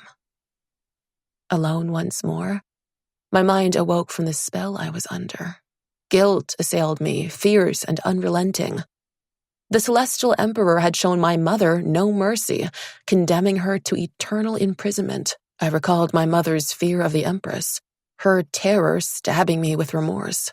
How could I feel this way about their son? Was I so weak to betray her so easily? I pressed my fingers to my temples, shoving them through my hair. But this was no betrayal of my mother. Even in the depths of her misery, she had not spoken a word of spite against the Emperor and Empress. She would not hold this against me. All she ever wanted was my happiness. I was my own person, separate from my parents, as was Li Wei, and he was nothing like them. After all our time together, I knew that better than anyone. He was my dearest friend before what he was to me now. And I would not hold him to account for these events long past and circumstances beyond his control. How I wished I could unburden my heart to him, to reveal all the parts of myself. Li Wei would do nothing to hurt me, but I hesitated to entangle him in my affairs, to pit him against his parents when I knew of his tense relations with them. And the coward in me recoiled from his disappointment. A lover's deceit pierced deeper than a friend's. I hated these lies, this fear and doubt. But all this paled at the threat of discovery. The Jade Palace was not a place for sharing such secrets. And here, my mother and I would find little mercy from the Emperor's harshness, the Empress's spite. More so after all I had learned of how our families were bound. No, I would not break my promise to my mother, not until I knew it would be safe. I lay awake in my bed until the rays of the sun slid out. In the morning light, last night's desire faded to the haze of a dream. except for the memory of his lips, seared deep into my soul. 11. I stared at my reflection in the mirror. My black hair fell smoothly to my waist, my skin glowing from my afternoons in the sun. While my features might be unremarkable, I was content with what I saw, even the cleft in my chin, which the Celestial Empress had criticized as a mark of ill temper. I reached for one of my usual dresses, but then pulled out a light blue silk instead, embroidered with colorful birds. When I slipped it on, a starling stitched in green thread spread its wings and flew once around the skirt. My life force had indeed strengthened. Minyi had asked her friend, a skilled seamstress, to make this, after complaining my clothes were too plain and unbecoming. My closet was indeed filled with white garments. I had not minded, as they reminded me of my mother. But now, life was vivid with color. An unusual interest in my appearance gripped me today. Rarely had I dressed with such care. There was a spring in my step as I walked across the courtyard, but outside Li Wei's chamber, I hesitated. Had it been a dream? What if he did not remember? Worse yet, what if he regretted all that had happened? Steeling myself, I pushed the doors open and entered. He was already up, sitting by the table in a brocade robe knotted around his waist with a length of black silk. A ring of silver pulled his hair up, flowing like a river of ink down his back. His eyes were as dark as they had always been, yet 100 times more beautiful to me now. His gaze lingered over me as he rose to his feet. "Don't look so astonished. I can get dressed without someone holding up my clothes for me." A smile tugged at his lips as he added, "Though I much prefer it when it's you." My treacherous mind conjured up images of all the times I had draped silk and brocade over his shoulders, how my fingers had grazed the hollow of his neck whenever I adjusted the folds of his robe, my hands encircling his waist to tie his sash. I had not given it a second thought then, yet now my heart raced as my throat went dry. Xingyan. My name on his lips stirred me. I glanced at him, noticing the slender box that he held out to me. "It's your birthday, not mine." "It's good luck to exchange gifts," he said by way of explanation. When I made no move to take the box, he flipped the lid open and pulled out a hairpin. Crafted from wood, it was lacquered in rich shades of blue, studded with tiny clear stones which snared and fractured the light. My breath caught in my throat. Hairpins were traditionally gifted as a love token, but I quenched the hope that sparked in me. We had made no such promises to each other. As for last night, I was still unsure what it meant in the light of day. "I made this a while ago, to match the meaning of your name. It took me a while to get the colors right." He had made this? For me? It was exquisite, his skill capturing all the temperamental moods of the sky. And even if it were not, even if it were just a shaft of plain wood, it would mean no less to me. He leaned forward and slid the pin into my hair, just as he had the first time we met. "Thank you," I managed, lifting my gaze to his. "We only have the morning. My father has asked to see me before the banquet." He picked up a tiered basket from the table before reaching for my hand with his other. "Will you change your mind and come tonight? It would mean a great deal to me to have you there. It would make it a lot less dull." His mouth curved into a persuasive smile. My insides twisted at the thought of seeing their celestial majesties. But this was Li Wei's celebration, and a part of me was curious about this side of him which I so rarely saw, that of the heir to the throne. And now, I found myself wanting to spend each moment with him, feeling an unfamiliar twinge when we were apart. "Yes," I told him, "I will come." In the courtyard, Li Wei summoned a cloud. It struck me that he could now leave the palace at will, which meant he would assume his court duties soon. I pushed aside a wave of anxiety. I would not taint today with doubts of tomorrow or fears of the past. Although when I stared at the cloud, I could not help thinking of the last time I had flown on one with Ping'e. Stepping onto it, Li Wei pulled me up behind him. The cloud was soft and cool, yet firm beneath my feet. When it darted through the air, I stumbled, but Li Wei grabbed my hand to steady me and did not let go. After a few moments, I began to relax. The cloud soared so smoothly that I soon forgot my fears. Flying in the daylight was infinitely more pleasurable than fleeing in the night. Towering mountains, shimmering lakes, and lush emerald forests unfurled, like a scroll painting beneath our feet. As we darted through a light shower of rain, the droplets that grazed my skin were as refreshing as morning dew. I might have been cold with the gathering dark clouds obscuring the sun, but for Li Wei's hands over mine, infusing me with warmth. We landed in the middle of a forest, the likes of which I had never seen before.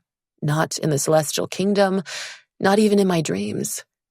Peach blossom trees bloomed as far as my eye could see, their branches laden with pink and white flowers that laced the air with a heady sweetness. Whenever the wind blew, a scattering of petals drifted to the ground. I caught one in my palm, velvet soft, lighter than air. "Where are we?" "Somewhere in the mortal realm." "The mortal realm?" My voice rose in alarm. Immortals were forbidden from descending here without leave from the celestial emperor. Long ago, they had roamed this world at leisure. Perhaps they enjoyed the rush of power to walk among those weaker, to hear their songs of worship or terrified pleas. To the mortals, they were not just immortals, they were gods. However, this had led to great turmoil. Mortals were terrified by magic, and too many destinies were altered through such interference, causing the untimely deaths of some or saving others from fated calamities.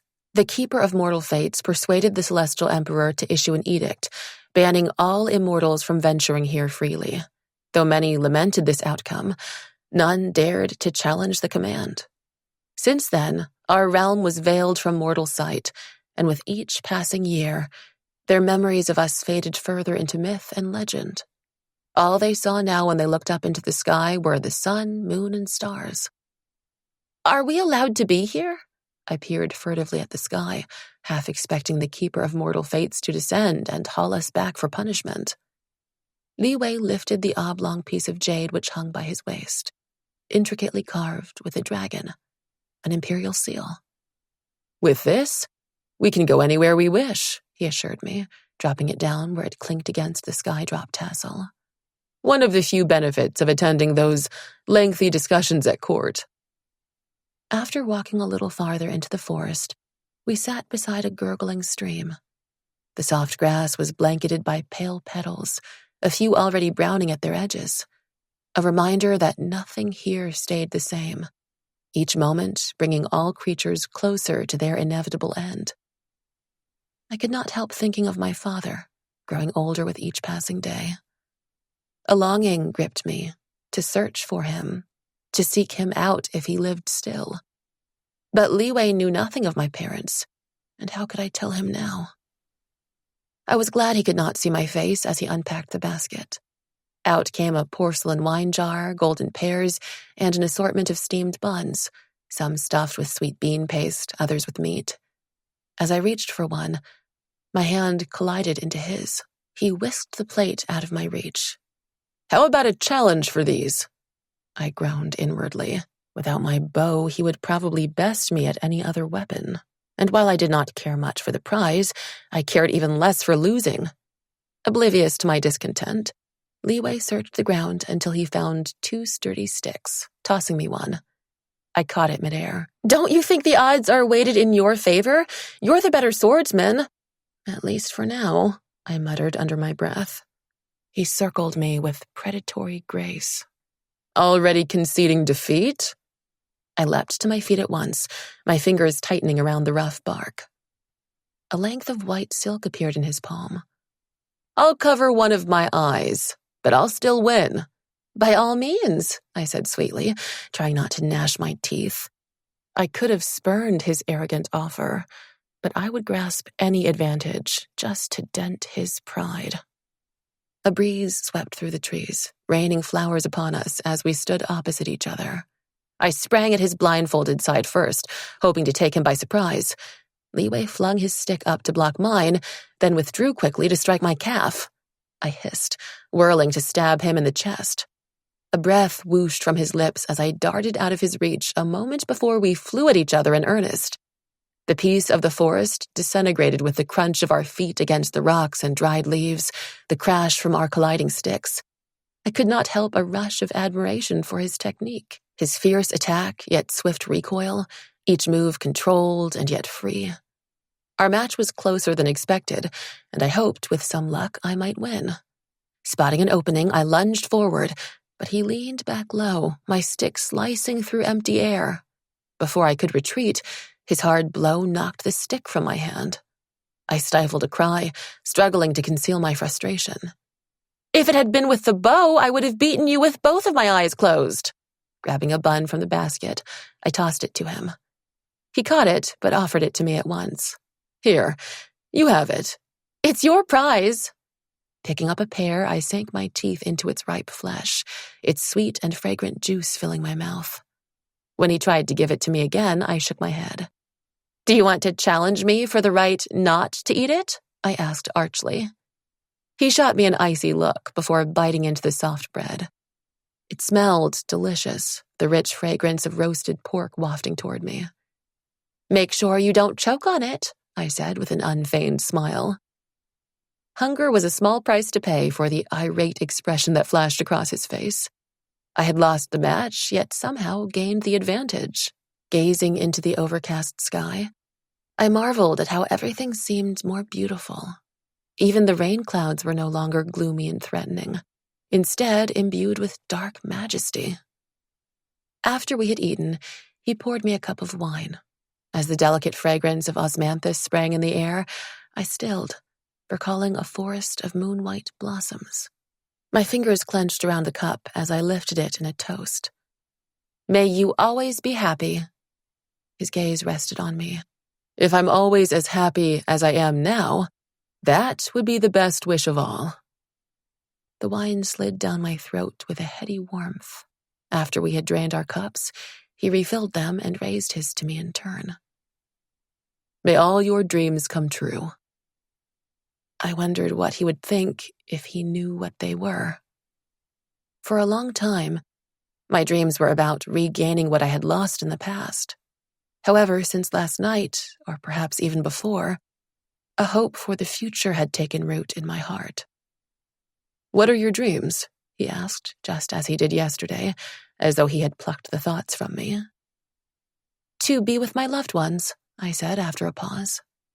It was the truth, but the hollow type, which was gilded in deceit. As his eyes darkened and he leaned closer, my breathing quickened. But I'll settle for beating you today, I blurted the first thing in my mind, cursing myself when he drew away.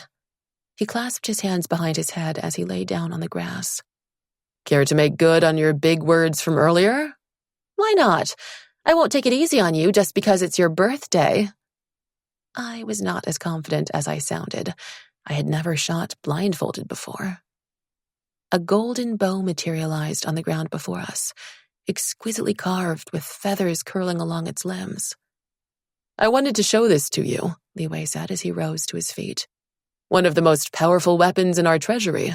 This might be a good chance to test it. I picked it up, my fingers tingling where they touched the metal. Where are the arrows? Li Wei moved behind me, our bodies mere inches apart. With his arms stretched out on each side of me, he guided me to raise the bow and draw its silvery string. My pulse raced and my head spun.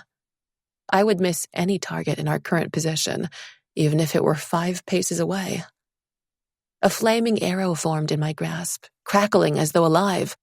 Startled, I would have dropped the bow, but Li Wei's grip tightened over mine. When we finally loosened our hold over the string, the arrow vanished. There are few weapons as powerful in existence. Each arrow from the Phoenix firebow can cause grave injury with just a single strike, but only those with a strong life force can wield such a weapon effectively, he cautioned. I stared at the bow, recalling the faded cover of the mortal book. Was it true that my father had used a bow of ice to bring down the sunbirds? An enchanted weapon from the immortal realm? Could someone with a weak life force, a mortal perhaps, use such a weapon? I asked. He pondered the question. Magical items possess their own power. Most of them can be used by anyone, even mortals. However, the stronger its user, the more powerful the item becomes, as it draws its user's energy to augment and replenish its own. If this bow is wielded by one with a weak life force, not only would he or she find it difficult to control, but its might would be greatly diminished. How does this bow draw our energy? It doesn't feel any different from the others. He leaned closer, his breath coiling into my ear. A weapon as the Phoenix Firebow forms a connection with its user, seamlessly absorbing his or her energy. This makes it powerful, but also dangerous. Dangerous? I repeated, trying to think of anything but the heat from his body melding with my own. Dangerous, because in the tumult of battle, the users of such weapons may not realize how much energy has been expended until it's too late, he said gravely. I swallowed hard, recalling Teacher Dowming's stern warning never to drain myself. Stepping out of his arms, I passed the bow to him. You first. Did you have a challenge in mind? He asked. How about one of skill, not speed this time? I suggested, thinking about my prior loss. He bent down to pick up 2 withered peach blossoms. As his magic swirled over them, their color bloomed once more, the petals gleaming like they were sculpted from rose quartz. Whoever shoots it down from the farthest distance will be the winner. I took one of the flowers from his palm, now as hard as stone. Gone was his teasing demeanor as he stared ahead with narrowed eyes, the bow raised, its string drawn. At his nod, I released the first blossom. It shot up, hurtling away faster than a hummingbird, spinning through the air. Several seconds passed, the flower now a speck in the horizon. With a twang, Li Wei's arrow plunged forward, shattering the petals in a burst of fiery sparks. An excellent shot. I was unsure if I could surpass it, blindfolded as I would be. It was on the tip of my tongue to retract my earlier boast, to demand a match on equal terms, but I quelled the impulse as I took the bow. Eager to test its might, I ran my fingers over the gleaming string, stiffer than those woven from silk. As Li Wei tied the white cloth over my eyes, his knuckles brushed my cheeks, a distraction I could ill afford as I inhaled deeply to clear my mind. Once ready, I nodded.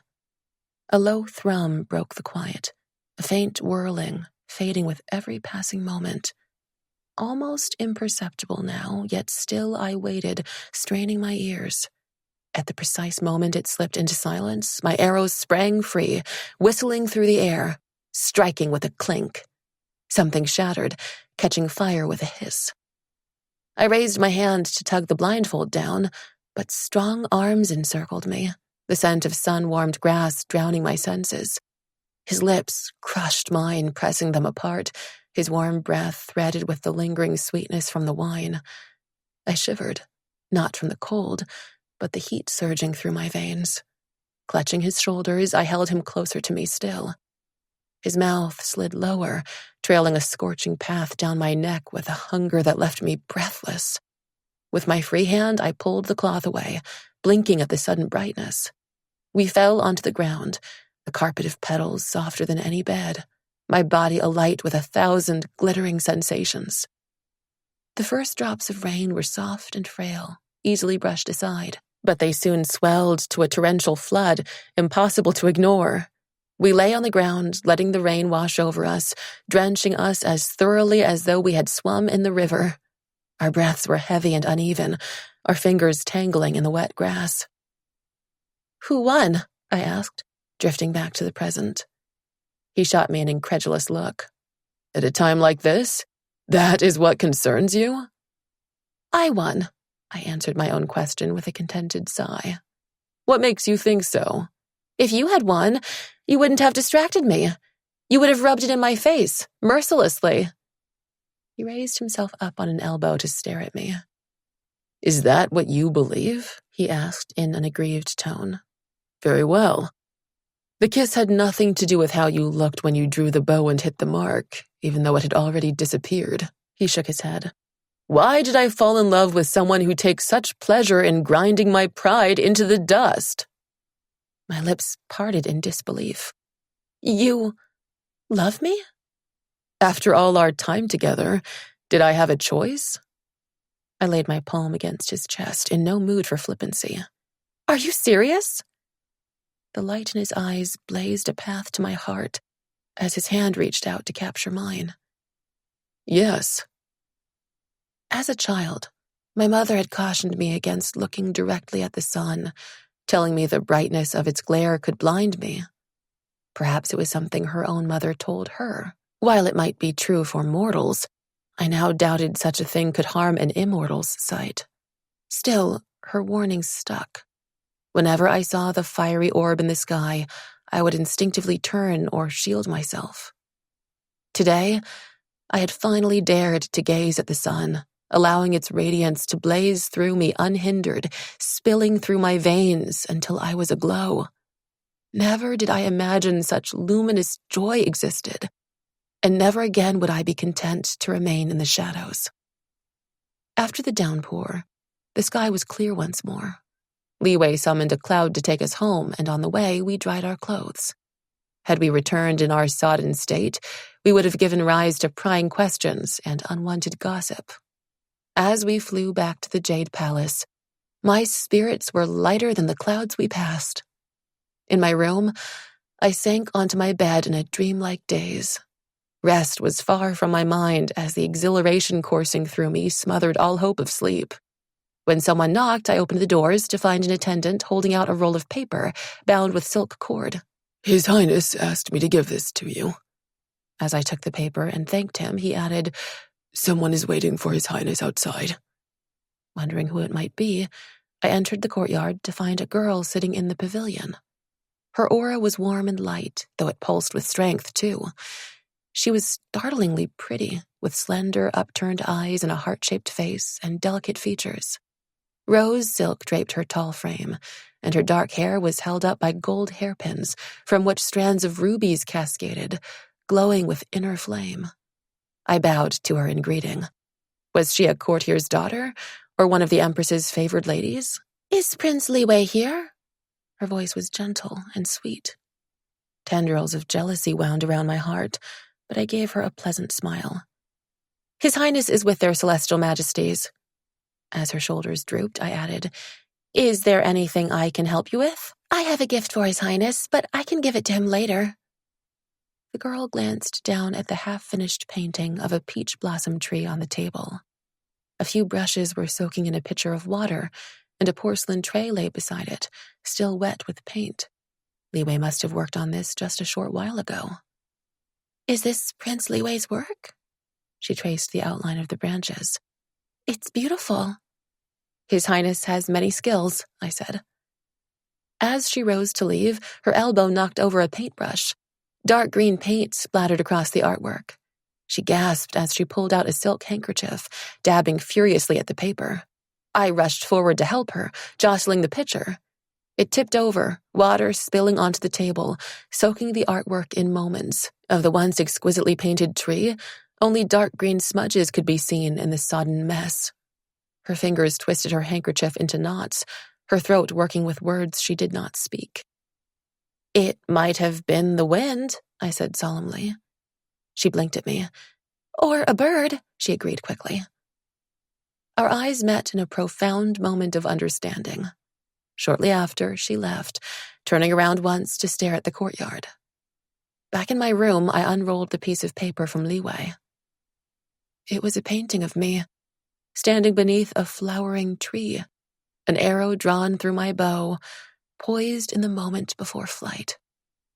My gaze was intent on the target, my mouth set in determination, my back straight and tall. My pulse quickened.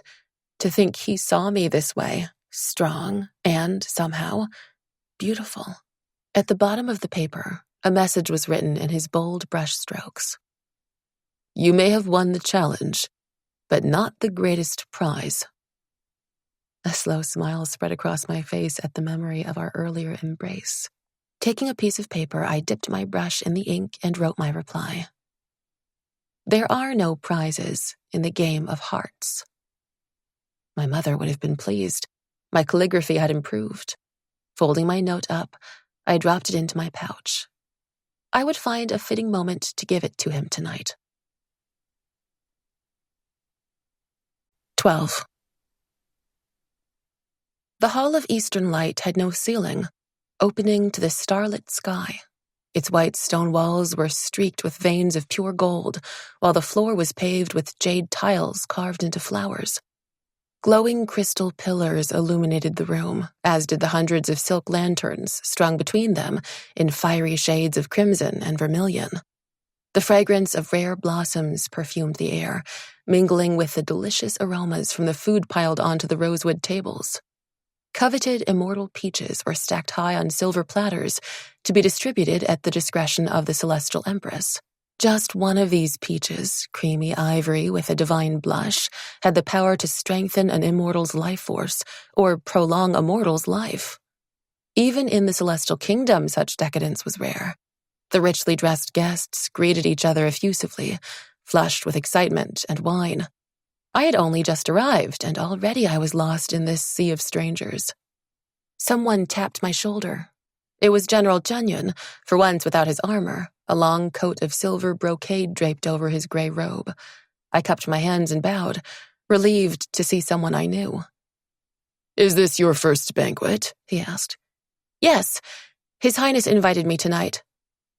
A brief silence followed. "Well, have you given any thought to my offer?" he asked bluntly. My eyes fixed onto a jade tile as I fumbled for an answer. Oh, I would have snatched at this opportunity before, but now a new fear pulsed through me at the thought of being separated from Li Wei for weeks, maybe months at a stretch. It was not that he had displaced my mother, but rather my heart was cleaved in two when once it had been whole. I would do it, I knew I would, yet selfishly I wanted a little more time here. Our love was too new, too precious to risk lightly. I would speak to Li Wei tonight, I resolved. After the festivities, I would tell him what I could without revealing my mother's name. He would understand. He would not press me for more. And perhaps, together, we would find our way. "General Chang'e, perhaps we should not talk of such matters on His Highness's birthday." I hoped he would allow me this delay. His brows bunched with displeasure, but he nodded as he glanced around the crowded room. "Do you recognize any of these peacocks here?" A strangled laugh burst from my throat, which I attempted to disguise with a cough. "I've been in the army too long.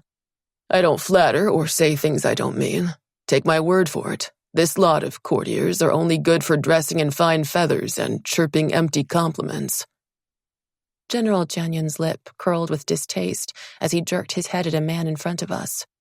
"That one, though, is more of a cunning crow, the Emperor's loyal advisor, yet his advice is often self-serving." It was rare for General Chang'e to speak so disparagingly of another, and I wondered who had earned his contempt. I could not see the man's face, just his fine purple robe and the pale gloves that covered his hands, an uncommon accessory which struck me at once. It was Minister Wu, who swung around as though sensing our eyes upon him. He ignored me, his lips pinched as he bowed to General Chang'e. The sight of the minister turned my stomach, stirring anew old misery and terror. So wrapped up was I in my thoughts, I almost collided into the tall immortal who stopped before us, the embroidered bamboo leaves on his robe rustling in emerald silk. A gray sash was tied around his waist, his hair pulled into a glossy top knot secured with an ebony pin. His aura rushed over me, cool and fresh, yet dense and strong, like an autumn wind thick with crushed leaves and rain. His black eyes swept over me with little interest before he greeted General Chang'e, cupping his hands together and stretching them out as he bowed. The stranger drew the general aside, which gave me the opportunity to study him further. He carried himself with the assurance of authority, yet he appeared not much older than I, unless he was one of those powerful immortals concealing 1,000 years with his life force. His face was arresting. High cheekbones with a strong jaw and a well-formed, if somewhat stern mouth. I did not recall seeing him at the training field, but I doubted he was a courtier from the way his eyes flicked impatiently around the room, as though such gaiety bored him. I took a step forward, intending to excuse myself. There was little enjoyment in being excluded, relegated to no more than a piece of furniture, though navigating this crowd alone daunted me too. General Chang'e started as though he had forgotten my presence. Ah, Xingyan, have you met Captain Wenshi? The celebrated commander? One of the finest warriors in the kingdom, despite being just 100 years older than me? Yet before I could greet him, he turned away abruptly, as though eager for me to be gone. He was insufferable, I decided, biting down on my tongue. Trying not to let his discourtesy bother me, even as I was furious with myself for ever having wanted to meet him. Xingyan is the Crown Prince's companion, added General Chang'e.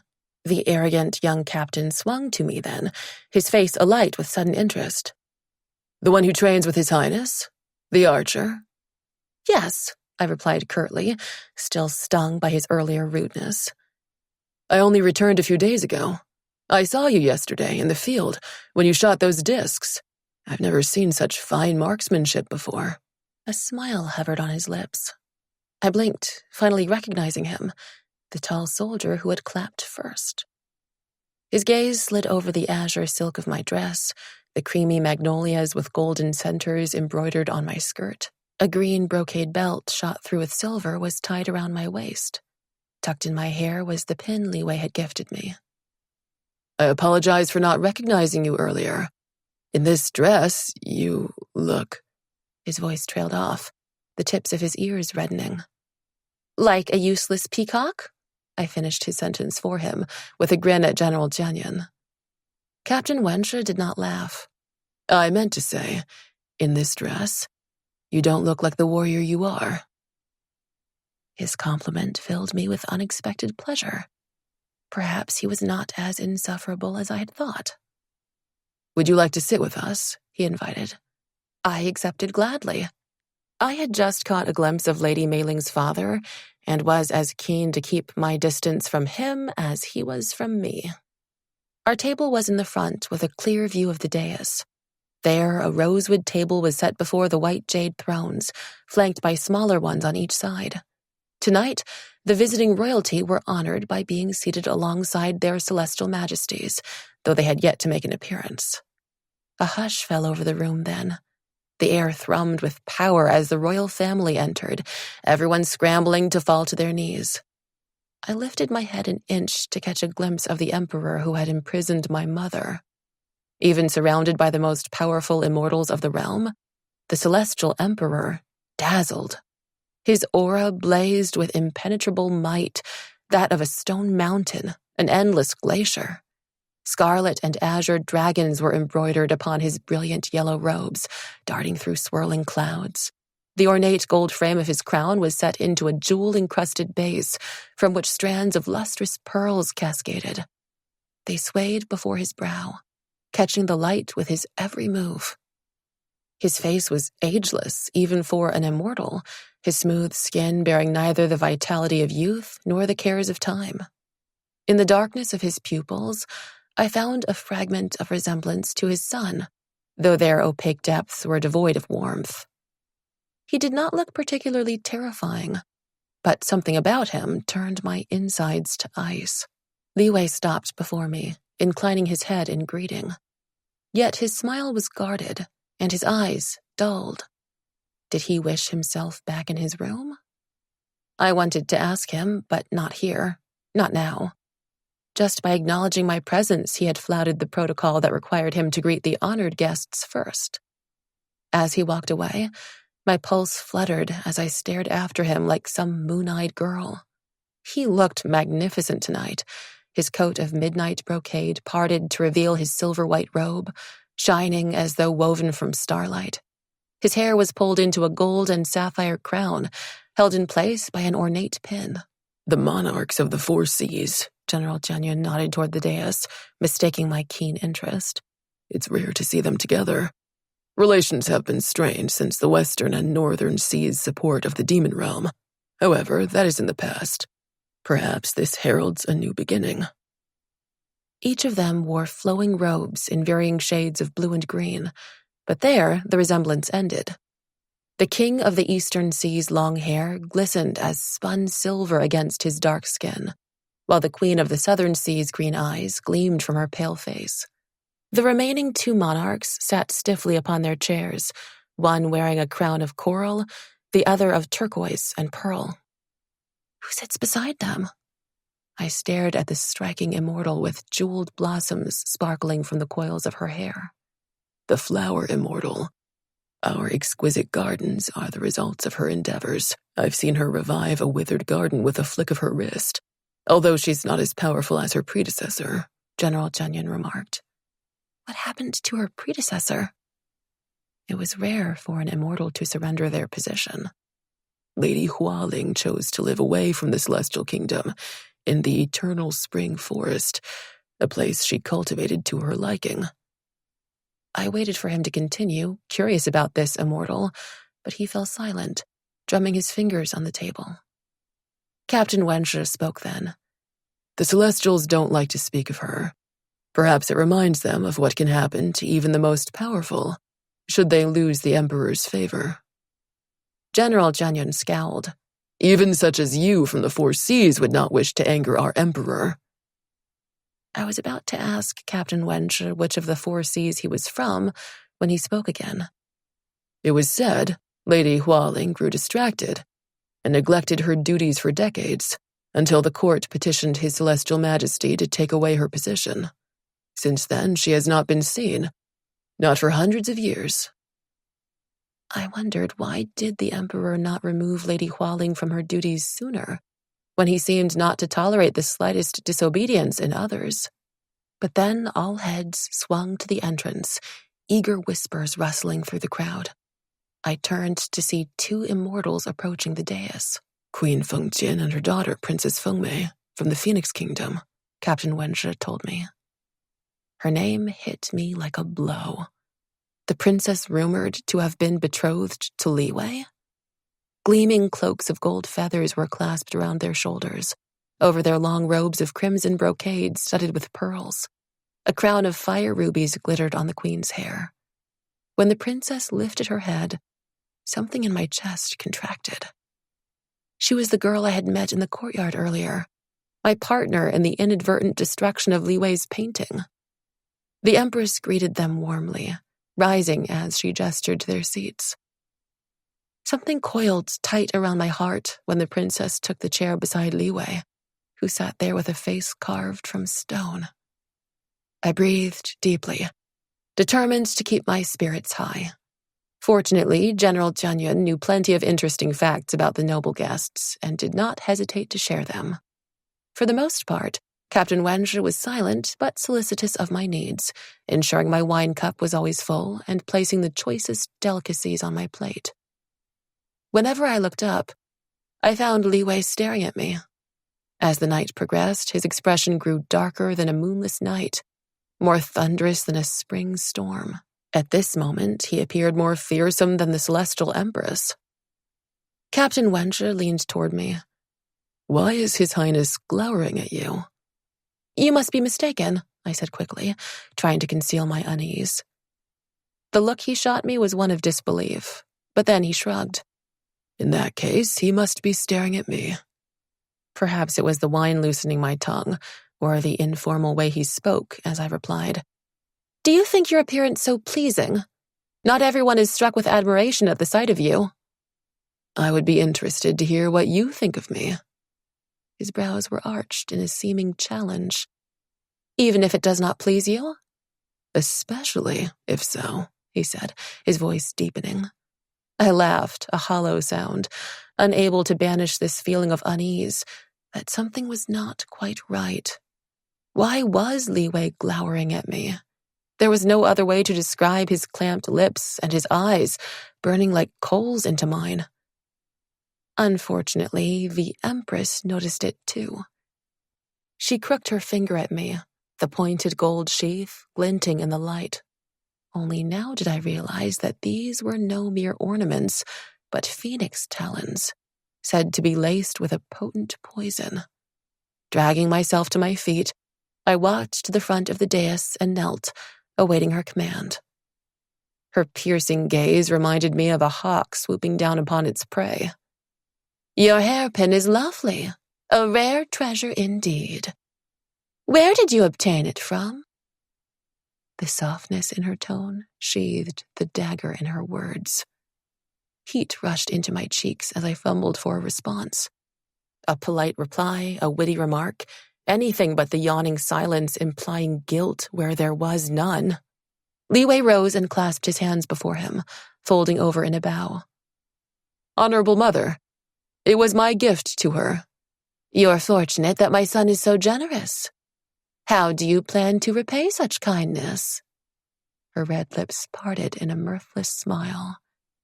"Today is my son's birthday. What gift did you bring him? I can only hope it is one of equal worth." Li Wei raised his voice. "Honorable Mother, there is no need for this. If this offends you in any way, I ask that you speak to me alone."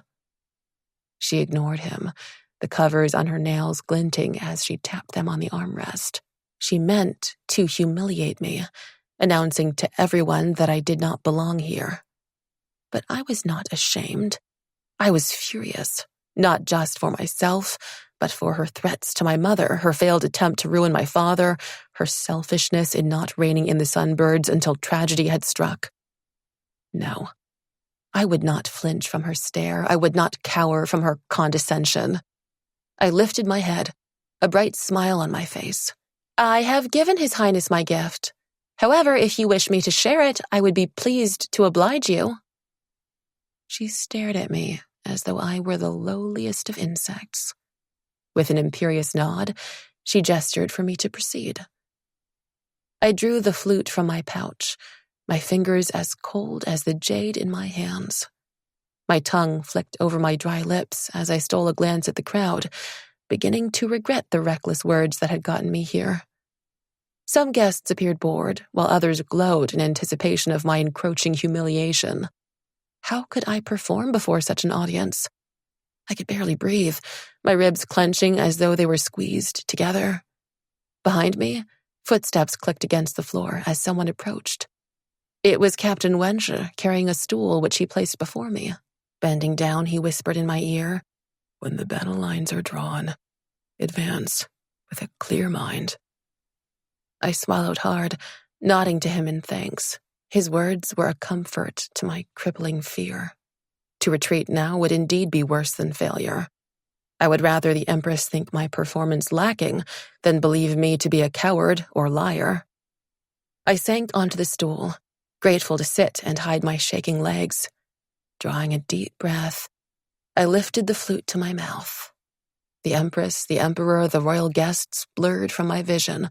All I saw were Li Wei's eyes looking into mine. This was his song, and to him alone I played. My notes soared, clear, strong, and true, reflecting every emotion he had ever evoked in me. The moment it ended, I bowed to the dais and fled back to my seat. I wished I could disappear into the ground amid the silence, punctured by a smattering of applause from those who had not yet realized the expression on the Empress's face was not admiration, but rage, boiling over like a pot left too long on a stove. My anger had cooled, and I worried how she would retaliate. Not now, but later. She would not forget this insult. I did nothing except what she had asked, and yet we both knew my defiance lay in refusing to let her make a fool of me. While she was the Celestial Empress, she was also Li Wei's mother. Through my rashness and pride, I had tangled further the ties between us. I tried to catch Li Wei's attention, but then the sweets were brought out, the guests murmuring in delight. The confections were exquisite, almond cakes pressed into the shapes of flowers, golden squares of osmanthus jelly, crisp sesame balls, and a rainbow assortment of puddings, but my appetite had vanished. The Empress whispered to her husband, who nodded once. His deep voice rumbled across the sudden hush in the hall. "Tonight, we come together to celebrate the birthday of our son, Crown Prince Li Wei. As it happens, this is a double celebration. We are just as delighted to announce his betrothal to Princess Fengmei of the Phoenix Kingdom. May they forever be of one mind and find everlasting happiness together." As though in a trance, my hand moved of its own volition, joining the others in raising our cups to our lips. I did not taste what I drank, if it were anything at all. The Emperor's announcement slid into me as a blade to my chest, twisting cruelly when it struck. I heard nothing beyond the roaring in my mind, not the cheers from the guests springing to their feet, nor the clapping which resounded throughout the hall. My fingers curled on the table, my nails scratching the polished wood. Tears pricked my eyes, but I fought them back, biting down on the inside of my cheek until the warm taste of metal and salt filled my mouth. A wedding was a joyous occasion, believed to bring luck. As the guests fought to outdo each other in lavishing praise upon the couple, I sat numbly in my seat without the strength to even flee. "What a harmonious combination of pearl and jade." "The Phoenix Princess and the Dragon Prince, an auspicious pairing indeed." "See their beauty? Truly a match made in heaven." Each word was a stab to my festering wound. I glanced up at Li Wei in disbelief, half expecting him to leap to his feet in denial, to tell me this was just a cruel prank. He did not look at me, though, and his eyes were wintry, devoid of light. Worse yet, he accepted the congratulations from the guests with a terse nod. Princess Fengmei blushed at the attention, and when she touched Li Wei's arm, my insides shriveled as a dry leaf dropped into the flames. This was real. He was betrothed to another. A desperate urge to leave gripped me. I wanted to be alone, to let my grief pour from me as a river into the ocean. But I crushed the craven impulse. I would not run, nor would I hide. Just when I thought I would surely collapse from the pain, a hand covered mine, firm and strong, the cool touch penetrating my daze. Lifting my head, my gaze collided with Captain Wenzhu's, alight with understanding. He was a stranger whom I had met just this evening, but right now, he was my only anchor in this raging tempest. I accepted his silent comfort, clutching his fingers, feeling as empty as a discarded wine vessel which had been tipped over, spilling its contents into the uncaring soil. 13. The night was clear with a hint of frost, but I was already frozen inside. I sat in the courtyard, staring at the solitary moon in the sky. Could my mother see me? For the first time, I hoped she did not. I did not want her to sense my pain, to know what a fool I had been. A shadow fell over me, but I did not look up, not even when he sat beside me. "Xingyin, let me explain." My fists clenched in my lap, the veins straining against the skin. To have my love toyed with so callously as a blossom plucked and left to wilt on the ground, I deserved more than this. I would salvage what pride remained, for I had lost too much already. "Your Highness, do you require my assistance? If not, I'll retire for the night." "Will you listen to me?" The light in his eyes was extinguished, drowned in an abyss. I stood up, my legs like planks of wood. He reached for my arm, but I recoiled, not wanting to be touched, least of all by him. "Very well." His voice was taut. "You may assist me tonight." I followed him in silence to his room. I lit the lamps, heated the coals in the brazier, warmed a jug of wine, and brought him a fresh set of clothes. On the table, I placed his books and materials for tomorrow. I had performed these tasks for him countless times before, yet never with such cold precision, nor such an unwilling heart. He stood there, watching me with those dark, unfathomable eyes. When he raised his arms, I slipped off his dark blue coat and then his white and silver robe, hanging them up on a wooden stand. I drew out the gold hairpin and plucked the crown from his head. His hair fell over his shoulders, and I combed through it, careful not to let a single strand touch me. When I finished, I bowed and turned to leave. "I have not dismissed you," he said quietly. "I have performed all my duties. What else do you need me to help you with? My voice was flat, my heart leaden. I could not stomach this pretense for much longer. Sit. Listen, he added. Please. Though my pride raged at me to leave, I lowered myself onto a chair. Staring at the flickering candle on the table, I decided that I would stay until it was extinguished. No more would he have of me. Liwei sat beside me, running his hands through his hair. I noted with detachment that my efforts with the comb had been for naught. My mother always wanted to strengthen our ties with the Phoenix Kingdom. They are a powerful domain, a desirable alliance, and her kin, although Queen Fengtian is a distant relation. When the sunbirds were slain, shot down under our watch, the bond between our kingdoms was strained. He drew a ragged breath. It was then that she pushed for a betrothal between Princess Fengmei and me. I never agreed, even though it was my duty, what was expected of me. I had no wish to marry someone I did not love. Years passed, and I believed she had abandoned the idea. When I left you yesterday, I went to my parents intending to tell them of us. They informed me then that a betrothal had been settled that very day between Princess Fengmei and me. Of course, I refused, but they explained the urgency of the union. Beyond prestige, it was to ensure our survival. The Phoenix Queen is restless, according to our spies. Our enemies have made overtures to her to join against us. We can't afford to lose the friendship of the Phoenix Kingdom now, much less have them as our enemy. Not when we've been weakened after the war with the Demon Realm. Not when we are threatened by them still.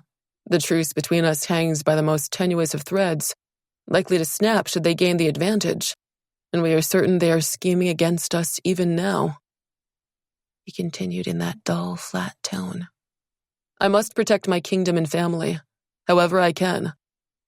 I cannot willfully do anything which might endanger them. I cannot be selfish, no matter how much I want to be. Silence stretched between us, as wide as a gaping chasm.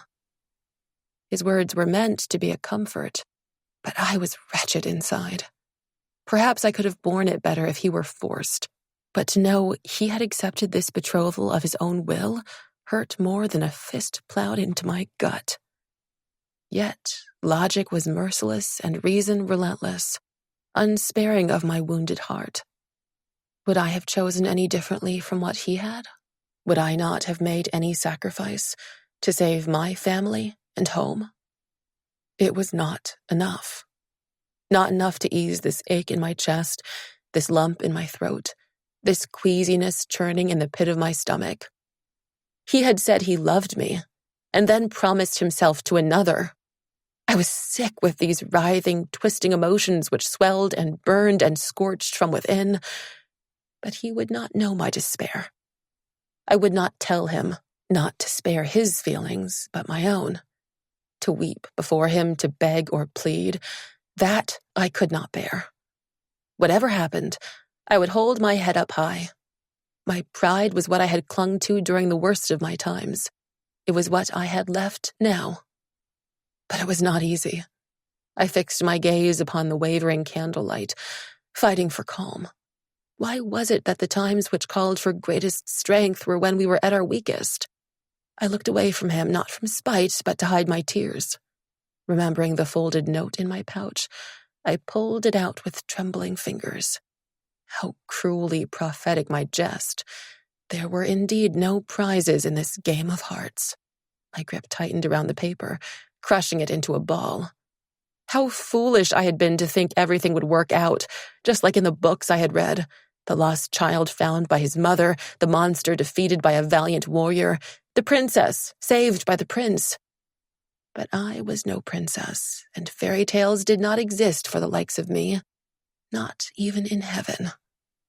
Somehow, I found the strength to say the words that needed to be said, the ones which would set him free, the ones which would break my heart. I understand, I do. But I must leave. You don't have to. I'll always have a place for you here. He reached for me, but then drew back at the last moment, his fingers folding into a fist. I would not be indebted to him further, even though some might think this was my due, now that he had broken his faith with me. But I would not weigh the shards of our love in favors.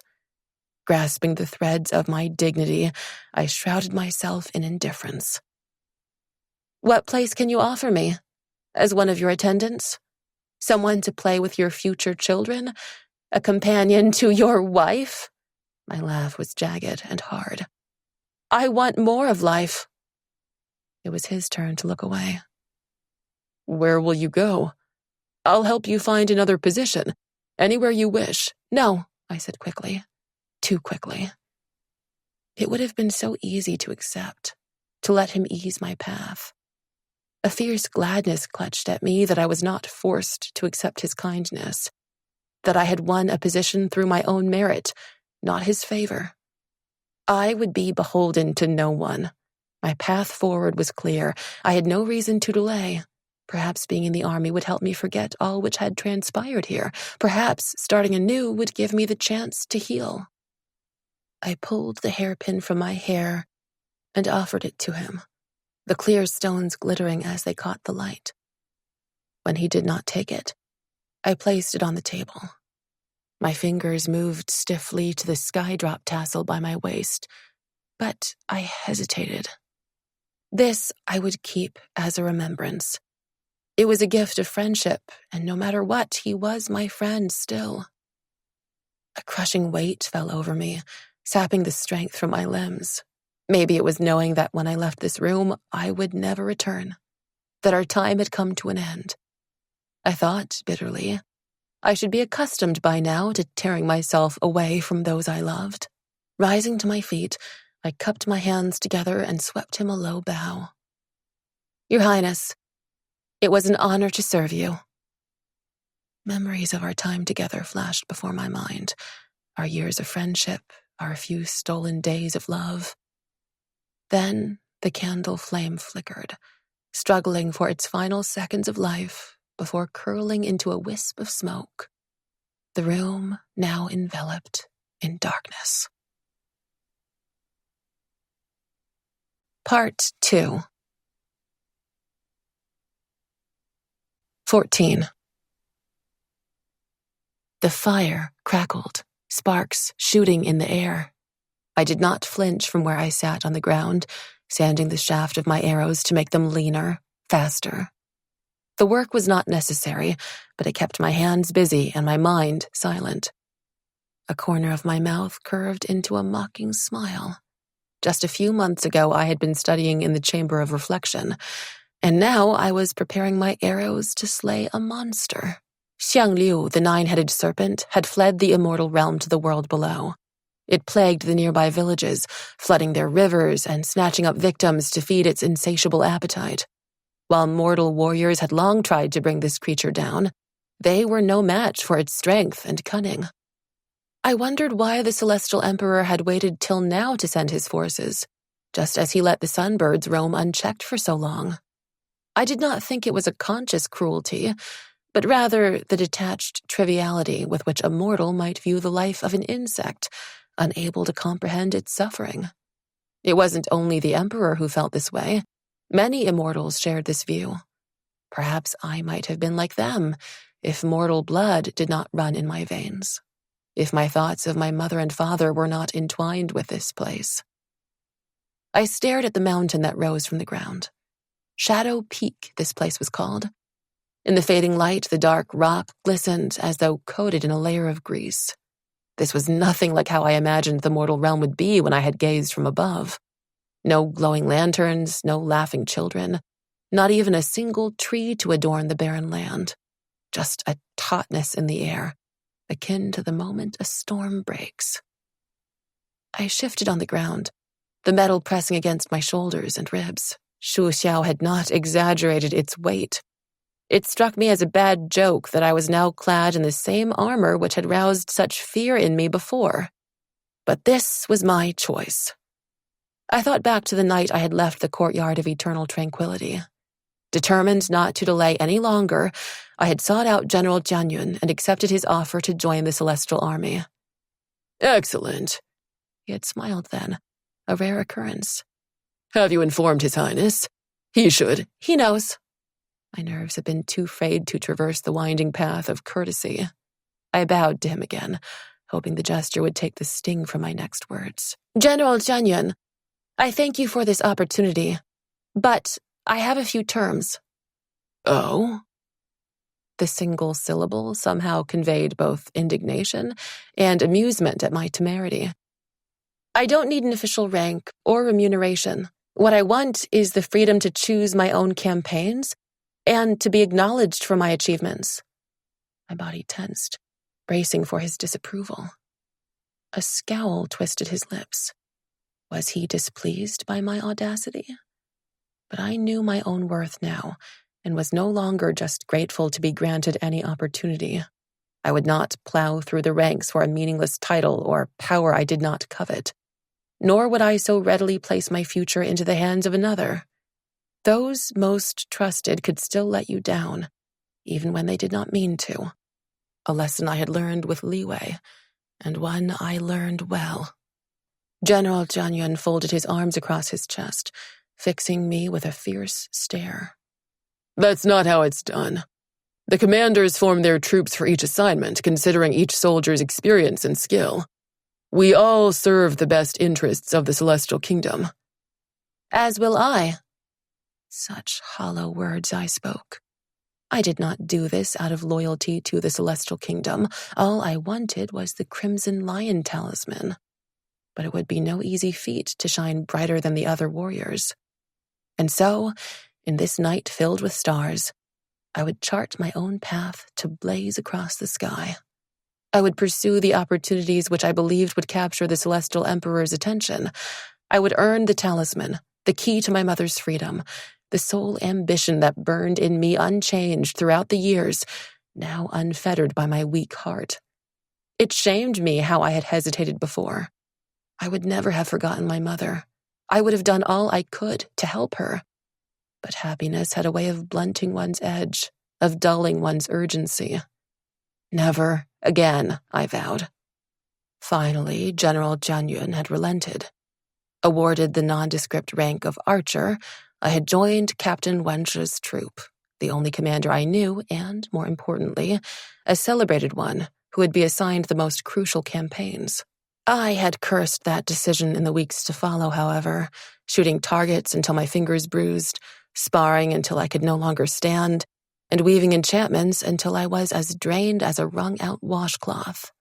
Captain Chang'e trained his soldiers hard, and each night I had fallen into bed, my body limp and my muscles afire, eager to sink into the oblivion of slumber. Nor was training without its dangers. Shortly after I had joined the army, Captain Chang'e led me to an underground chamber lit by flickering torches. Gray stone lions with bulbous eyes lined the walls, their open jaws mimicking fearsome grins like they were mocking us. How my skin had crawled at the sight of them. The moment the captain left, the door slamming shut after him, darts hissed from the lions' mouths, hurtling toward me faster than rain pelting down in a storm. I dropped to the floor, rolling under a ledge, but I was too slow, pain streaking across my leg. I winced as I plucked the darts from my flesh, before drawing an arrow and firing in the direction they came from. By accident, more than design, I struck a lion's mouth. Its jaws slammed shut, ending its attacks. Only after I had hit all of them, my arrows protruding from their jaws, did the barrage cease, and the door swing open once more. My blood roiled at the sight of Captain Chang'e standing by the entrance. Had this been a test? "Why didn't you warn me?" I demanded. In a real battle, would the enemy warn you before attacking? "You aren't my enemy!" He tilted his head to one side, pinning me with his stare. I'm glad you think so. But Archer Xingyan, your performance was dismal. I jutted my chin out, my pride pricked. "I shot all the lions. I escaped the trap." His gaze lingered on the red marks dotted across my calf, blood trickling down in thin streams. This was the first stage in the Chamber of Lions, and you still got injured. If these were coated with venom, you'd be dead. Shaking his head, He strode into the room and struck my arrows from the lion's jaws. Darts sprang toward us once more. I wanted to duck, to roll to safety, but as he held his ground, I forced myself to stay beside him, my heart thumping as the sharp points hurtled ever closer. Just as I was about to dive to the ground, he flicked his hand almost negligently. A shimmering wall of ice appeared before us, the darts slamming into it. My pride vanished like steam in the cool air. A gust of wind, a wall of flame, any of these would have worked. While I had learned to summon my magic effortlessly, its use did not come instinctively to me. Perhaps I had managed without it for too long. When attacked, my first instinct was to retaliate with my hands and feet. Like a mortal, I thought silently, true to my roots. His voice hardened. The most powerful warriors are proficient in both combat and magic. You wouldn't survive long on fighting skills alone, nor can you rely on just magic. If you did, you would soon find your energy exhausted, a most dangerous circumstance. No matter what is happening, keep a clear mind to judge when to use your power for greatest impact, but don't hesitate to use it when necessary. His words struck me. Eager to prove myself, I had returned to this chamber on my own. Each time, the traps had been a little harder. Sometimes spikes shot through the ground or fire erupted from the walls. I ended the sessions sore and bruised, blood dripping from my wounds. It was only later that I learned the Chamber of Lions was reserved for the army's most skilled warriors. While most had taken months, a year even, to master every trap, it took me a matter of weeks. And I was stronger, faster, more powerful than I had ever been. But was I ready for what now lay ahead? I stared at the dark mountain, trying to quell the queasiness that rose in me, wondering if I had made the right choice in coming here. My first battle against a monster so fearsome, its very name cowed immortals into silence.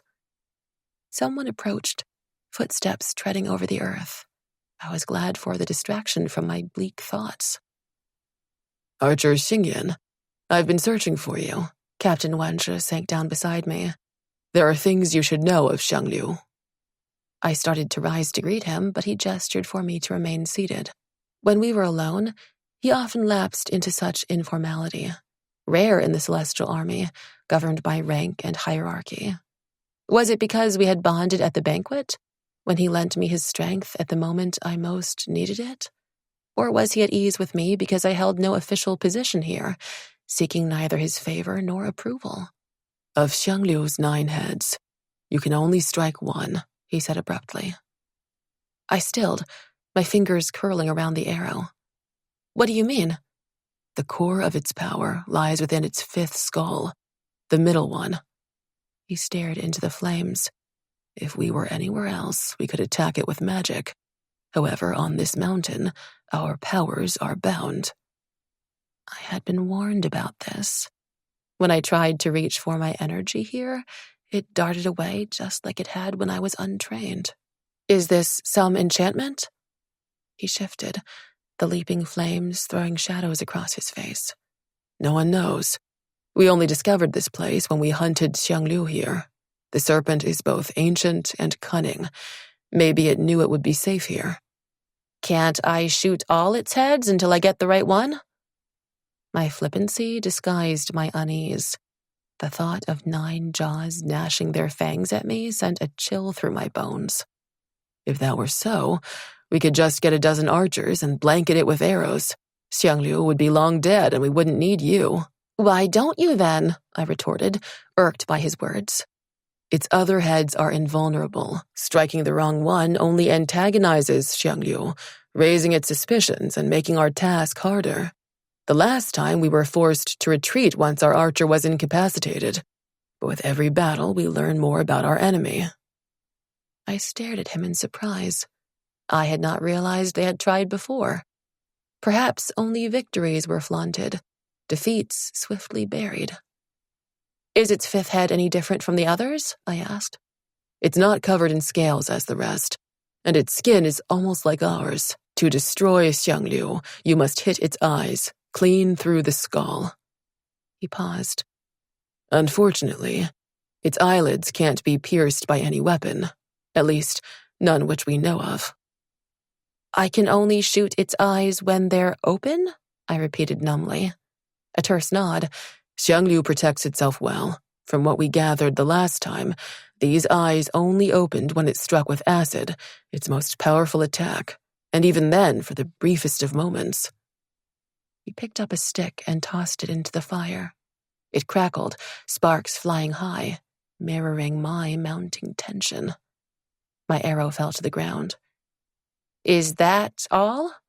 How I prayed it was. He nodded, as though this were a simple matter of hitting a target from 10 paces away.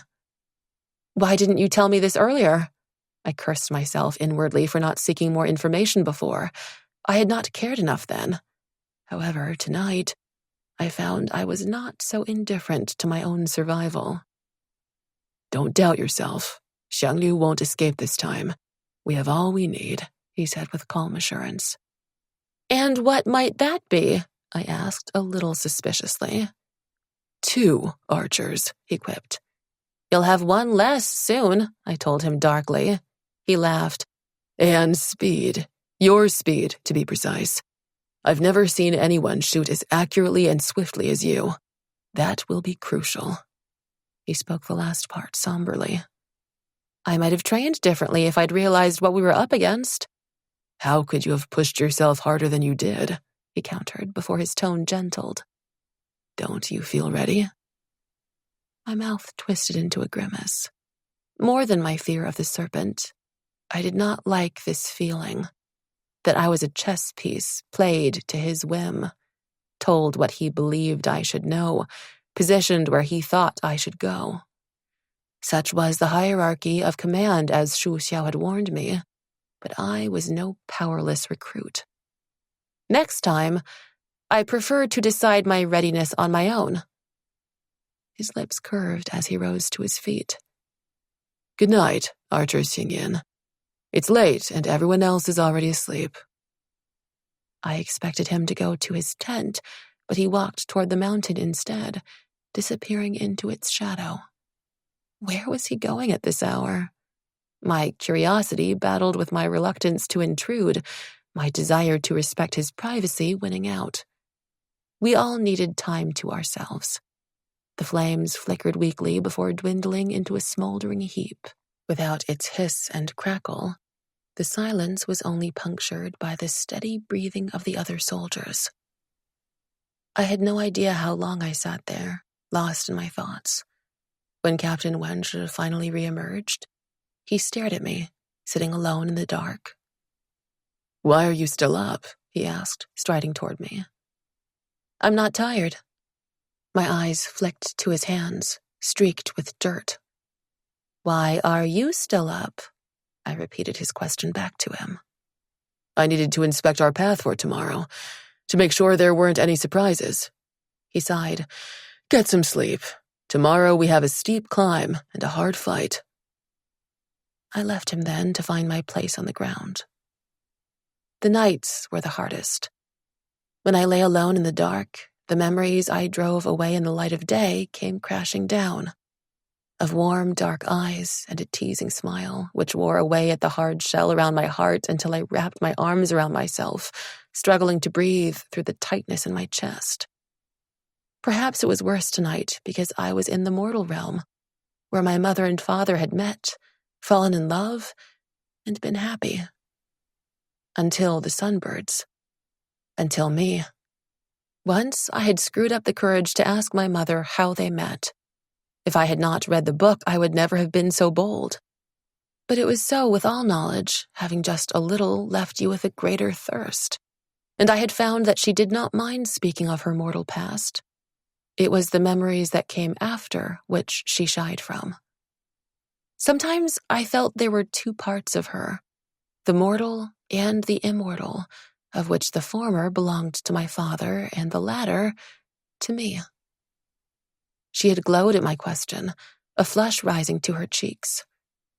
We grew up together in a village by the sea, she had told me.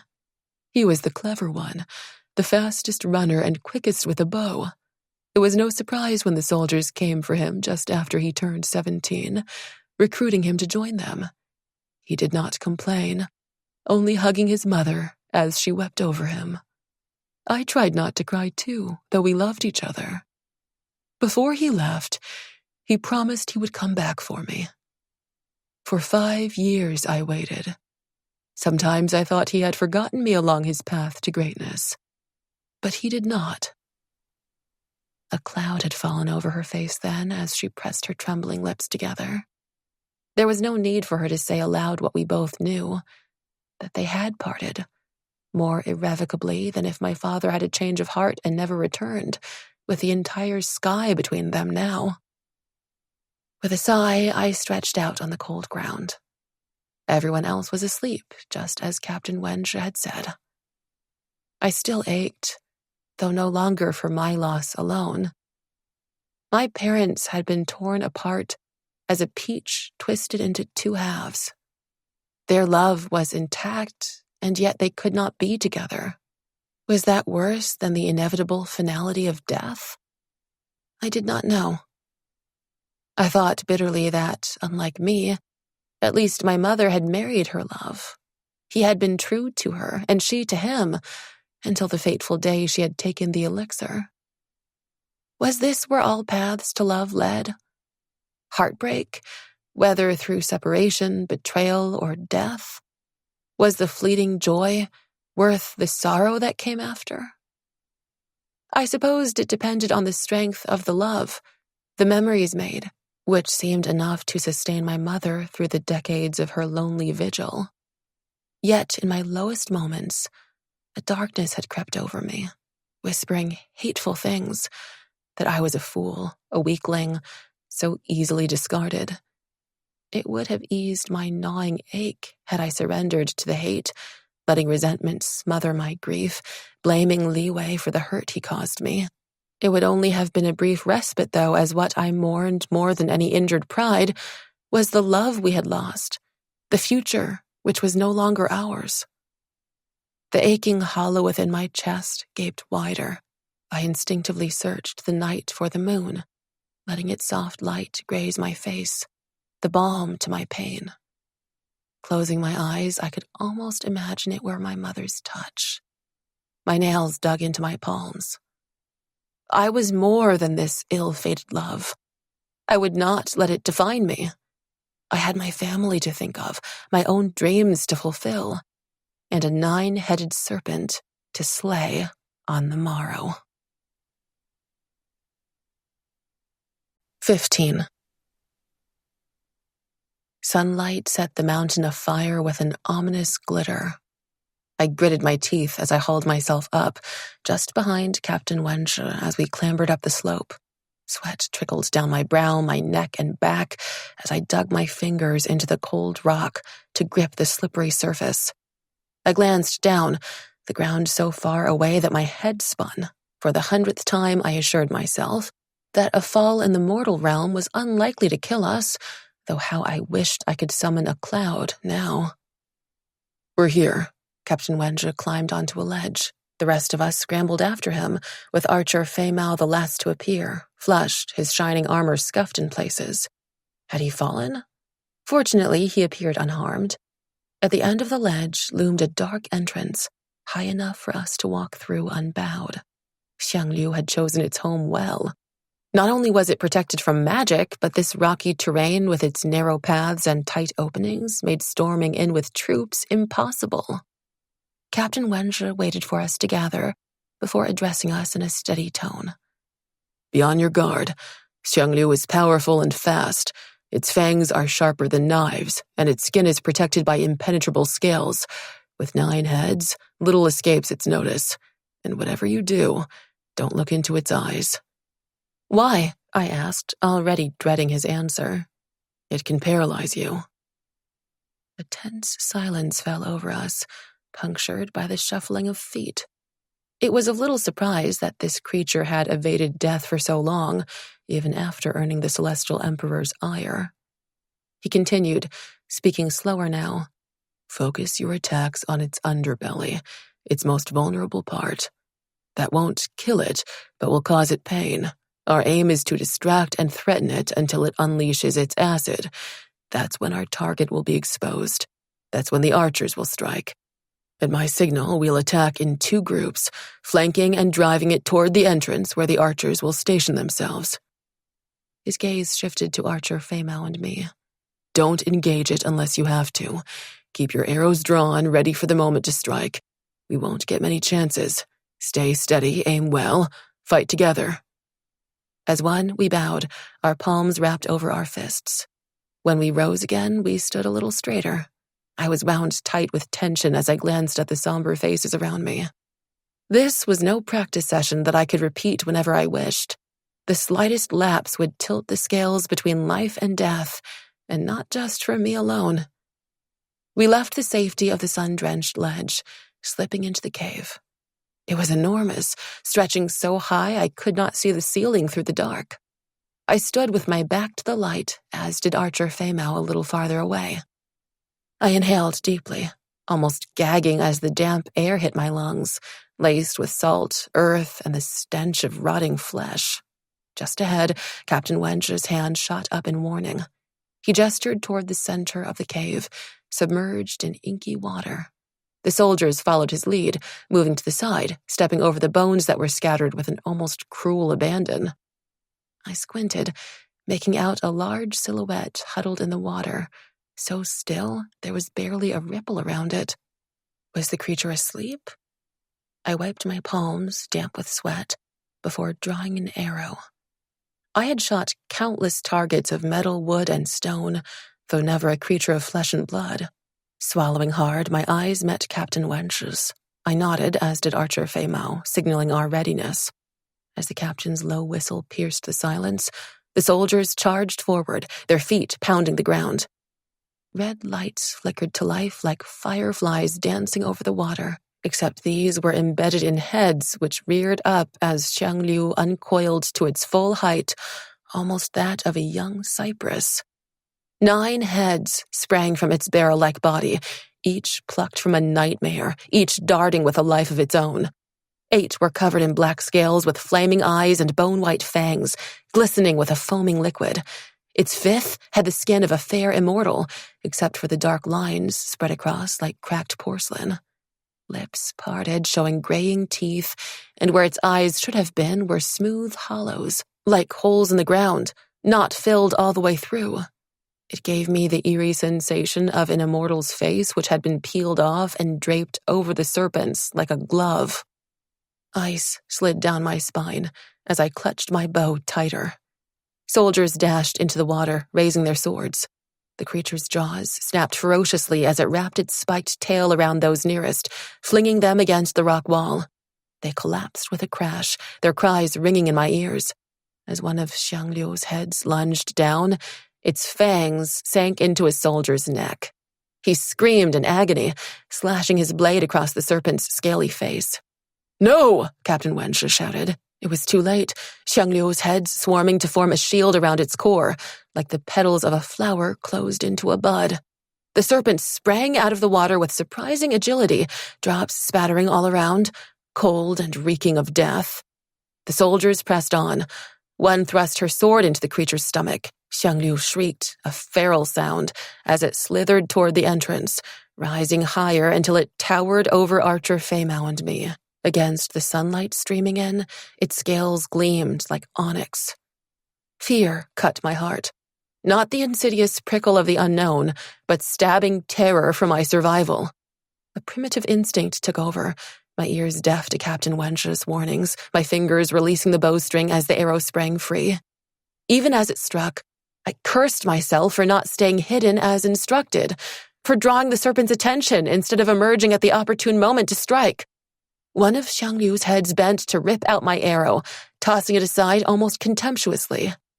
The rest fanned out around me, those glowing eyes boring into mine. I froze, only now noticing the tiny pearlescent scales covering the eye sockets of its core, barely perceptible in the dark. "Look away!" Archer Feimao yelled, gesturing wildly at me.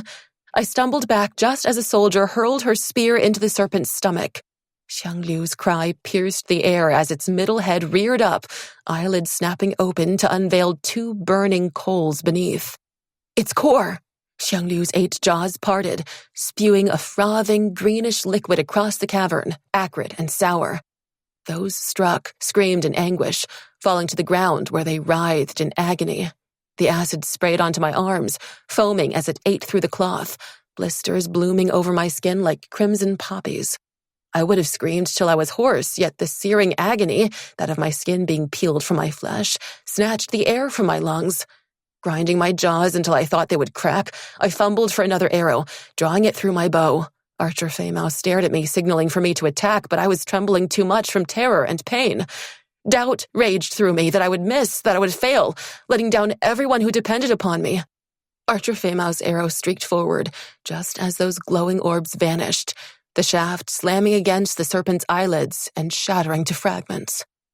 9 mouths curved into bone-chilling smiles, those red eyes gleaming with malice as they fixed upon us. Soldiers bolted forward as Xiangliu's tail whipped out, slamming them aside. Archer Feymau and I backed away, but 2 of the creature's heads lunged out and sank their fangs into his shoulders. He screamed, doubling over in agony, blood pouring from his wounds. I wanted to buckle over and hurl out the contents of my stomach, to weep for his pain and those of the others, battered by this vicious creature. But terror sealed my throat shut. I could not even whimper. Xiangliu slid closer, one of its heads arching toward me with a languid grace, so close I could see myself reflected in those crimson orbs. A strange fatigue sank over me. My grip on the bow slackened as it slipped from my fingers. The serpent's eyes flared as it opened its mouth. Pure white fangs dripped with foaming liquid. As its foul breath pierced my daze, I recoiled, blinking in confusion. My mind cleared as I swooped down to retrieve my bow. Someone shouted, Captain Wenshi, racing toward us, his sword arcing high. He hacked at the serpent's belly as Xiangliu shrieked in rage, its head swiveling to him now.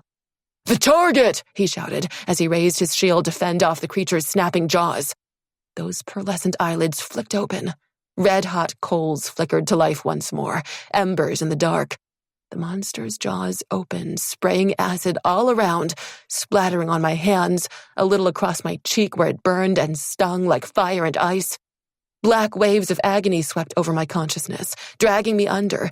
Yet the sight of Captain Wenshi battling the monster lit a fierce resolve in me to not let him down again. My leg muscles clenched as I struggled to hold my ground, fighting the urge to gag from the stench of scorched flesh. Plucking 2 arrows from my quiver, I drew them through the string. Xiangliu's head snapped back, my arms wavering as I fought to get a clear shot, my gaze fixing on its eyes of flame as all else blurred into the background. My arrows tore through the air, striking with a sickening squelch. It stilled, 8 pairs of ruby eyes blinking rapidly.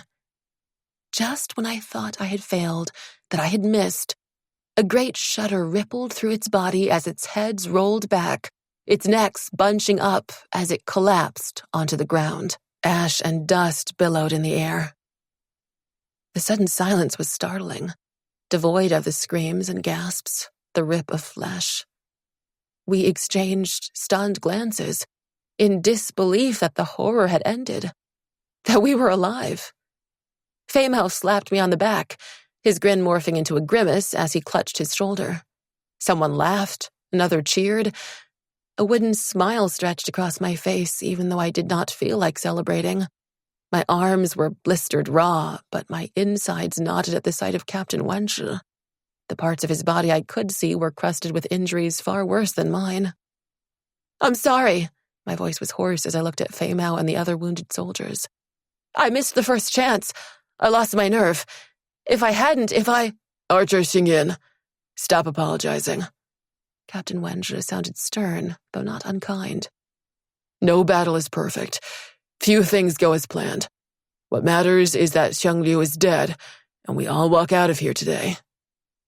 He scrutinized my injuries, his lips tightening, in disapproval, I thought. Instead of admonishing me, he pulled out a small jasper bottle, scattering several drops of a yellowish liquid onto my arms. The soothing scent of mint and herbs cut through the foul air, a coolness seeping into my skin as the pain subsided to a dull throb. "This only numbs it." He passed me the bottle. "Don't try to heal yourself. Xiangliu's acid is laced with venom that needs to be treated properly. When we return, I'll send a healer to you." "Send one to yourself, too. You're in worse shape than me." I nodded toward his wounds. My legs wobbled then, belying my tough words as I sank to the ground. Struck by a wave of dizziness, I pressed my forehead against my arms. We had won, yet where was the exhilaration upon striking my target? There was undeniable relief that it was over, yes, but it was tangled with this clawing tightness in my chest.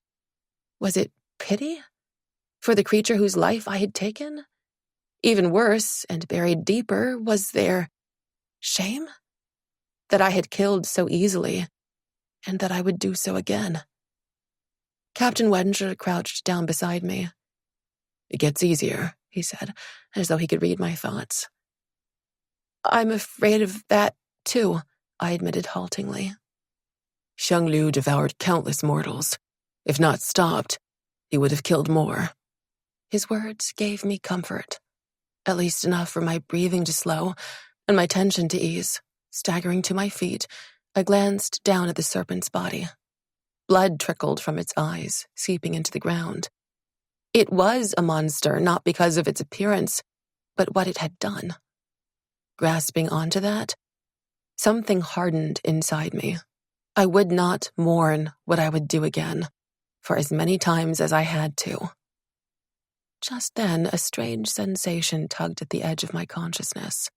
Swinging around, I glimpsed something bright deep within the cave, only visible now the late sun shone through at this angle. "Captain Wenger, what's that farther in?" His gaze followed mine. "Is it the glare from the light?" "I don't think so.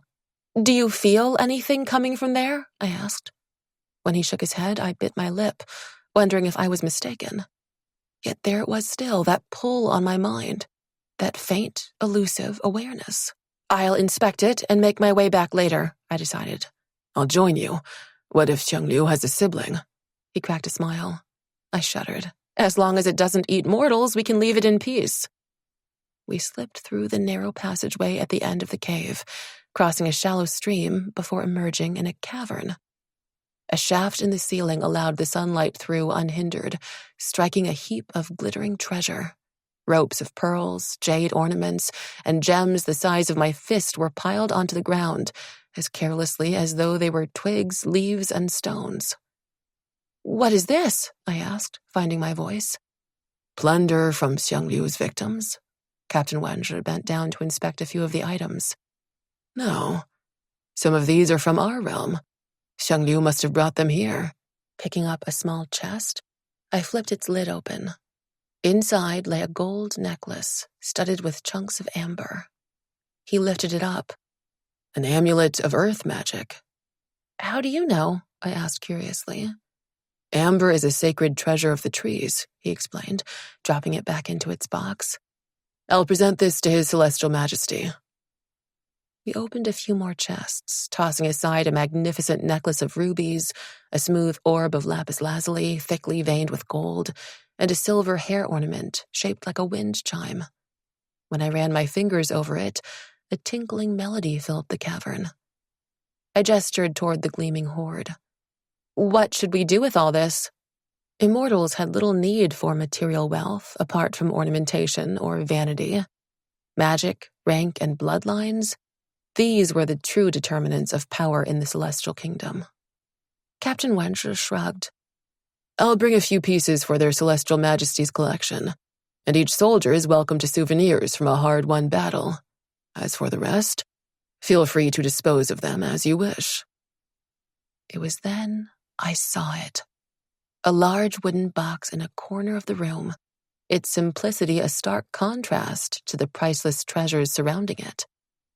As I approached it, the unseen tug on my mind grew stronger, like sensing an immortal's aura, one which called to me alone.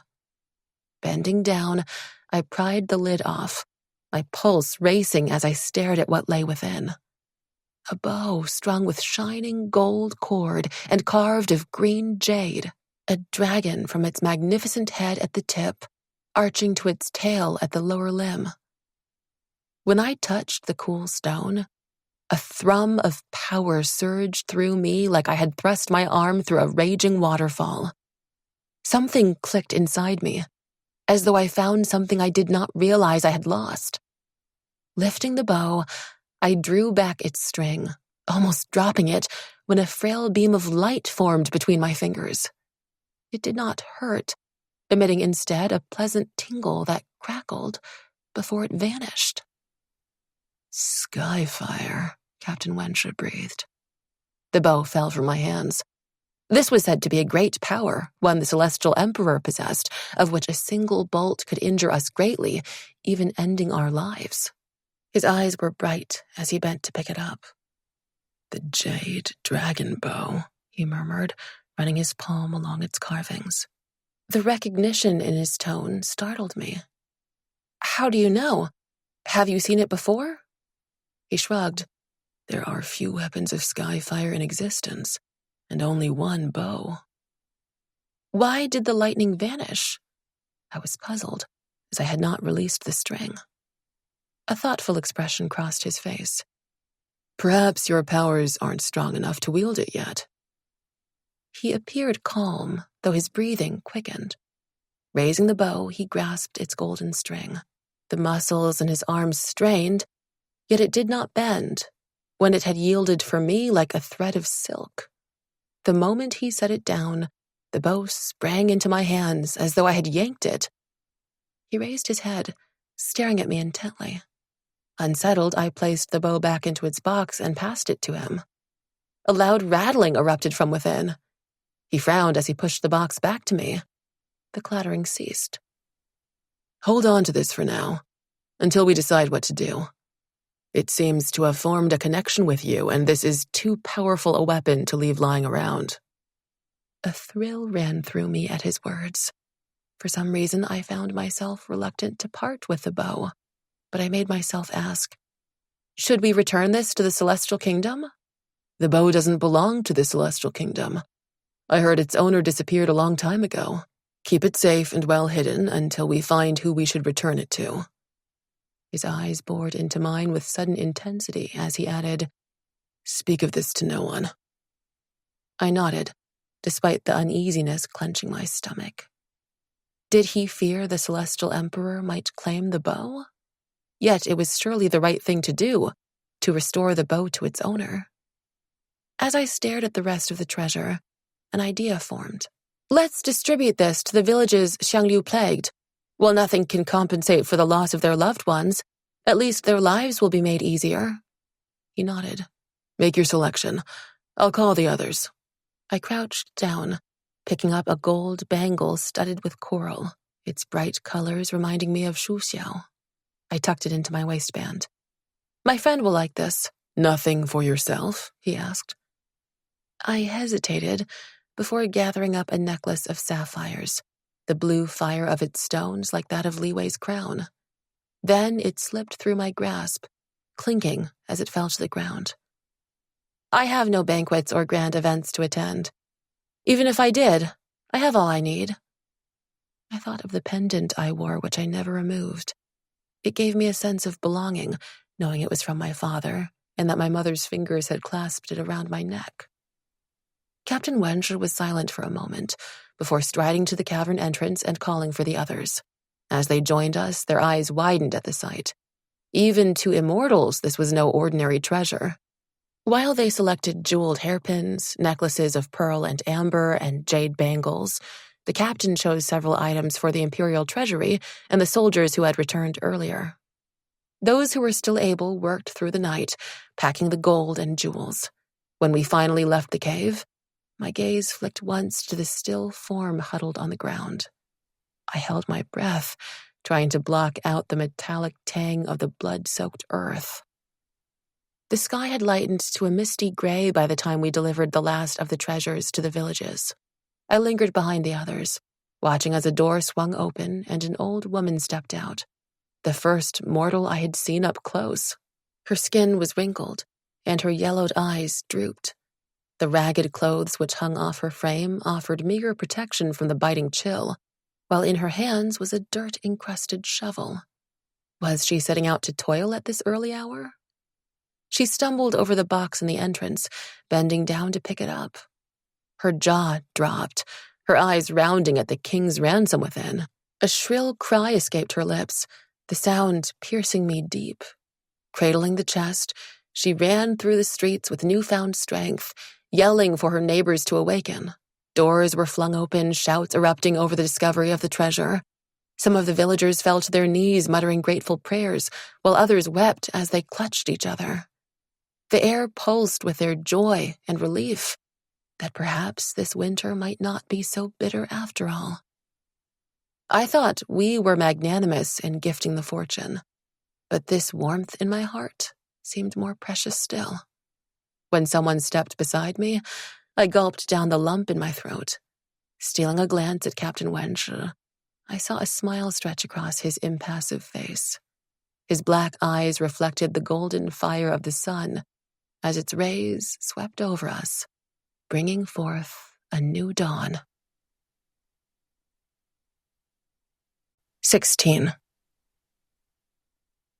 There were no silvery ponds or flower-filled gardens to grace my view. My small room overlooked the walls of the palace, but I had earned it through my own efforts and not by another's grace. On the nights when my restless mind drove sleep away, I would climb up to the rooftop to stare at the stars above and the glittering lights of the kingdom below. Sometimes I would fall asleep on the cold jade tiles, lulled by the silvery glow of the moon. It reminded me of the lanterns in my home, whose light had shone through my window as I lay in my bed of cinnamon wood. In the privacy of my room, I stripped off my clothes, eager to wash the blood and sweat from my body. Captain Chang'e's balm was wearing off, and as I sank into the warm bath water, my arms stung. Clenching my teeth, I scrubbed myself raw. Afterward, I slipped on a white underrobe and sank onto the bed, hoping to rest before the healer arrived. Sleep claimed me. When I awakened, the sun had darkened to amber. I sat up and stretched my arms, bracing for pain, yet there was none. Not even a twinge or a blemish remained. The healer must have come while I slept. Did you rest well? His voice startled me, one I knew as well as my own. My pulse quickened as I slowly turned.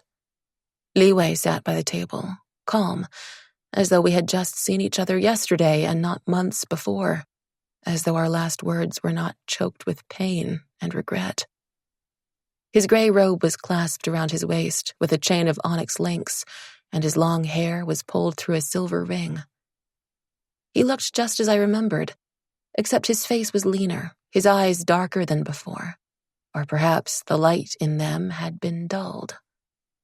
I smoothed my features into indifference, though inside I was a mess of tangled, writhing emotions. Scrambling off the bed, I bowed with stiff formality.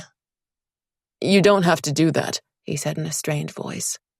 I wouldn't need to if you didn't come here uninvited. I tugged the lapels of my underrobe closer together. Li Wei, this is hardly appropriate. I'm not dressed. These are the soldiers' quarters, and you do not belong here. When he did not appear inclined to leave, I stalked to the wardrobe, pulling out the first garment I found, a green robe that I slipped my arms through, tying its belt around my waist. Not wanting to take the stool beside him, I sat down on the bed again.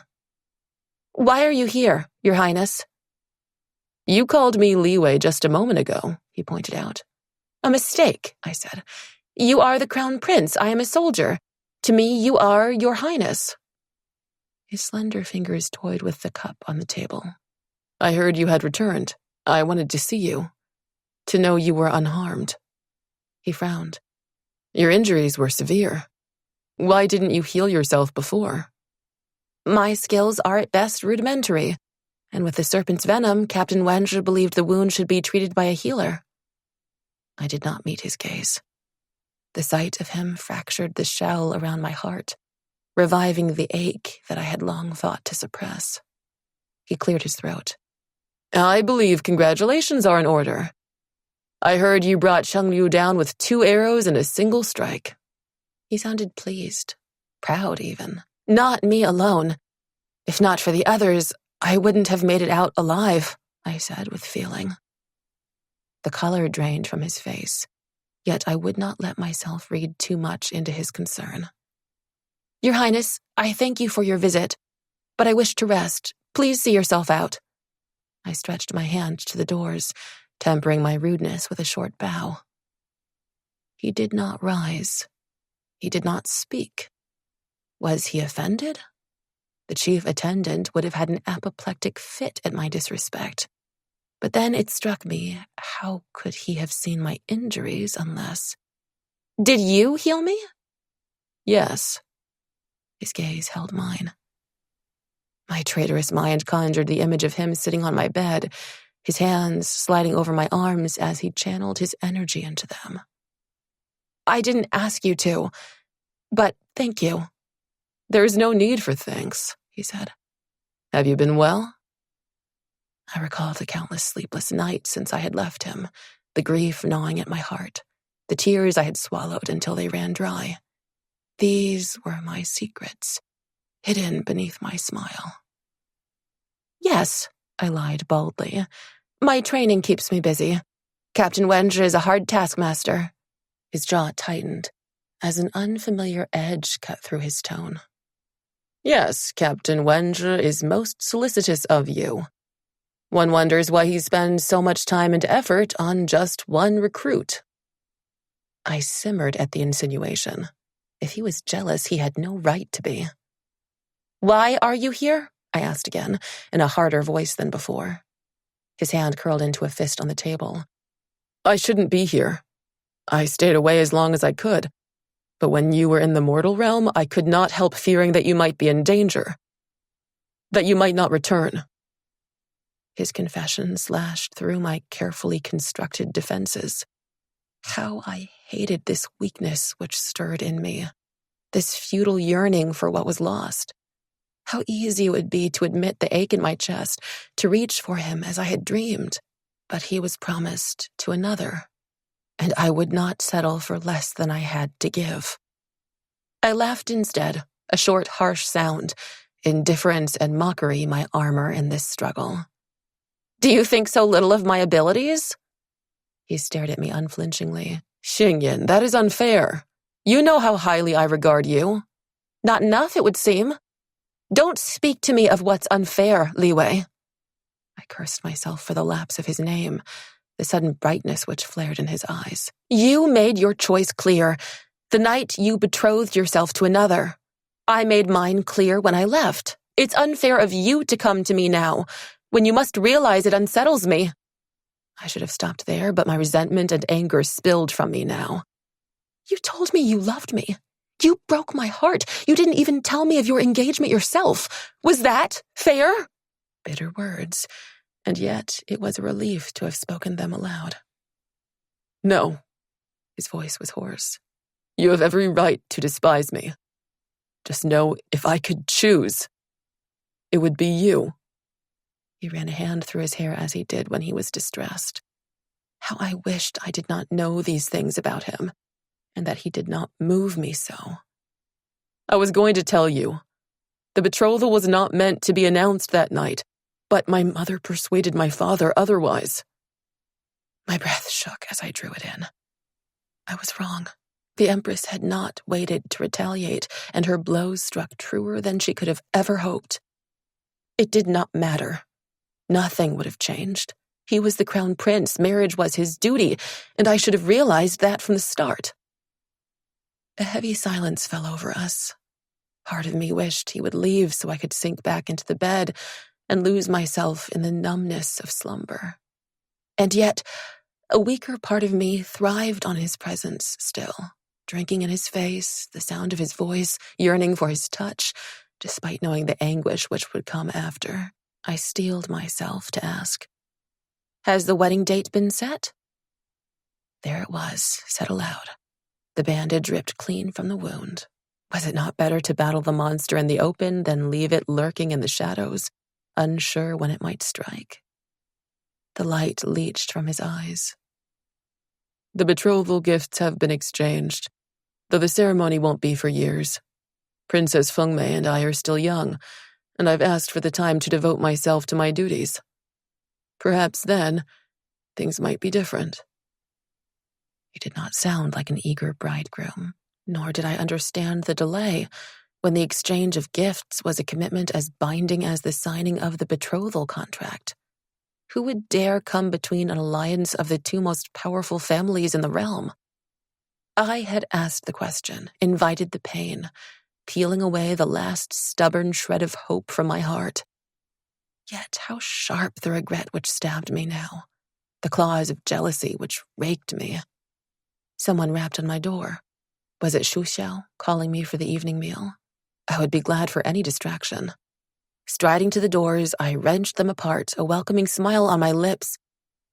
It was Captain Wenshi who stood in the entrance, out of his armor and in a black robe.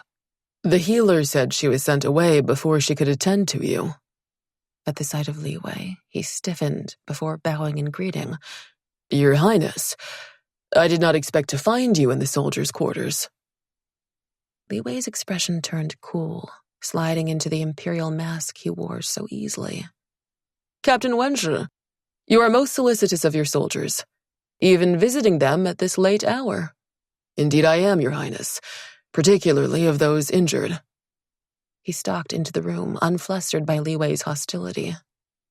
As they stared at each other, their gazes flat and unblinking, my head began to throb. Finally, Li Wei turned to me.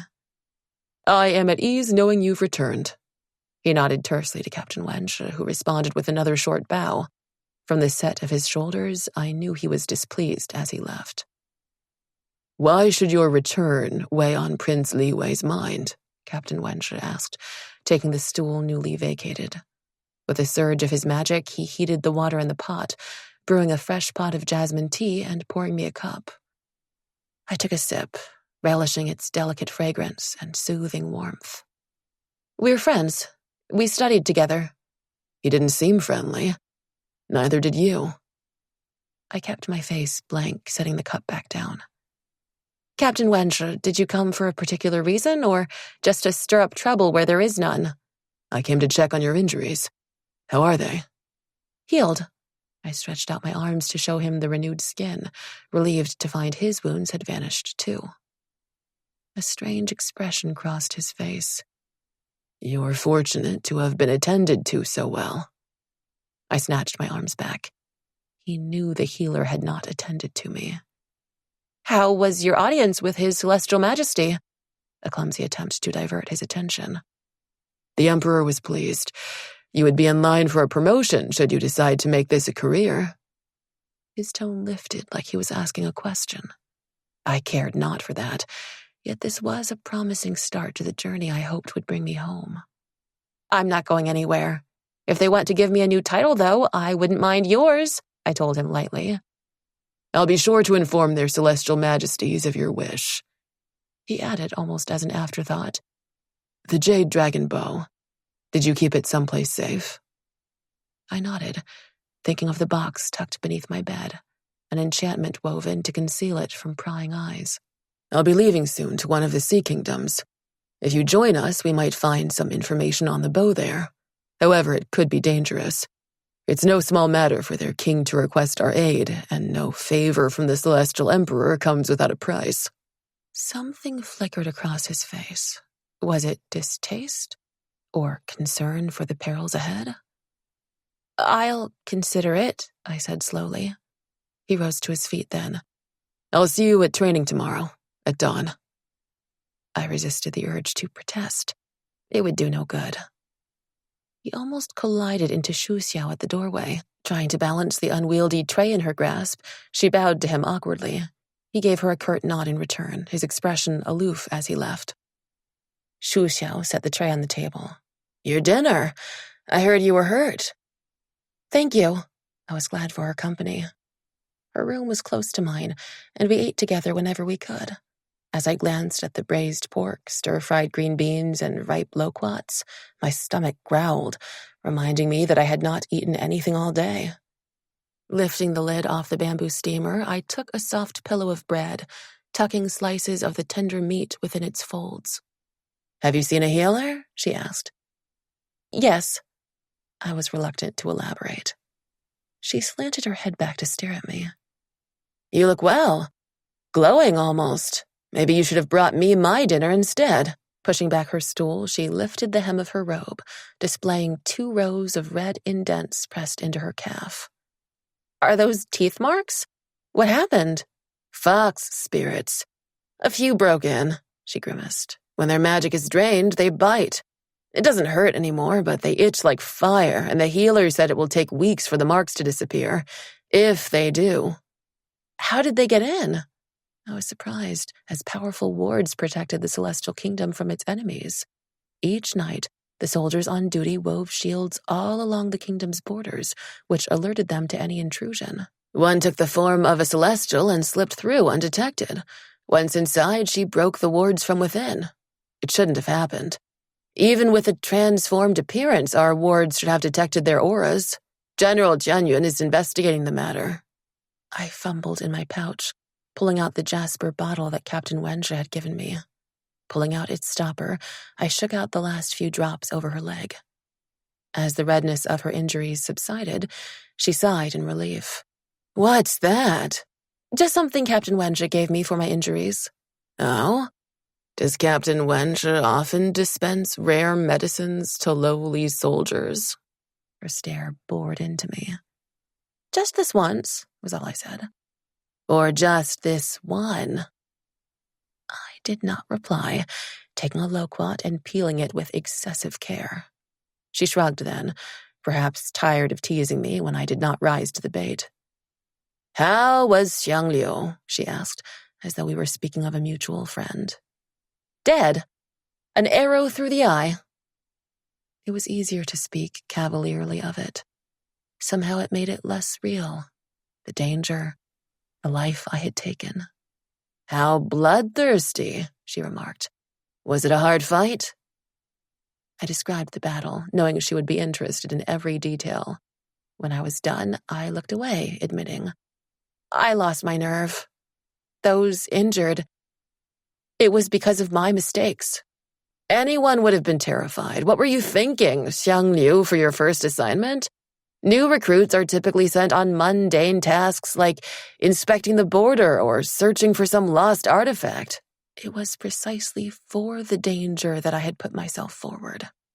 Mundane tasks were of no use to me. They would not get my name whispered into the Emperor's ear. They would not earn me the Crimson Lion talisman. She added, "At least you recovered in time. No one died. Well, except for Xiangliu. Don't forget it was you who killed it." I nodded, feeling a little better. "It wasn't all bad.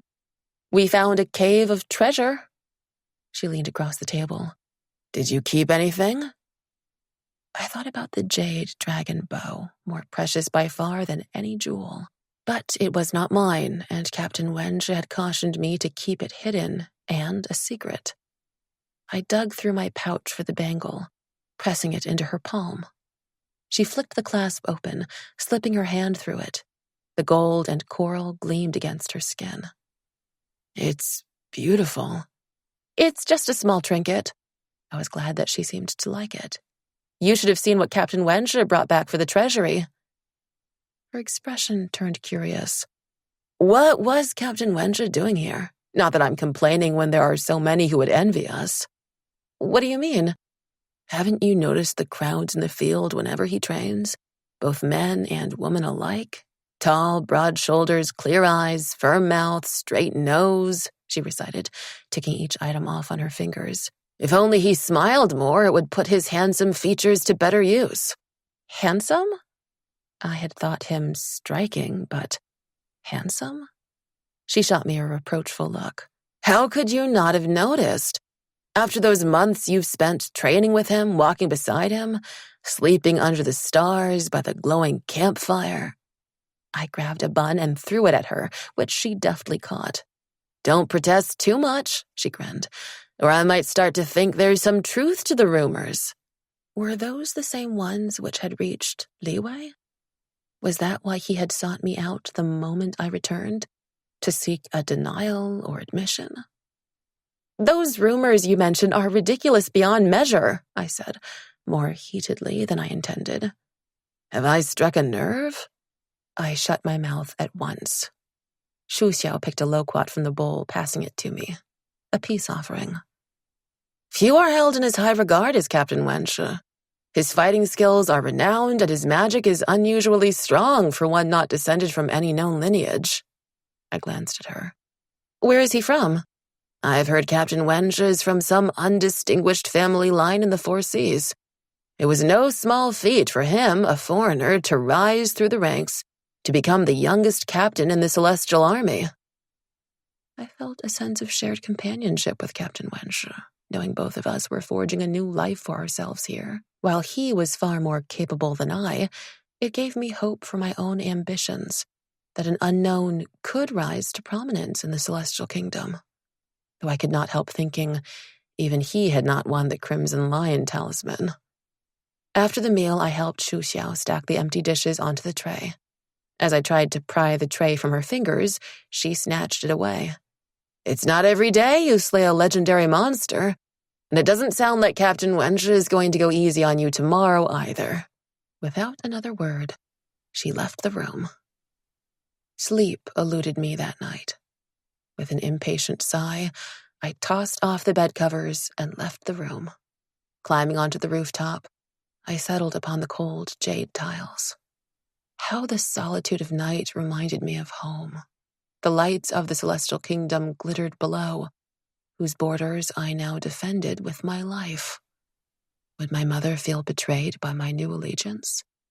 Would she think I had forgotten her in the pursuit of power? My chest cramped at the thought. If only she knew the truth, that all I did was to win her freedom, that we might be together again. 17. I stood before General Jianyun's desk, wondering why he had summoned me. I rarely saw him these days, since I began training with Captain Wenshi and his troops. My gaze fixed upon the table, intricately crafted from rosewood and inlaid with mother-of-pearl in designs of bamboo, lotuses, and cranes. I did not expect such a delicate piece to adorn the office of so pragmatic a soldier. Although I reminded myself that despite his forbidding exterior, the general had shown me kindness I did not deserve. He had seen something in me before I realized it myself. I shifted uncertainly beneath the weight of his stare, the gilded scales of my armor clinking. General Jianyun's brows snapped together in a wordless rebuke. A good soldier did not fidget. I stood straighter, forcing my legs to still. Did he call me here to admonish me for some offense? To lecture me on my carelessness with Xiang Liu? A glimmer of a smile formed on his lips. For your first assignment, you did well. My breath came out in a rush. Thank you, General. As agreed, you may decide your next assignment. There are 2 in need of another recruit. One will go to the Golden Desert to harvest the rare herbs that grow there. While it borders the demon realm, no disturbance is expected with the peace treaty intact. I nodded, trying to appear enthused. I had never been to the Golden Desert, but gathering plants held little appeal. Perhaps I should have been grateful for an easier assignment after Xiang Liu, except this would not gain the Emperor's attention. Or would you prefer to accompany Captain Wenshi again? General Jianyun offered. While that is his preference, this is your choice. He will lead a troop to the Eastern Sea, whose king has called for our aid to handle recent unrest. My mind stirred with a fragment of a tale my mother used to tell me. Her voice, soft and melodious, as she had spoken of the Eastern Sea, and... "The dragons," I whispered, so wrapped in the memory of her cool hand stroking my cheek that I inhaled instinctively, a futile attempt to capture a whiff of cinnamon wood. A dull ache gripped me, different from the stabbing pain of heartbreak, though both awoke a longing in me for something lost. General Jianyun tensed, a rare slip in his composure. Dragons? I laughed to cover my lapse, too shrill, too loud. Just an old fable I had heard, that the Eastern Sea was the birthplace of the dragons. Did they cause this disturbance? He spoke slowly, choosing his words with care. The dragons are no longer in the Eastern Sea, no longer in the immortal realm. A dozen questions flashed through my mind. All I knew of the dragons was the story I had been told. Until now, I had believed them merely a myth, a symbol of power which the Emperor seemed to favor. Before I could speak, the general continued with a frown. It is the merfolk, the deep sea dwellers. They have broken the peace for the first time ever, and while it's just petty skirmishes for now, Captain Wenche is preparing for any eventuality. The tranquil exploration of the Golden Desert or the perils of the Eastern Sea. The stench of Xiangliu's cave sprang into my memory, the ominous chink of its scales casting a shiver down my spine. But such was the price of the path I had chosen, and as Captain Wenche had said, perhaps we might find more information on the jade dragon bow in the Eastern Sea. In the weeks before our departure, I trained more intensely than I ever had before. While I was lauded for slaying Xiangliu, deep down I felt I was a fraud, that such praise was undeserved. My fear and inexperience had endangered us all. How arrogant I had been to imagine myself ready, that I could leap into the ocean depths and miraculously learn how to swim. How rash, to think my feats in training could be easily replicated when blood thickened the air, pain and terror engulfing my body and mind. No, I would not make that mistake again. Each night I sank into bed so exhausted I no longer feared being alone with my thoughts in the dark. I no longer sought the solitude of the roof. Why would I, when I drifted to sleep the moment my head dropped onto the pillow? The sky was overcast from the clouds we summoned for our journey to the Eastern Sea. A mortal looking up would have been startled by the enormous cloud banks moving swiftly across the heavens. I had finally overcome my trepidation to master this skill, no longer reliant on another to carry me. My energy flowed in a glittering surge, calling down the nearest cloud. Silver flecks wove into its voluminous folds, imbuing it with my magic as I soared into the skies. The beauty of the Eastern Sea transfixed me. Brilliant colored flowers and plants abounded along the shore, glowing with an inner radiance. I reached out to touch a petal, surprised to find it as firm and cool as porcelain. A lush forest grew at the far end, away from the shoreline, while houses of cedar wood and stone were built upon the sand. Their sloping roofs were paved with turquoise and mother of pearl, and in the morning light they glittered like the cresting waves of the sea. A crystal walkway arched from the beach to the palace, which rose from the midst of the ocean. My gaze fixed on the endless horizon as I wandered toward the shoreline, my boots sinking into the soft sand. All thought of work forgotten, I crouched down and dipped my hands into the cold water, startling the tiny silvery fish swimming in the shallows. When a shadow fell over me, I spun around, squinting against the bright sunlight. Captain Wenche towered above, an amused smile on his lips. Have you never been to the sea? I straightened, shaking the droplets from my hands. A few scattered over him, but he did not seem to mind. I've seen it when flying above, or in pictures, and someone told me it was beautiful. My mother's wistful words echoed in my mind, her hopes for the life she had envisioned for me. Footsteps crunched the sand as several soldiers approached. Beneath their watchful stares, I wrapped my palm over my fist and bowed. Captain Wenche, I await your command. See to your responsibilities before you acquaint yourself with our surroundings. His tone was stern, yet his smile did not waver as he turned and strode to the waiting soldiers. I kept my head down, hiding my face. An onlooker might think I was ashamed to be reprimanded, but as I gazed at the ever-changing waters, my spirits were lighter than the wandering breeze. And for the first time in months, I sensed the stirrings of anticipation. After the camp was organized, I accompanied Captain Wenche across the crystal bridge for his audience with the king.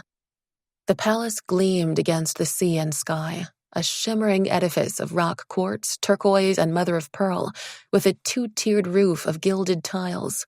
The large entrance doors were crafted from ash wood and inlaid with gold, over which hung a plaque inscribed with the characters, "Fragrant Coral Palace." All around were more of the exquisite flowers and plants I had seen on the beach, sprays of vermilion branches, bright green flowers shaped like fans, pink tubular stalks, and smooth rocks covered with glowing red moss. An enchanted garden plucked from the heart of the ocean. Through the doors, an attendant guided us down a long flight of stairs. The lower levels of the palace were built underwater, crafted from the same clear stone as the bridge. It was like walking on the ocean floor, surrounded by shifting water and coral reefs all around.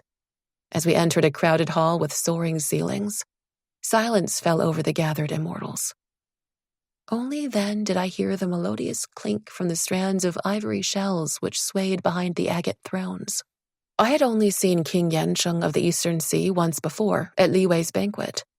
Silver hair framed his smooth, unlined face, and his eyes glowed against his dark skin. His teal silk robe was embroidered with waves, edged by glistening curves of white thread. A gold fan-shaped crown, studded with pearls, rested upon his hair.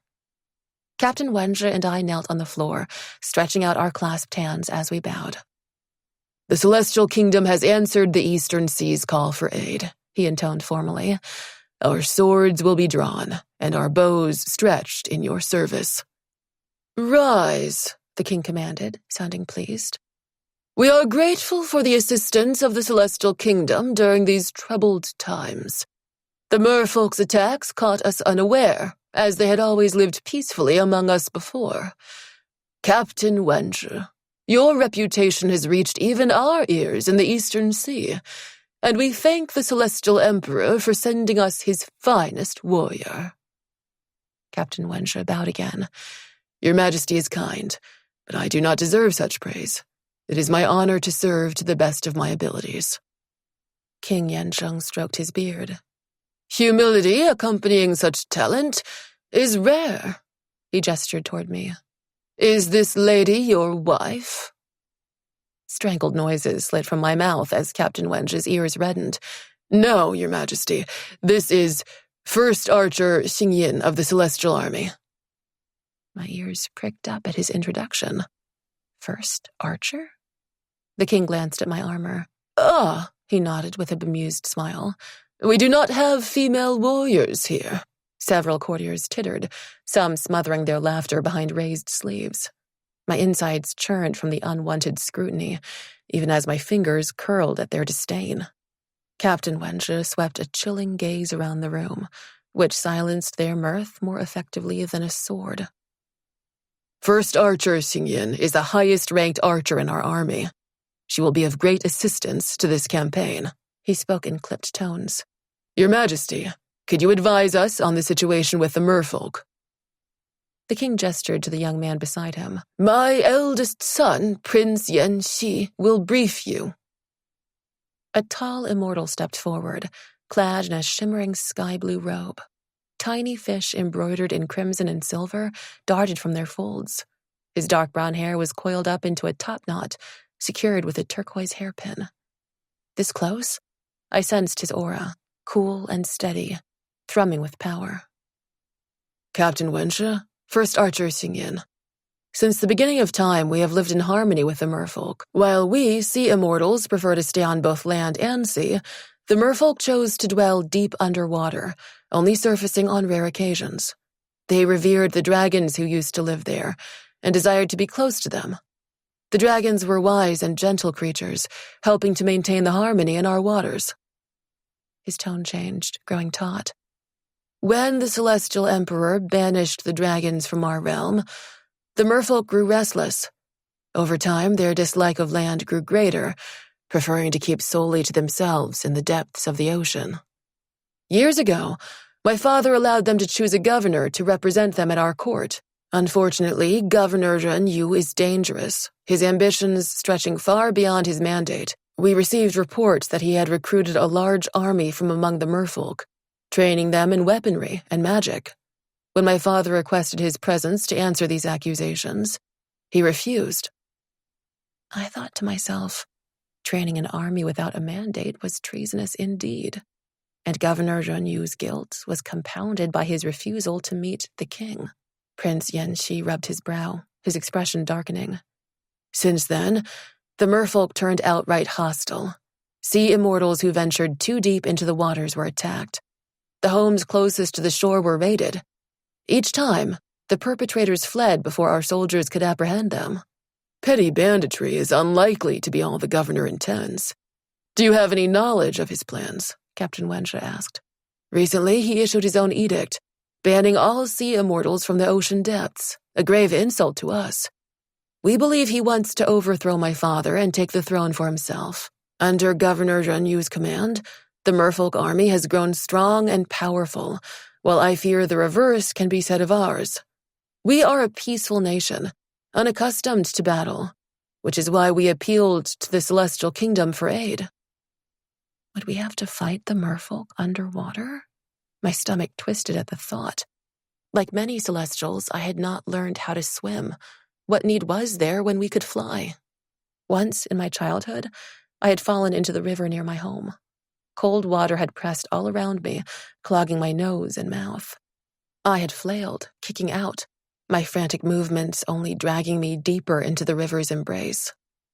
It was my mother who had plunged into the water, dragging me out. She had scolded me in a trembling tone, even as her arms wrapped tight around me, the comforting beat of her heart silencing the last of my terror. How sharp the remembered fear which pierced me now. But I pushed it aside to say, Celestial soldiers are unused to being underwater. If there is a battle, we should try to draw the merfolk to land. Something flashed across Prince Yanxi's face, akin to surprise. Indeed, we would be greatly disadvantaged underwater. The merfolk are excellent swimmers and are accustomed to the darkness. However, they will be reluctant to challenge us on land. We will need a plan. King Yansheng leaned forward. The captain and his troops just arrived today. We are being inhospitable, keeping them here when they need to settle themselves. His smile was gracious and warm. Captain Wenxia, we have planned a banquet tonight in your honor. I hope you will grace us with your presence, along with First Archer Xingyin. We would be honored. Captain Wenxia hesitated, his throat working.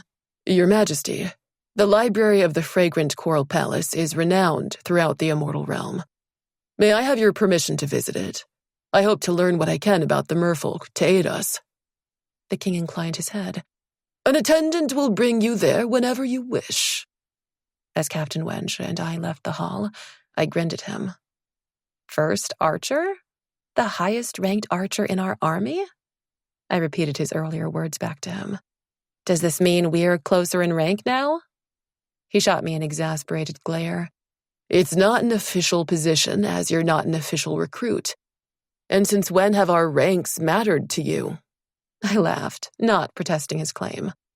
I had never been disrespectful to him, but neither had I treated him with the deference his position called for. Without breaking his stride, he continued, You are the first-ranked archer in the army. Although, if you slack off and lose your position, you'll have to make do with second or third archer, which sounds a lot less impressive. Ha! I was stung by his insinuation. Care to challenge me yourself? He was known to be a skilled archer, and yet the moment the words left my mouth, I wanted to snatch them back. They evoked too many unsettling memories of a peach blossom forest, of someone I desperately wanted to forget. A shadow of a smile formed upon his lips. Not with the bow, but you're welcome to try me on any other weapon. I did not reply, forcing myself onward, one step after the other, as silence fell between us now. He stopped by the entrance doors, tilting his head as he scrutinized me. You look pale. Tired. You've been training too hard. Why don't you return to the camp and rest? I'll go to the library to see if I can find anything of use. He gestured to the waiting attendant, who hurried over at once. I'm fine, I protested, eager to visit the library too. But he stared at me unrelentingly until I nodded. I could not defy his order in front of the attendant. I'll tell you what I find, he said, perhaps seeing my crestfallen face. Rest while you can. Tonight will be a long affair. 18. An attendant from the fragrant coral palace arrived, bearing a tray of garments for the banquet. Glad for their gracious hospitality, I pulled on the yellow satin dress with turquoise beads thickly sewn onto its hem and cuffs. A sea-green sash went around my waist, its silken tassels falling to my knees. The style of this garment was different from those in the Celestial Kingdom, leaving my jade pendant bared below the hollow of my neck. My only other adornment was a comb of pearls tucked into the crown of my head, as my dark hair flowed loosely down my back. Captain Wenj waited for me outside. My pulse leapt unexpectedly as I walked toward him. He was striking tonight in a forest green robe with a gleaming length of black silk knotted around his waist. His hair was gathered into a carved jade ring, falling over his shoulder like waves of night. It was as though my eyes were rinsed, finally seeing with startling clarity all the fine features which Shu Xiao had described. The wind blew gently that evening. I inhaled the cool air, drowning my senses in the fragrance of the sea, a bewitching mixture of sunshine and salt, laced with an undercurrent of excitement. The rays from the setting sun painted the waters crimson and vermilion, the fragrant coral palace glowing like a jewel in the horizon. In the banquet hall, hundreds of lanterns were strung across the ceiling, luminous and bright. Low wooden tables and brocade-padded chairs were arranged around the walls, leaving an empty space in the center of the room. In one corner sat an elegant lady playing a pipa, the four-stringed wooden instrument shaped like an elongated pear. As she plucked its strings, the melancholy strains of her song filled the air.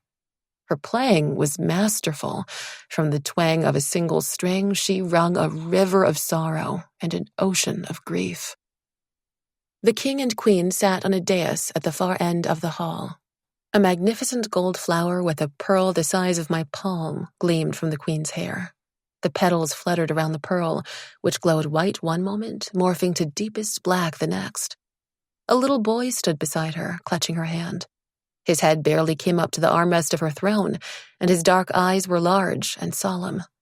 Beside him stood an elegant lady in apricot silk with strands of round pink pearls looped around her neck. Her delicate chin was tilted up as she scrutinized the hall with an expression of regal aloofness. "Is that His Majesty's daughter?" I asked Captain Wenxia as we went to greet our hosts. His Majesty has only 2 sons, Prince Yanxi, whom you've met, and Prince Yanming. Following my gaze, he added, "The lady standing with Prince Yanming is Lady Anmei, his governess. She's the daughter of a powerful nobleman, and her family holds great influence at this court." After we paid our respects to the royal family, an attendant showed us to our table. Captain Wenxia filled our cups, and I took a sip of the wine, the mild sweetness of the fermented grains lingering on my tongue. The silver plates before us were piled with exotic foods, most of which I had never seen before. Glossy red crustaceans, golden jellyfish, and black spiked spheres. I thought those looked particularly unappetizing, although the other guests ate it with relish. Captain Wenxia took one and sliced it open, passing half to me. I scooped up its flesh and slid it into my mouth, savoring its creamy yet briny taste. "Is the food to your liking?" Prince Yanxi asked, appearing before us unexpectedly. I choked on my mouthful, coughing loudly. Grabbing my cup, I took a large gulp of wine before hastily rising to greet him. He inclined his head in acknowledgement, saying, "Captain Wenxia, my father wishes to speak with you. He asked if you would join him at his table. I will accompany First Archer Xingyin until your return." A frown flitted across Captain Wenxia's face, only to vanish in the next instant. He bowed to the prince before walking toward the dais. I could not help noticing how Lady Anmei brightened when he took the empty seat at their table. Prince Yanxi lowered himself onto the chair as he looked intently at me. For some reason, I did not find his interest offensive. Perhaps it was the open curiosity in his expression, or the humor as I boldly returned his stare, determined not to be the first to break the silence. "First Archer, where did you learn your skills?" The candid way he spoke reminded me of General Chen Yun. "I trained alongside Prince Liwei when I was his companion." I responded in a similar vein, hoping he did not catch the quiver in my voice. Recognition dawned. Of course. I remember you from the banquet. You played the flute well. Do you still? No. I looked away from him. I had not played since that night. Perhaps sensing my unease, he asked, Why did you join the Celestial Army? Was this your family's wish? The general who mentored my early training offered me a position. His fingertips played with the rim of his cup. Surely there must have been many other opportunities available to one who had served the Crown Prince. Not where I would have the freedom to make my own way. I have no family to advance me, and only my skills to depend on. I lifted the cup to my mouth and took a long drink. But this is my choice. I would not seek another, I added, thinking of the Crimson Lion talisman. A smile played upon his lips, his eyes crinkling. They were not black as I had imagined, but the deep, opaque blue of uncut sapphires. He picked up the porcelain jug to refill my cup. Your candor is refreshing. The wine was going to my head, loosening my tongue. Why does your highness have so many questions for someone like me? Because there aren't many like you. Captain Wenjie holds you in high esteem. You must be exceptionally skilled to be ranked the first archer. Yet you look like no warrior I've ever encountered. I returned his smile. As there are no women in your army, I'm not surprised. He threw back his head and laughed. I apologize. I'm not usually so inept in my compliments. Had I heard him correctly? Growing aware of the sudden lull in conversation, I glanced around the hall.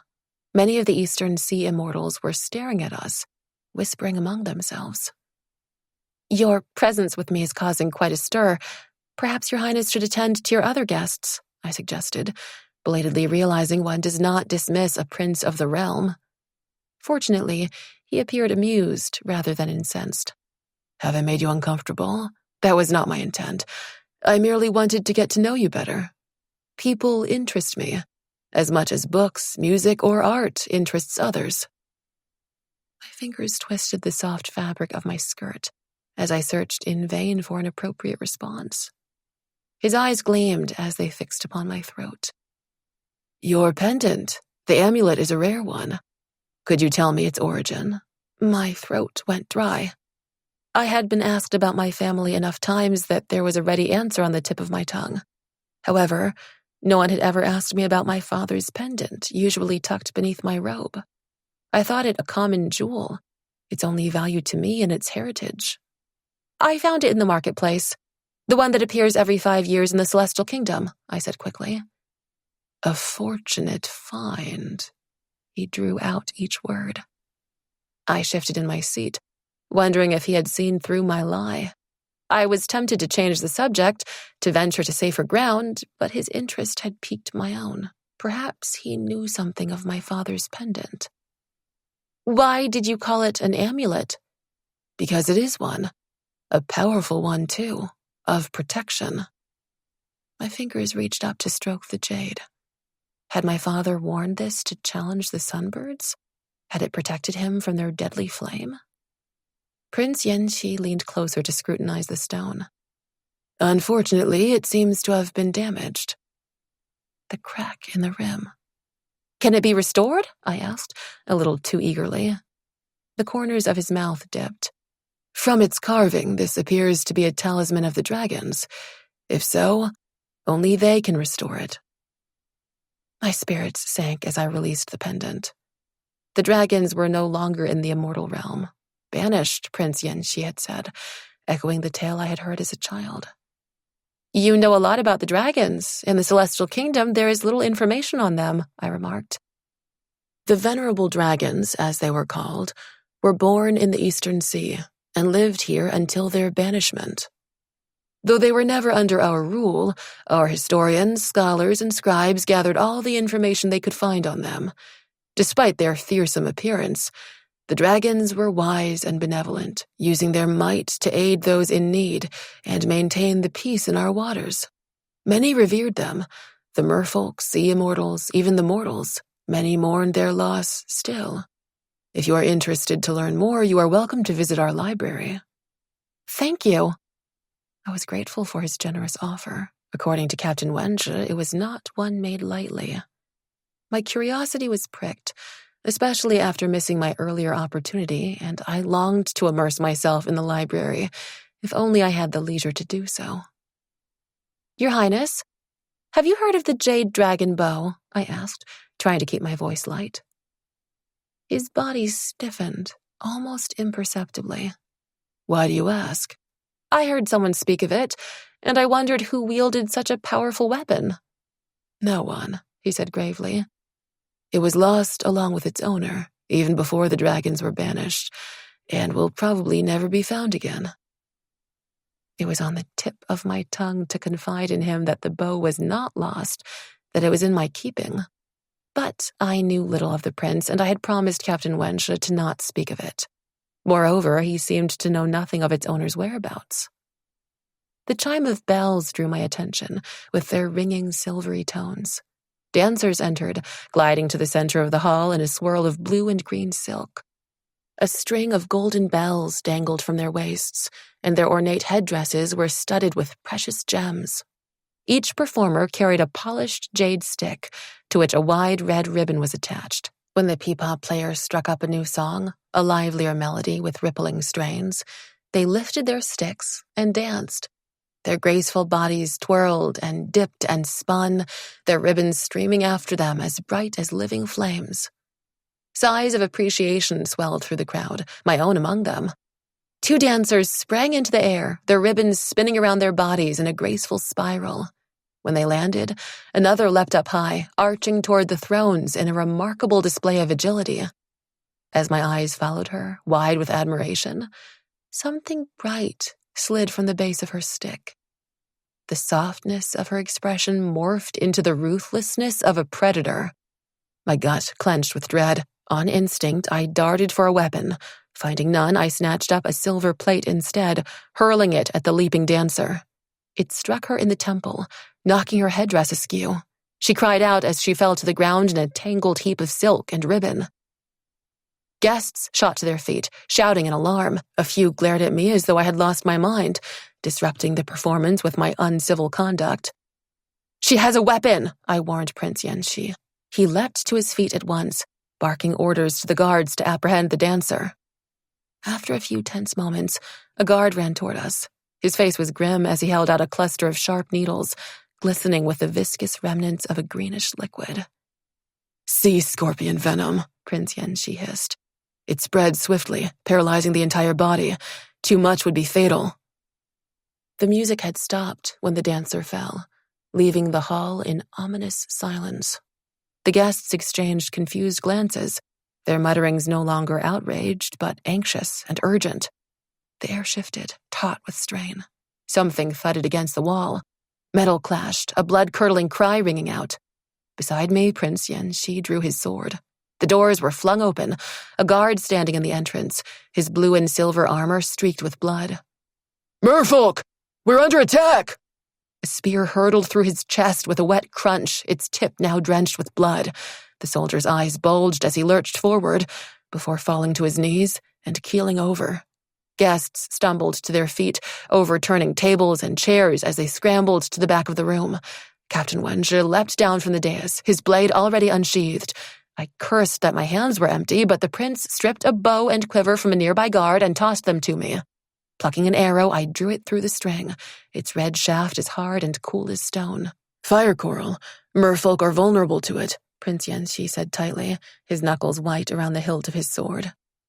Assailants swarmed into the hall. Their armor was woven from small scales that gleamed like mother of pearl. They raced toward us, turquoise pupils bright, their braided hair flying behind them. Their fair skin was coated with an iridescent sheen, as though I were looking at them through a pane of colored glass. My skin crawled at the sight of their curved swords, coated with the same venom as on the needles. Those cut by their blades froze where they stood, their limbs jerking unsteadily, their eyes wide with horror. As Prince Yenshi rushed into the fray, a merman lunged at him. At once I released an arrow, striking the attacker in the shoulder. He fell to the floor, clutching the shaft embedded in his flesh. I hardened myself to the sight. To his gasps. Remorse I could ill afford, as I shot arrow after arrow at the invaders, though I aimed for their limbs when I could. Captain Chang'e would have rebuked me had he realized this. To him, an enemy was an enemy, and to show mercy in a battle was to leave your back unguarded. Yet I could not help wondering why the merfolk had risen against the sea immortals. I was learning that kings were not always as just as in the stories, and the mercy of gods was sometimes flawed. Blood splattered the floor, and my palms were slick with sweat. My arrows plunged forth in a relentless stream, the agonized cries of those struck beating at my conscience. I forced my attention back to the weapons the merfolk bore, the harm they had inflicted. But for as many who fell beneath our arrows and blades, more poured through the doors. Our own forces dwindled as we formed a protective ring around the royal family and guests.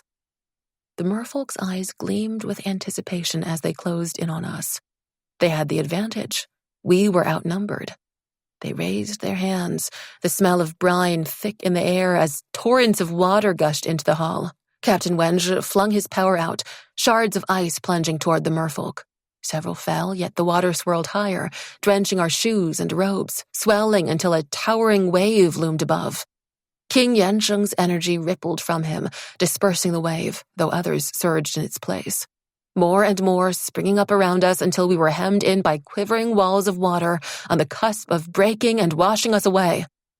A soft cry from behind pierced me, that of a child muffling his fear. Was he Prince Yenming? Grasping my energy, I summoned a wind that hurtled into the hall, arching over us like a translucent dome, glistening ice streaking across it as Chang'e threw his energy alongside mine.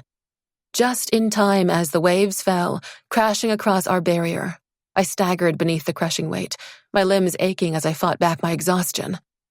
Just when I thought I would collapse, Prince Yenxi's power surged forth, sweeping the water up and hurling it over the merfolk. Footsteps thudded from a distance. I stiffened, bracing for a fresh onslaught as I raised my bow, my sore hands already drawing an arrow at the ready. More soldiers streamed into the hall, this time clad in the blue and silver armor of the Eastern Sea. I sagged with relief, lowering my weapon. The merfolk charged at the soldiers, fighting valiantly, but were soon overwhelmed. The captured leader was dragged forward. Blood trickled from a wide gash across his cheek as his pupils glowed with blue flame. Assassins, masquerading as dancers with poisoned needles to kill our king. What other despicable tactics has Governor Renyu stooped to? Prince Yenshi asked scathingly. All tactics are honorable when dealing with a dragon killer, the merman spat.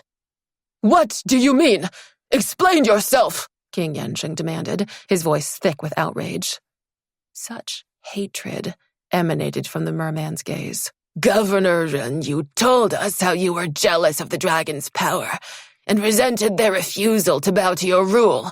You conspired with the Celestial Emperor to imprison and slay them. Prince Yenshi shuddered as though repulsed. A vicious pack of lies. We revered the dragons. We honor them still. We never sought to rule them. It sufficed that they graced us with their presence. His tone hardened. To accuse my father of this is obscene and unworthy of your intelligence. The merman snarled. You lie as well as your father. Prince Yenshi lunged at him, but Captain Chang'e grabbed his arm, pulling him back. Beyond your governor's claims, what proof do you have that the dragons were murdered? Captain Chang'e wanted to know. Confusion flashed across the merman's face, though he remained obstinately silent. King Yansheng spoke calmly. Your governor has shown you no proof because none exists. His claims are meritless, his accusations false. Nothing more than empty words to stir you to do his bidding. The merman bared his teeth. Governor Renyu swears he will avenge the death of the dragons. Once the unworthy king is deposed, he will restore the merfolk to our glory. He will... He shut his mouth, turning away. Was he afraid to let something slip? Or had an enchantment prevented him from doing so? Captain Chang'e did not seem to notice as he laughed, a mirthless sound. Does the governor intend to take the crown after murdering your rightful ruler? How noble of him, to ascend the throne in the name of seeking retribution for the dragons." The merman shook his head vehemently. "No! Governor Renyu is honorable. He only wishes to—" Again, his words cut off. King Yansheng sighed. "I wished we could have done more to aid the dragons. We pleaded with the Celestial Emperor to rescind their punishment, to release them, but he refused. They had indeed challenged his authority, and our hands were tied. The dragons would not have wanted us to go to war with the Celestial Kingdom. They valued peace above all." "Dragons have not been seen for centuries," the merman cried. "That does not mean they're dead," Prince Yanxi countered. "We would sense it if such light faded from our world." As the merman sneered, I bit my lip, staring at him. Something felt wrong. His eyes blazed with conviction, and he spoke with passion. Yet why did he stake his life and honor on hollow claims alone? Captain Wench's voice broke through the silence, soft and low. "What was your purpose today? To kill the king and heir? Yet the Eastern Sea's allies would never accept Governor Renyu as king. What was the governor's plan?" The merman raised his chin in defiance. "Do your worst. I will tell you nothing." "Oh, you will," Captain Wench said, each word ringed with steel. "I have found there are ways to extract even the most precious secrets. Not just fire and ice, but those from the mortal world. Limbs severed, skin flayed, flesh boiled in oil." A chill sank through me. I kept my face still. The merman flinched as Captain Wench leaned toward him. "If you will not speak, one of your friends might be persuaded to. If not, your people will suffer the wrath of the Celestial Kingdom. They will be banished from the Eastern Sea, exiled to the Golden Desert, left to wander and wither beneath the heat of the sun for eternity upon the parched sands." Prince Yanxi inhaled sharply as his father turned pale. To a sea immortal, such a fate must be worse than death. They had maintained their composure through the grim talk of torture, yet I did not think they possessed the stomach for this harsh a punishment. But what mattered was what the merman believed. I had heard Captain Wench was skilled at extracting answers from stubborn prisoners without resorting to physical cruelties. The rumors had not been exaggerated. Already the merman showed signs of caving, his breathing quickening, his eyes darting around, yet always returning to the captain. I had witnessed Captain Wench's unwavering resolve in battle, his fearlessness in charging to the fore. His honor and bravery were revered by the soldiers, but this was a new facet of his personality. Perhaps they were two sides of the same coin. One could not achieve all he had done without a certain ruthlessness. The merman cowered away. Still, Captain Wench held his gaze, his pupils obsidian dark. Finally, the merman slumped, shaking uncontrollably. "No more," he pleaded in a thin rasp. "Leave my people alone. Don't hurt them," he gasped as though the words were torn from him. "Prince Yanming, even if we failed to kill the king, we were to capture his son." King Yansheng lurched to his feet. He searched the hall for the young prince who was huddled beside the queen in a far corner, his head resting upon her shoulder, blissfully unaware of the threat to his family and life. Prince Yanxi clutched the hilt of his sword, struggling for composure. "A contemptible plan. Governor Zhen, you must want to crown my brother, while he rules as the power behind the throne, after he disposes of the rest of us." He nodded curtly at the guards, who hauled the prisoner away. There was no more fight left in the merman, who drooped like washed-up seagrass. Just a short while ago, the hall had been filled with gaiety and laughter. Now armored soldiers replaced the elegant guests who had fled, the groans from the wounded a poor substitute for the soothing strains from the pipa. "I apologize for the abrupt end to our festivities. It was not quite the welcome we intended," Prince Yanxi said ruefully. Captain Wench's expression was somber. "Perhaps not, but we've gained valuable information on Governor Renyu's ambitions, and how far he's willing to go to achieve them." Prince Yanxi nodded. We will plan our path forward tomorrow with our commanders. I promise it will be less eventful than tonight now that we're on the alert. Regardless, we have an ample supply of arrows in the palace." His eyes gleamed as he added, "Plates, too, if the first archer prefers." My lips curved in a hollow smile, though I welcomed his attempt to lighten the mood. Prince Yanxi inclined his head to Captain Wenshi. "Your aid tonight was invaluable, and my father will be sure to commend you to the Celestial Kingdom. Your reputation is indeed well deserved." He glanced in my direction. "As is yours, First Archer." I bowed in acknowledgement of his praise. Yet my smile faded as I gazed around the hall, at the fragments of porcelain and spilled food, mingling with crimson trails of blood. 19. Sleep evaded me that night. When we were attacked, a cold instinct for survival had enveloped me, and I shot our attackers down unflinchingly. But with the merman's accusations ringing in my ears, doubt wound its way into my heart. Were the dragons in danger? Was King Yansheng as righteous as he was reputed to be? Was Prince Yanxi's admiration of the dragons feigned? No, I thought to myself. He did not seem to be of a duplicitous nature. It had become a habit for Captain Wenshi and I to eat together, and I usually enjoyed these moments of quiet companionship. Yet, this morning, I picked over the meal listlessly. "You fought well last night," he said. I winced, feeling no pride at his praise, the agonized cries of those struck still echoing through my mind. "Do you believe any of what the merman said? About King Yansheng betraying the dragons?" "No," he said firmly, with such certainty that a little of my unease dispersed. "The king's reverence of them is well known. Besides, the dragons were no threat to him." "Why do the merfolk believe the governor?" I asked. "That is a mystery. Governor Renyu has the makings of a tyrant, and his ruthless actions last night have only reinforced that suspicion.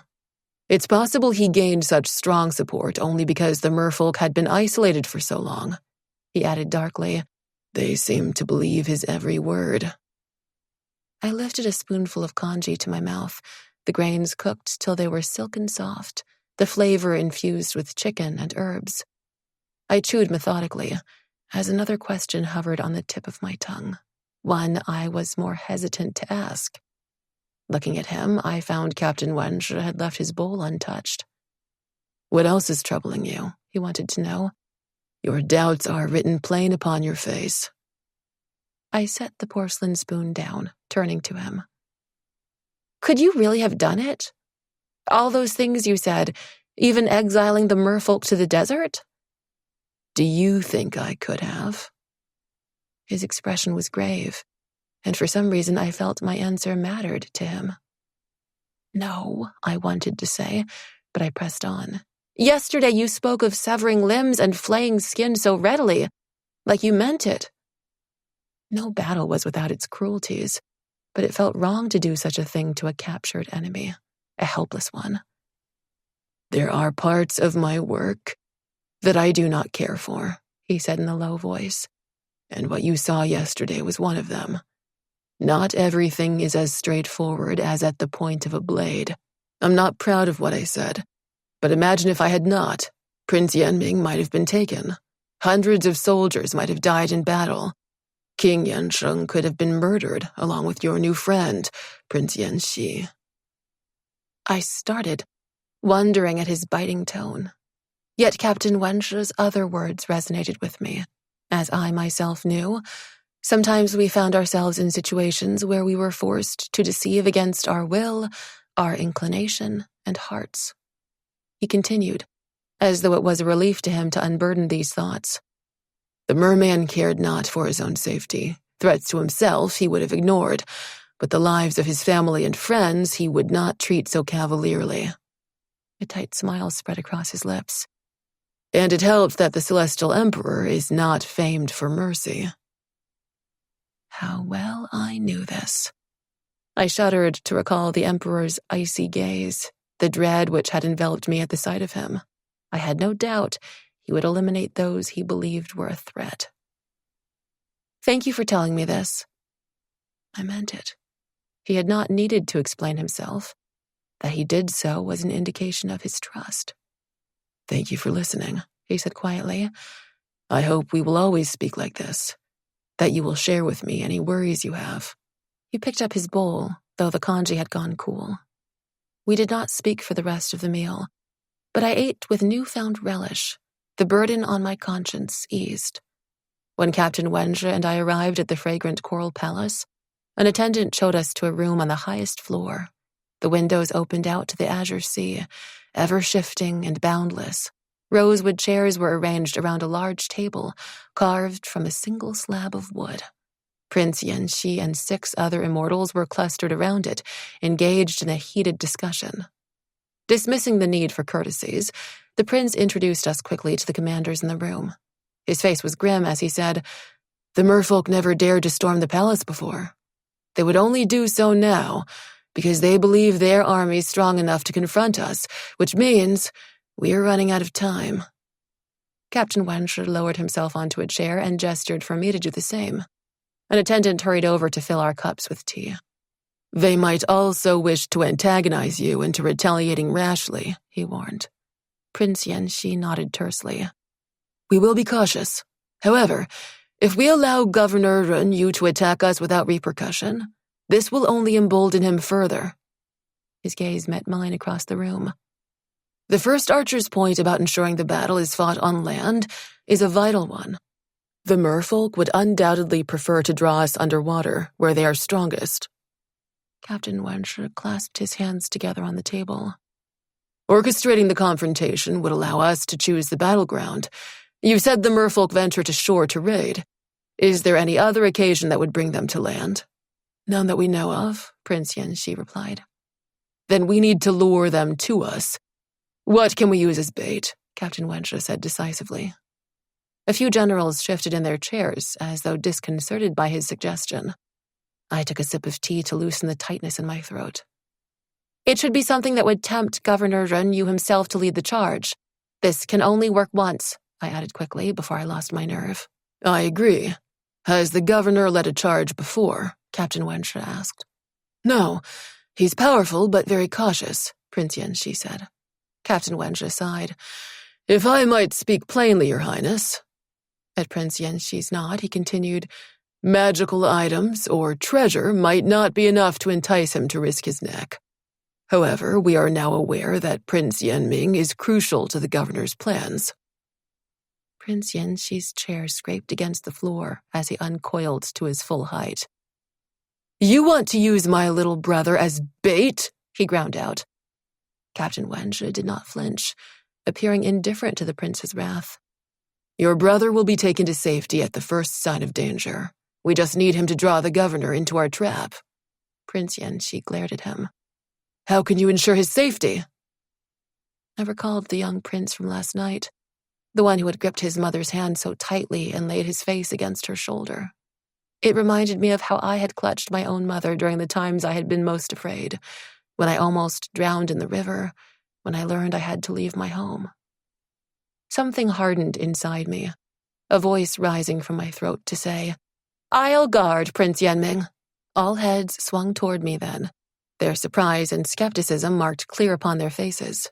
I was in disbelief myself. Until this moment, this had not been my intent. Only Captain Chang'e smiled. "She will be the perfect guard to watch over His Highness. I will protect him too. We can't surround him with more guards than usual, not without arousing suspicion." I slumped against my chair, relieved to no longer be the center of attention. Or was it because of his offer to stand watch with me? A little of the ice thawed in Prince Yanxi's expression as he sat down again.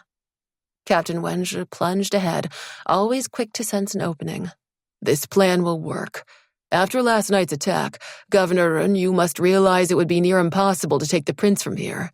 We could spread the news that Prince Yanming will be leaving soon for the Celestial Kingdom for his safety. All we need is for him to appear on the beach, to convince the governor of his presence. First Archer Xingyan and I will be with him at every moment. If this doesn't draw out Governor Renyu, nothing will."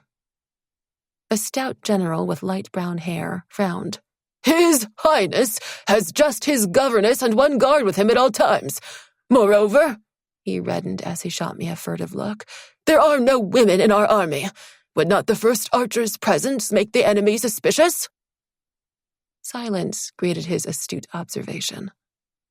Captain Wenche tucked his chin between his fingers as his gaze slid over me. "First archer Xingyin can disguise as Lady Anmei, the prince's governess." I froze, quelling an instinctive protest. How could I delude anyone into thinking I was the elegant lady from the banquet? My opinion was apparently shared by many, as the generals exchanged incredulous glances, though they seemed too polite to voice their reservations aloud. Captain Wenche had no such scruples. "I know she looks nothing like Lady Anmei, but with the right clothes and accessories, some face paint—" "Captain Wenche, thank you for your confidence in me," I interjected, fighting down a flash of irritation at his callous remarks. Prince Yenxi's expression was still grim. "My brother will be taken away before the battle begins." It was a demand, not a question. Captain Wenche inclined his head. "Of course." The prince spoke to me now.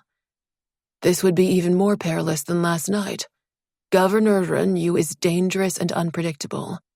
You would be the target of our enemies' attacks, and to avoid raising their suspicions, you can't carry a weapon or use your magic, at least not until the trap is sprung.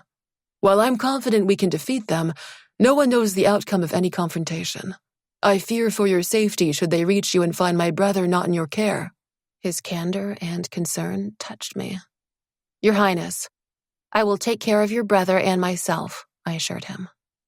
He nodded then, glancing around at the room. "Very well, we will proceed. Though we need some time to make our preparations and plant the information with the right sources. It would be prudent if you could spend some time with my brother over the next few days. If our plan is to succeed, he needs to be at ease with you." Something turned over in my stomach. While I recognized the good sense in his suggestion, I had not spent much time with children. After the meeting, Captain Wenche and I followed the prince to his brother's quarters.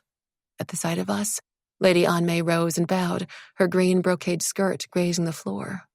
Up close, she was even more striking than I remembered.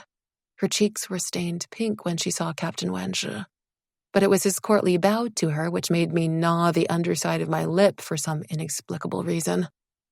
Prince Yanming came forward then, executing a flawless bow to his brother. When he was introduced to me, he showed no recognition from last night. Prince Yenxi wasted no time in drawing Lady Anmei aside and speaking to her in hushed tones. Without another word, they left the room with Captain Wenche. "Where did Lady Anmei go? Who are you?" Prince Yenming demanded.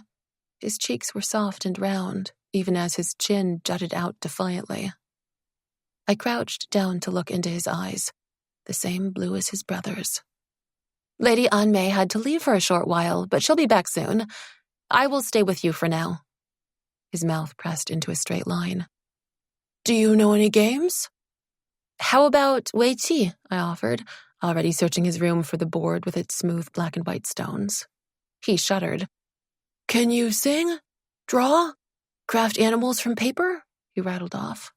I shook my head, my spirits sinking. "You're the worst governess I've ever met." He crossed his arms mutinously in front of him. I scowled at him, irked by his words. "Well, I'm not your governess, and you're being very rude. Maybe if you were a little more polite, I would teach you some of the exciting things I do know." His eyes squeezed tighter, his mouth pursing like a wrinkled grape. I braced myself for his tantrum and tears, thinking Shu Xiao with her effortless charm would have been far better equipped for this challenge. But then he drew himself up straight and with remarkable poise asked, "Well, what can you do?" I racked my mind for something to say to capture his interest, something to live up to my rash boast. "I can play the flute," I offered with more than a little pride. He huffed impatiently, rolling his eyes, utterly unimpressed by one of my greatest skills. "I've read a lot of books," I added quickly. "I can tell you stories." A sudden interest sparked in his face. "About the dragons?" "The 4 dragons when they bring rain to the mortal realm." I was relieved to have finally caught his attention. It had been one of my favorite tales as a child, and one with more truth to it than I had suspected. The one where the dragons get punished by the stuffy celestial emperor? That's the worst of them all. Before I could stop myself, a snort of laughter burst from me at his irreverent description of the most powerful immortal in the realm. The corners of his lips curved up ever so slightly. What else can you do? The animosity had vanished from his tone. I returned his smile. Shoot arrows and fight with a sword.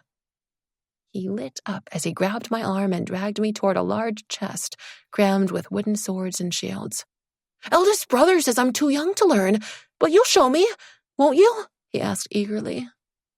Helpless before such enthusiasm, I nodded weakly, hoping Prince Yanxi would forgive my transgression.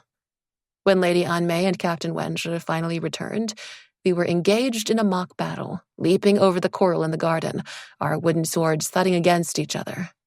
At the sight of them, I hastily dropped the sword, smoothing back my disheveled hair. Your Highness, it's your bedtime, Lady Anmei said in a firm tone. Prince Yanming's shoulders drooped, but he took her outstretched hand. Will you come again? Tomorrow? He asked me. Something bloomed in me at the hope in his voice. Yes, I would like that very much. The sky had darkened to twilight by the time we returned to the shore. Instead of joining Captain Wenzhi in his tent, I ate with the other soldiers. For some reason, I did not want to be in his company tonight. I was on edge, wound tight. After the meal, I paced along the beach, climbing upon a large rock. It soothed my restlessness to watch the waves hurling themselves against the shore in reckless abandon. The rough stone pressed against my back as I lay down, staring at the sky. When the moon shone as brightly as it did tonight, I knew my mother had lit the 1,000 lanterns, and the perpetual ache in my heart eased a little. As I imagined her arms around me, her cool cheek against mine, a smile spread across my lips. Footsteps approached, almost drowned by the crashing waves. You like to stare at the moon, Captain Wenzhi said from behind me. It's a better view than some. I did not bother to rise. It was rude of me, but I was in no mood for courtesy. As he climbed up to join me, I jerked up onto my elbows, glaring at him. Will you leave?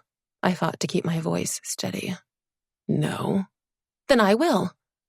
I pressed my palms against the rock to slide down, but he covered my hand with his. His grip was as unyielding as the stone beneath my skin. Why are you angry? He sounded confused. I snatched my hand away, wrapping my arms around my knees. In truth, I did not know the cause of this gnawing sensation whenever I looked at him. Was it because I suggested you dress as Lady Anmei? He probed. The memory of his careless words stung. You had no concern for me when you said that. His brow creased in surprise. Are you afraid? He asked, misunderstanding my meaning. You can take care of the young prince and yourself, even without weapons and magic. And if I had no concern for you, would I stand guard with you? I'm not afraid. Then what is the reason for your ill humor? His voice was as soft as the evening breeze. I know you admire Lady Anmei and that I'm not as beautiful or elegant as her, but it was not pleasant to hear it said aloud. Heat crept up my neck at the recollection. Admire her? If I was attentive to her, it was only because it seemed to annoy you. He grinned wryly before turning serious once more. Why would you want to look like her? Why would a falcon want to be a nightingale? My pulse quickened. I did not know why, except I was suddenly unsure of myself, eager to leave and yet wanting to stay. Captain Wenzhi, just Wenzhi. His gaze held mine. Somehow I knew it was a moment of great import to him, a mark of trust that he did not easily relinquish. My cowardly desire to leave vanished. I called Xu Xiao by her name, but we were close friends, peers. I had only ever addressed him as Captain Wenzhi, as he called me Archer Xingyin. Any other form of address here would have been unthinkable. We had teased, needled, and even argued outright with each other, but this would be crossing into unfamiliar terrain, sweeping away yet another barrier between us. One, I found, I was glad to do without. Wenja, I repeated slowly, unused to his name without his title. A smile appeared on his lips, barely perceptible in the dark. The last of my discomfort vanished, replaced by a warm flutter. I did not speak again, and neither did he. Together, we lay on the rock in companionable silence, the waves rushing to shore the only sound in the night. The moon rose higher. Its glow glinted on the water, the fragments of 1,000 silver shards reflected on its surface. The breeze cooled my skin as the warmth in my chest spread to my veins, as though I was drunk on wine.